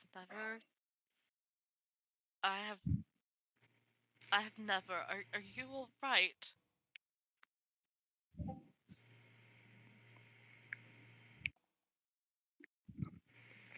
I'm Belsay? great.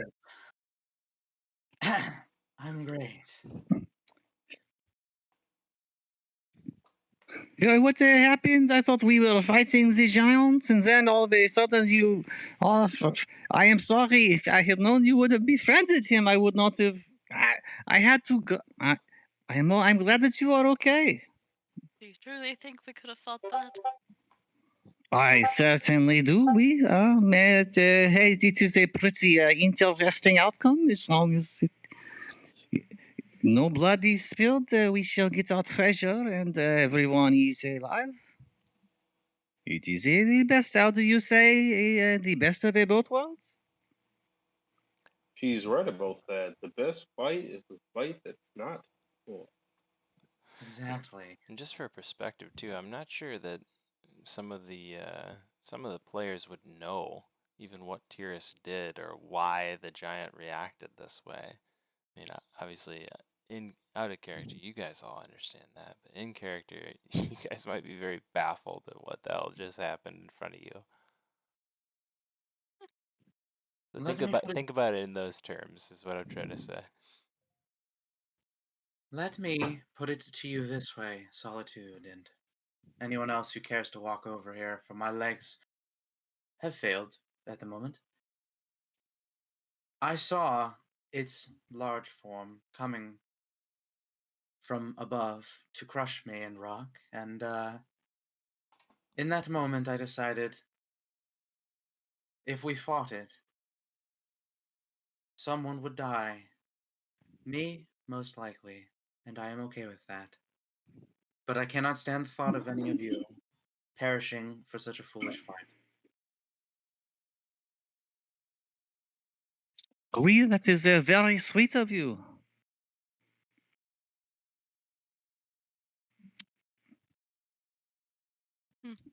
Well, that was perhaps the best played game of chess I have ever observed. All hail Well there. done, Vilse. All hail there, Belsay. Yes, very well done. Thank you. It was Do, different. do you want a sip of water? You look a little pale, little. We can need to try some of this. It's mainly water. Perhaps a nap would be great. It's been, my goodness, hours. Well earned. Vilse Pon. Well earned. Oh, pawn. It is like the chess kid. That explains why his name is that. I did not even put the two and two together, as they say. I thought it was spelled with an HN, but it is a WN. We? Sure. No, no, yes, okay, yes. That makes a bit more sense after seeing the goings on of today. Perhaps we should go and let Commander Garrett know that we've alleviated his problem.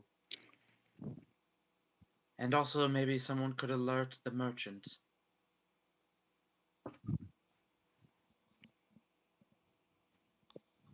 Perhaps. I'm going to nap. Oh, all right. Yes. As the giant, obviously runs and retreats down the mountainside, several of the dwarves that had pooled by the door behind all of you who are also watching what was going on. You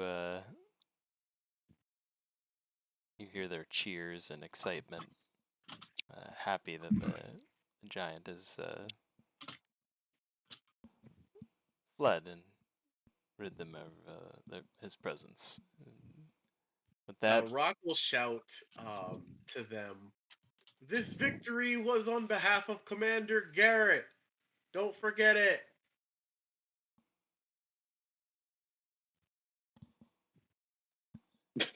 just a jeer of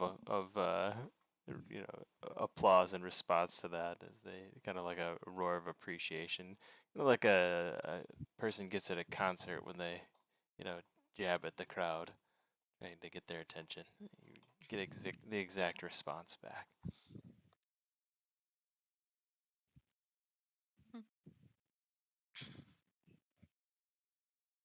We'll pile on inside and go back to Commander Garrett or to bed, depending on.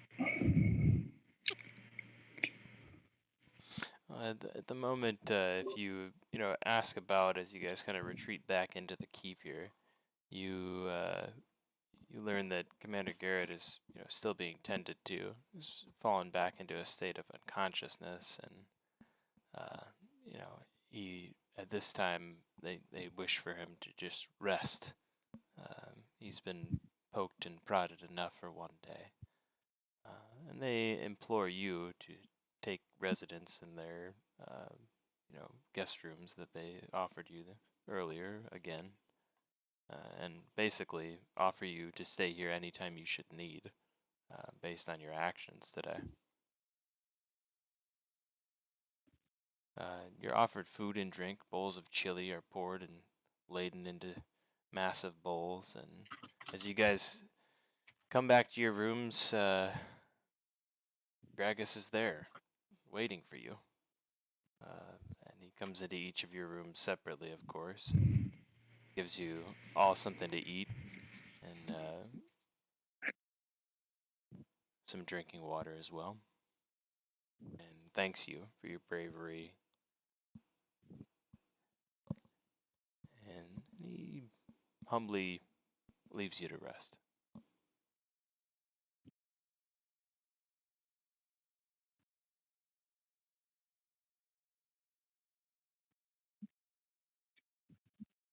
Orochi.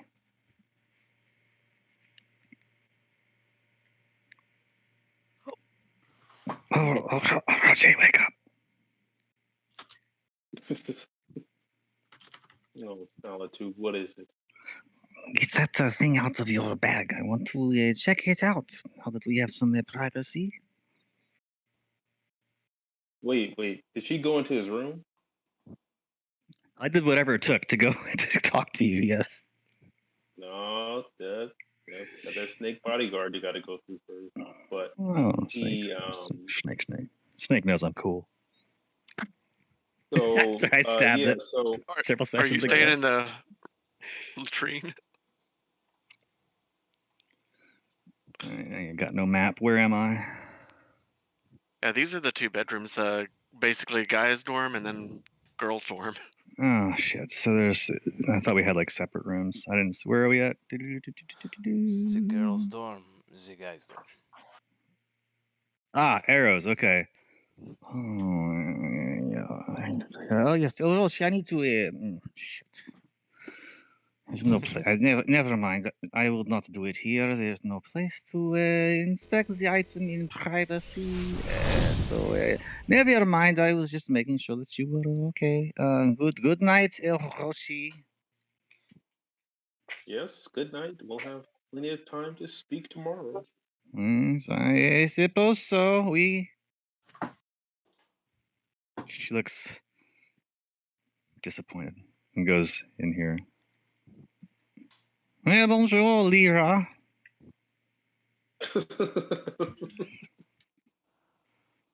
Baron's just sitting at. I guess is this a? I'm just gonna say it's a desk. It's like a makeshift cot. Okay.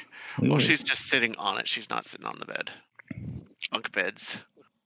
Yeah, it could serve as like a couch or a chair.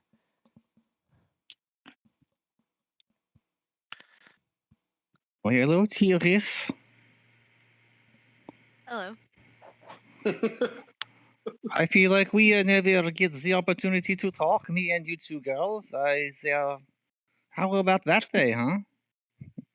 I do not know where to begin. I do not know where to begin. Well, I suppose tomorrow we must speak with someone regarding the salamanders. Yeah, I have one question. So for the group, you two, what was more strange and unusual? Do you think it was a rock brokering, peaceful relations and better food supplies between salamander and dwarfkin, or Belsay playing a chess with the giants? Which, on a scale of rareness, do you think was rarer event? I would say playing chess with giants is pretty rare. Giant chess, it is rare. Giant chess is. You can't even call it chess. I don't know what that was.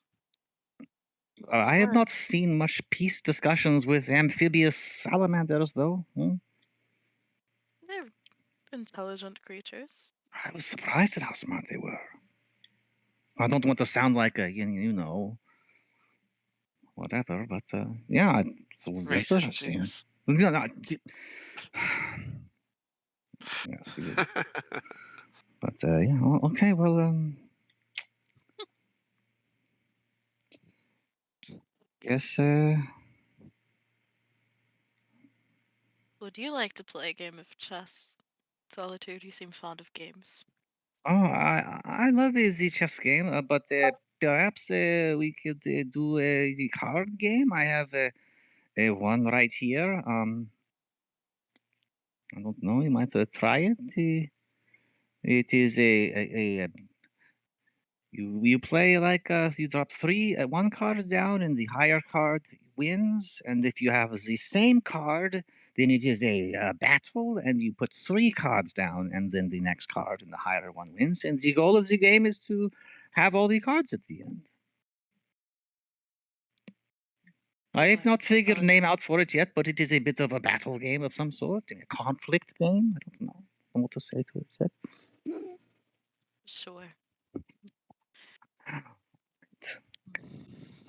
We are going to get these all figured out soon enough. And we begin to play. I suppose if Belthay can play chess with a giant, I can play cards with you. I do not know if that is compliment or not, but we shall play the cards. It is simply an observation. Okay, that is so. No, okay.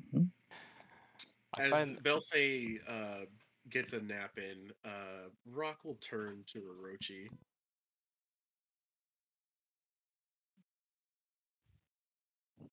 You and Solitude seem to be getting quite friendly. I wouldn't say so, but she's an odd one, that Solitude. Quite unpredictable, as are you. I would have never expected for you to broker a peace treaty between dwarves and salamanders. Practically unheard of.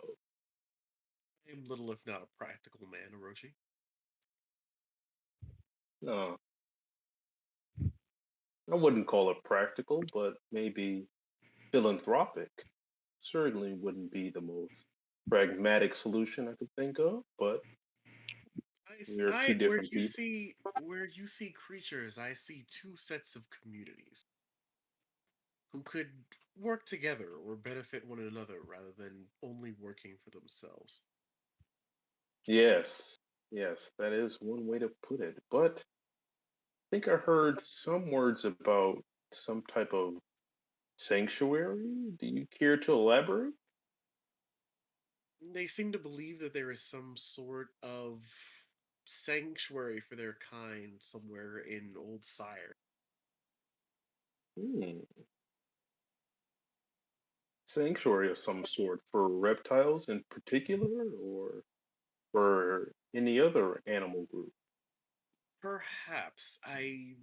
They were not sure themselves, so I would not know until we arrived, but what interest have you? Well, if this is a sanctuary for reptiles, I'm very interested. It would align with my own goal, much more than going to the Mournland. I would actually like to go to the sanctuary right away. It could house the very egg that I'm looking for. If she thinks, if the salamanders think it would be a home for eggs, maybe the one who found the egg I'm looking for took it there. Rock will chuckle a little bit when he says, or she says, instead of going to the moorland. Sire itself has been consumed by the moorland itself. If we are to find this sanctuary, that is where we must go. That's what I'm saying. I'm saying before we look for the shard, we should go to the sanctuary. Well, I believe it's probably on the way, but I do not know for certain. So it is something I intend to find out. If the wizard has a map, maybe he could tell us which one is closer. Perhaps he See, seemed to know something of it. yes. See, as I see, the shards are something of a, uh, they're not necessarily time specific when we get these shards, but sooner than later, I'd like to get my hands on this egg. Well, if I can help you and it is within my power, I shall try. But I appreciate that. try not to get too deep into bed with solitude. What do you mean? I don't know. Something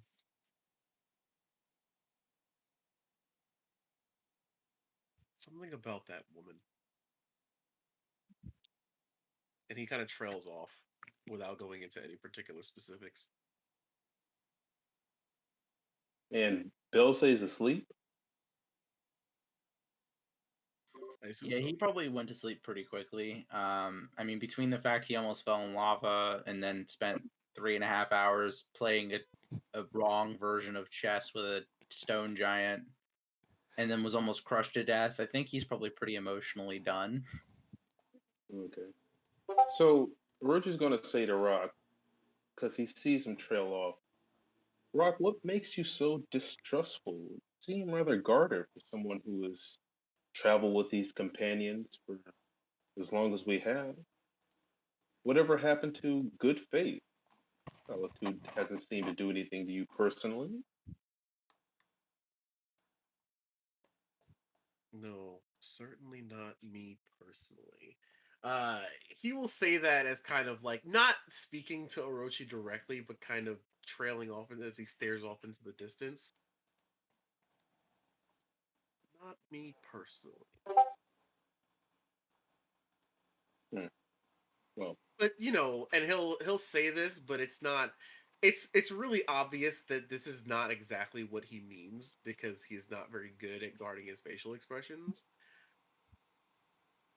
Tiris is very impressionable. I wouldn't want her to,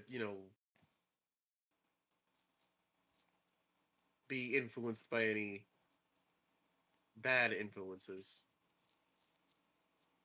She's a good friend. she seems quite clever and capable. You don't trust her judgment? He looks at himself and then he looks back at Orochi.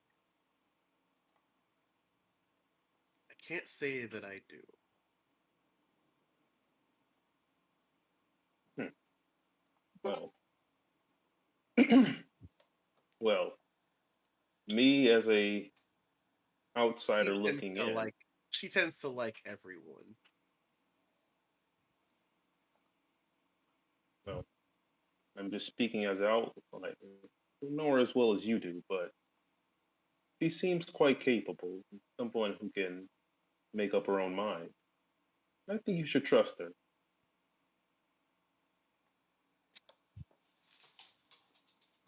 Rocco will run his hand through his hair and then like just kind of put a hand on his chin.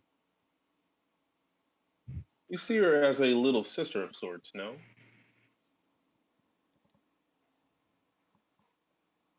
After a fashion, I suppose. Well, I have younger cousins, and I kind of have to go through the same thing.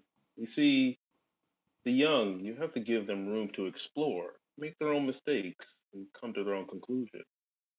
At the same time, you have to stop them from doing anything that will ruin their lives permanently. It's a delicate balance, but the basis of that is trust. Iris is a smart woman. She makes these mistakes. She's capable enough to fix them herself. The only thing you'll do by continuously, I don't know, trying to play mother hen is push her away. You have to give her the sense that you trust her to make her own decision. I only wish it were so simple. Huh. Like I said, I don't know her as well as you. I could just be making up fallacies, but anyways, I figure I'd give you my advice.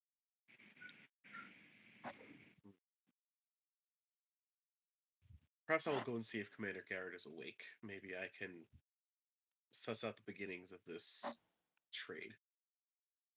Yeah, And he'll well, hop down from the bunk and just wave like a lazy salute and pass to the door and leave. yeah, he'll smile and go in his bunk and try to get some rest.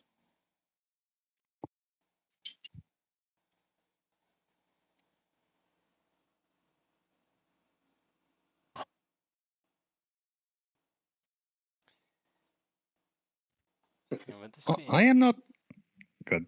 Nope, after you. Nope. Nope. Got it. No, please, after you. Oh, that's all. Just goes.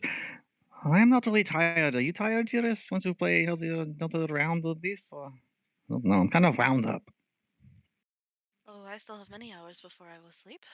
Oh, all right. Yeah, you can pick the next game. Hmm? Oh, I think I will walk about for a little while. See what I can see. Maybe go find a book to borrow. I appreciate the game. Yeah, all right. It was kind of you to teach me. Yes. All righty. Have a good time. I guess I will play with my own self over here. She starts dealing out solitaire cards on the Solitude plays solitaire. yes on the bed.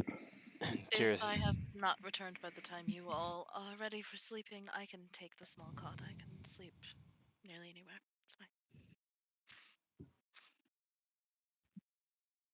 And Tirsa, do you intend to go talk to Draylin? You said it's something about borrowing a book. She'll probably work her way there eventually, but she'll also just kind of poke around and see if anybody's up and about. For the most part, it's relatively quiet. You can tell that, like they'll say, most of the soldiers must be feeling restful, as your first day here was you could hear the loud songs of drunken dwarves long into the night, but tonight's a restful and quiet night, somber even, as their commander lays fallen, but perhaps to rise again. With that, yeah, I'd say most of the doors are shut. Everything seems relatively quiet, but you see that Draylin's door is propped open, and there's a small bit of candlelight coming from within inside. Hey. Cool.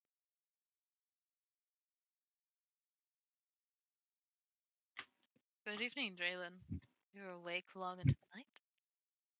You can see him poring over some dusty old text as he looks up from his book. Ah, hello, my friend.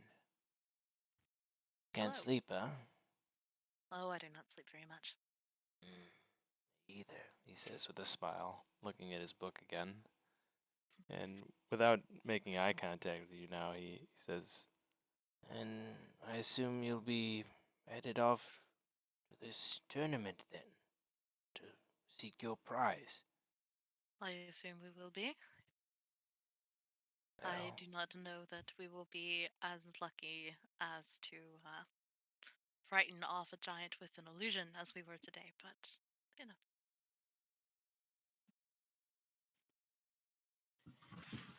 All we can do is try. And we have bigger things to be about, so transportation would be very helpful. Yes. A ship like that could take you anywhere, even through the Mournlands. Mm-hmm. Good thing, as that is where we aim to go. Through the Mournlands? he stops reading his book and immediately looks up at you. And Wish- Tyrus' eyes alight with excitement and interest. We seek to see what we may find. What purpose would you have venturing into the Mournlands? Information, mostly. If it is information you seek, And he holds his hands up to the various shelves. I have it all Ah. here. There's not a single text I don't have on a subject. What would you risk yourself for into those Mournlands? The type of information that can only be found by fieldwork, I'm afraid. But if you have texts here, I would be glad to pore over them. It would give me some foundational work. Very well. What is the information you seek? Among other things, dragon shards.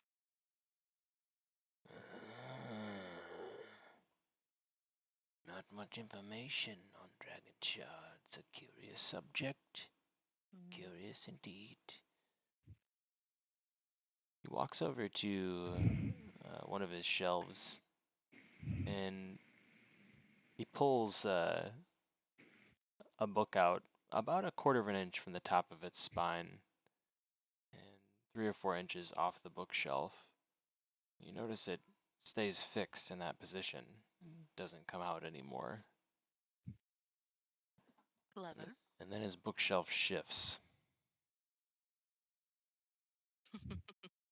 You see it slide over, and in a recessed piece of this wall over here, there's a tiny little spot big enough for a small black box. He takes it, he opens it up, and it's got like maybe 30 or 40 different parchment pieces of paper. And he pours to the bottom of it where there's a few pamphlets as well. He pulls out one of these pamphlets, and as he pulls it out, he unfolds it, and it falls all the way to the ground at his feet. I go to pick it up and offer it back to him as I kind of look at it a little bit. Oh, I'm sorry. It kind of like unfurls. So as he like holds it up, you see it like unfurl.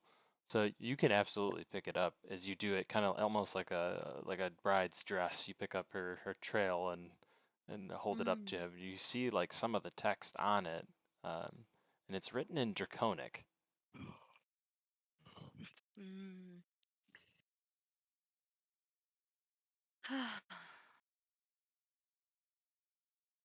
I see. What is this? This is ancient text describing the true source of all the dragon shards. This document is extremely rare and secret. It was inked by grand scholars in one of the finest educational facilities. You study there yourself. Yes. I must say, giving it to you is difficult, but you have done much for us this day. I can make a copy of it before we leave. I do not need the original, I simply need the information. You'll understand why this is important. He begins to run his finger over the text, explaining that the document itself serves as sort of a map. It's basically an exact guide of where to go near the glowing chasm. And you'll use this map at that point. You'll hold it up to basically what is described as a gigantic beam of light that you'll find outside of a massive, two massive stone structures that raise up into the sky. And you'll know this beam of light by its distinct blue color. I see. Do you expect this will work in spite of the changes of the mortals? I hear that things do not function as they once did. There is only one way to know, and it seems few brave enough to risk this. That is true. You must pass this part of the document, and he scrolls down with his finger to the bottom of it, where you see like a tiny, what looks like circular insignia. Hold this part of the document, let the beam pass through it here. It shall unlock a door for you into the glowing chasm. Interesting. He describes that the glowing chasm is just this massive, just a massive crack in the ground. So basically, like two tectonic plates shifted away from each other in that space and just left a huge hole, dark space, emitting out of it soft yellow light deep in the cavern. And it seems to be a large source of this mist too, as huge amounts of this mist pour out of the chasm every day, almost like the engine or the source of all the mists that cover the Mournlands. And it rises into the sky, filling the atmosphere and covering what was Old Sire with a gigantic mist barrier. Fascinating. He also describes that really there's no way into that chasm. An airship even couldn't brave its depths. But this path is secret. It lies in a tomb. And it could lead you to the depths down below where the glowing chasm may lead. Well, thank you very, very much. I'm curious as to how you came by such a rare piece of knowledge.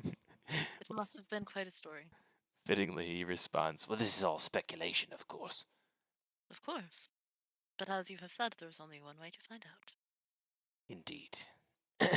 I'll Jack- keep you appraised. I'm sure you'll be interested to hear of our progress. Yes, yes. To answer your question, I purchased the document off of the drunken scholar himself. He was The thrown drunk- out of Volcanics. You may have known him. His name was Marcus Thimblewold. Okay, what I do? Should I know who that is? Let's see here. Why don't we roll? What can we roll for this? I feel like you should know who this is, but I wanna have fate be the answer, whether you know who it is or not. Let's just roll. Let's just roll The history thing? let's roll a d20. If you're under 10, you know. If you're over Ooh. 10, you don't. Would Rock, who is Ooh. listening outside the door, also know Let's this go. character? Aw. You choose the same fate. Iris has never heard of this guy before.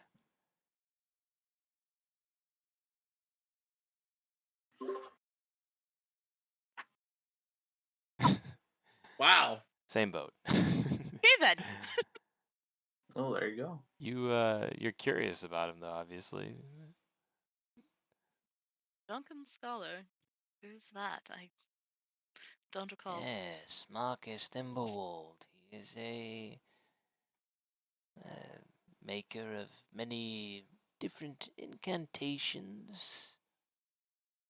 He's also a great chemist.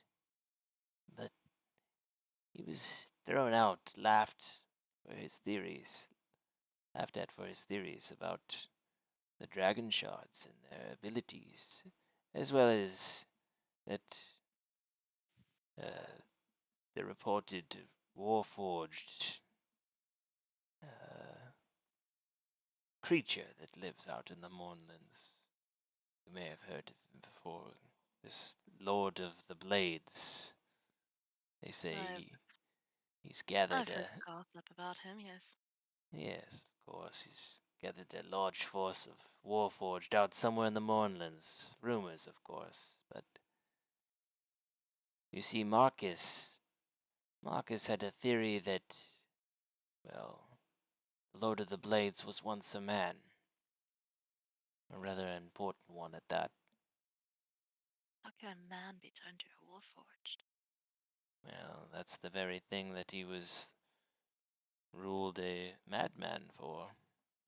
Marcus believed that this man had turned himself into a Warforged through magics, as well as dragon shards.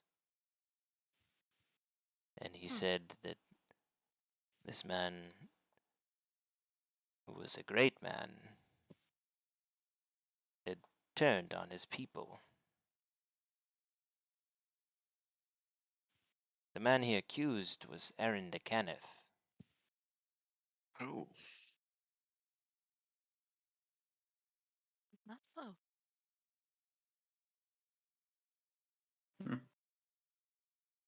Oh, Just a couple important names for you there.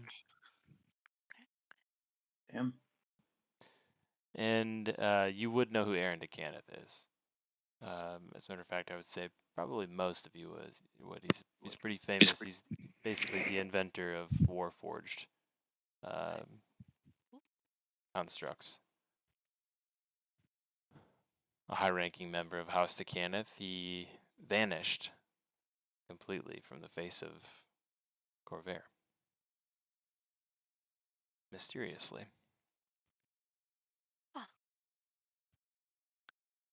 that is interesting. Thank you. The help is greatly appreciated. We may call on you again sometime.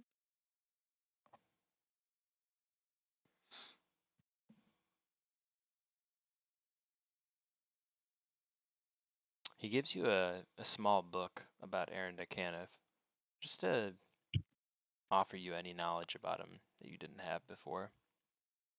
Okay. An interesting fellow indeed. Marcus was a brilliant man. His claims refuted by all of his peers. But he forged this document, and he believed devoutly in it. And I believe him.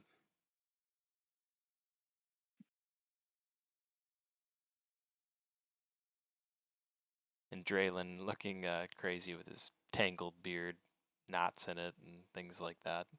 Crazy bushy eyebrows, one turned up, the other turned down. He looks to be, probably crazy himself. Would probably keep company of a man like Marcus Thimblewalt, a wild and someone who makes bold claims in his world. Was always known to be a pioneer of the industry, but as his claims began to be more bold and more bold, he was, like I said, thrown out, laughed out of Arcanics, and much like Aaron de Kenneth, kind of vanished into thin air, according to Drillin. Fascinating. It seems Arcanics has I don't know, a reputation, perhaps, for losing some of its brightest. Who knows? It is a treacherous environment, being with all those intellectuals in one place. Competition can be steep. Indeed. Everyone has to be right. Well, it is good that you've made it out of there with your humble and wise attitude, young Tyrus.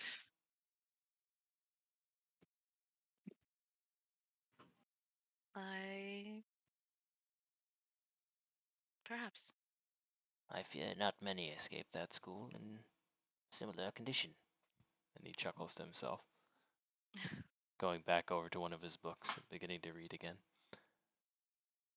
Well, I will leave you to your studies. You've given me much to study myself. Yes, yes. Come back any time. Pick from the library as you will. Mine is yours. And he bows. Thank you. Thank you very much.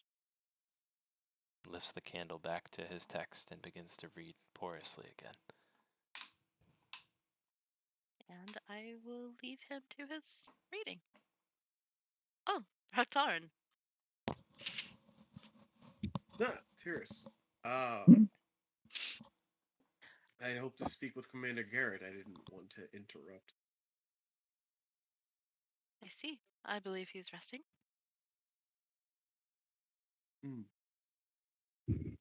I'm sure tomorrow would be a better time to discuss the salamanders. Indeed, I didn't want to waste any time. Just like you.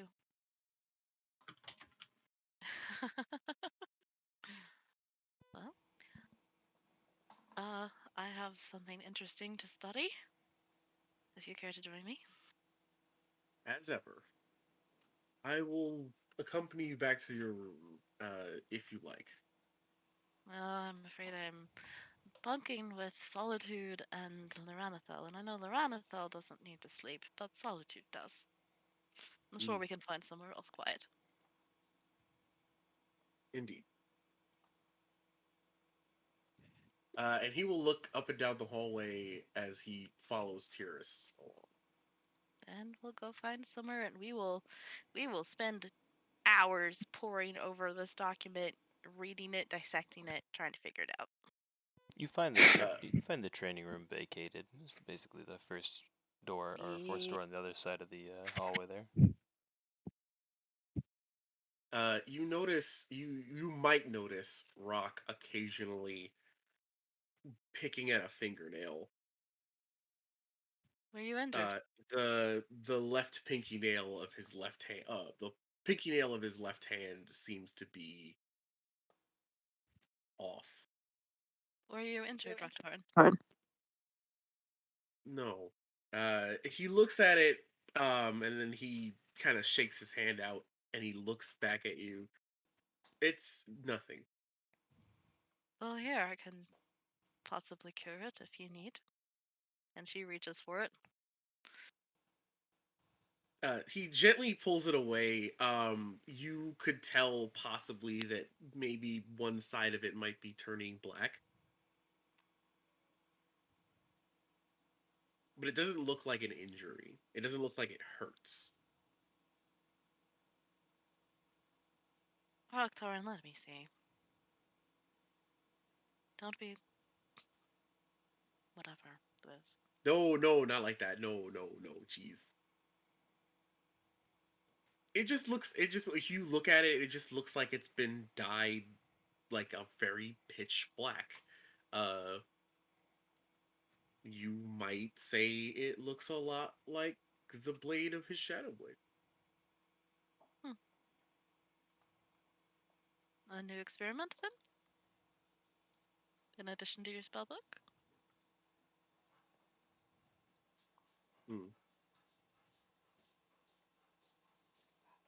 I suppose. And he closes his hand in a fist to kind of hide the nail and kind of directs Tyrus back towards her book. Which is easy Don't enough worry to about do because she's very interested in it.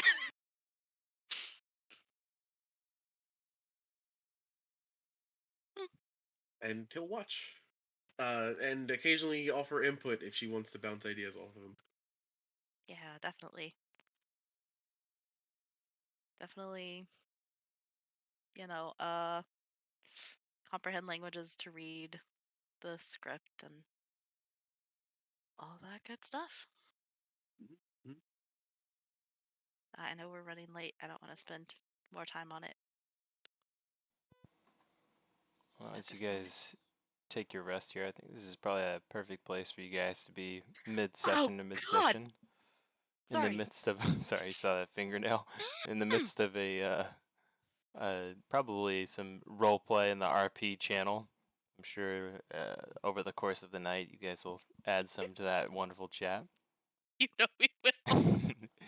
But let's say we stop here and we can resume. I believe we pick up not the 29th next week, but the 5th.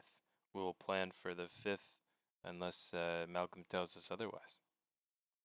I should be good for the 5th. I'm actually available next week. No, I'm not available next week. I'm not available next week. I will be in a car.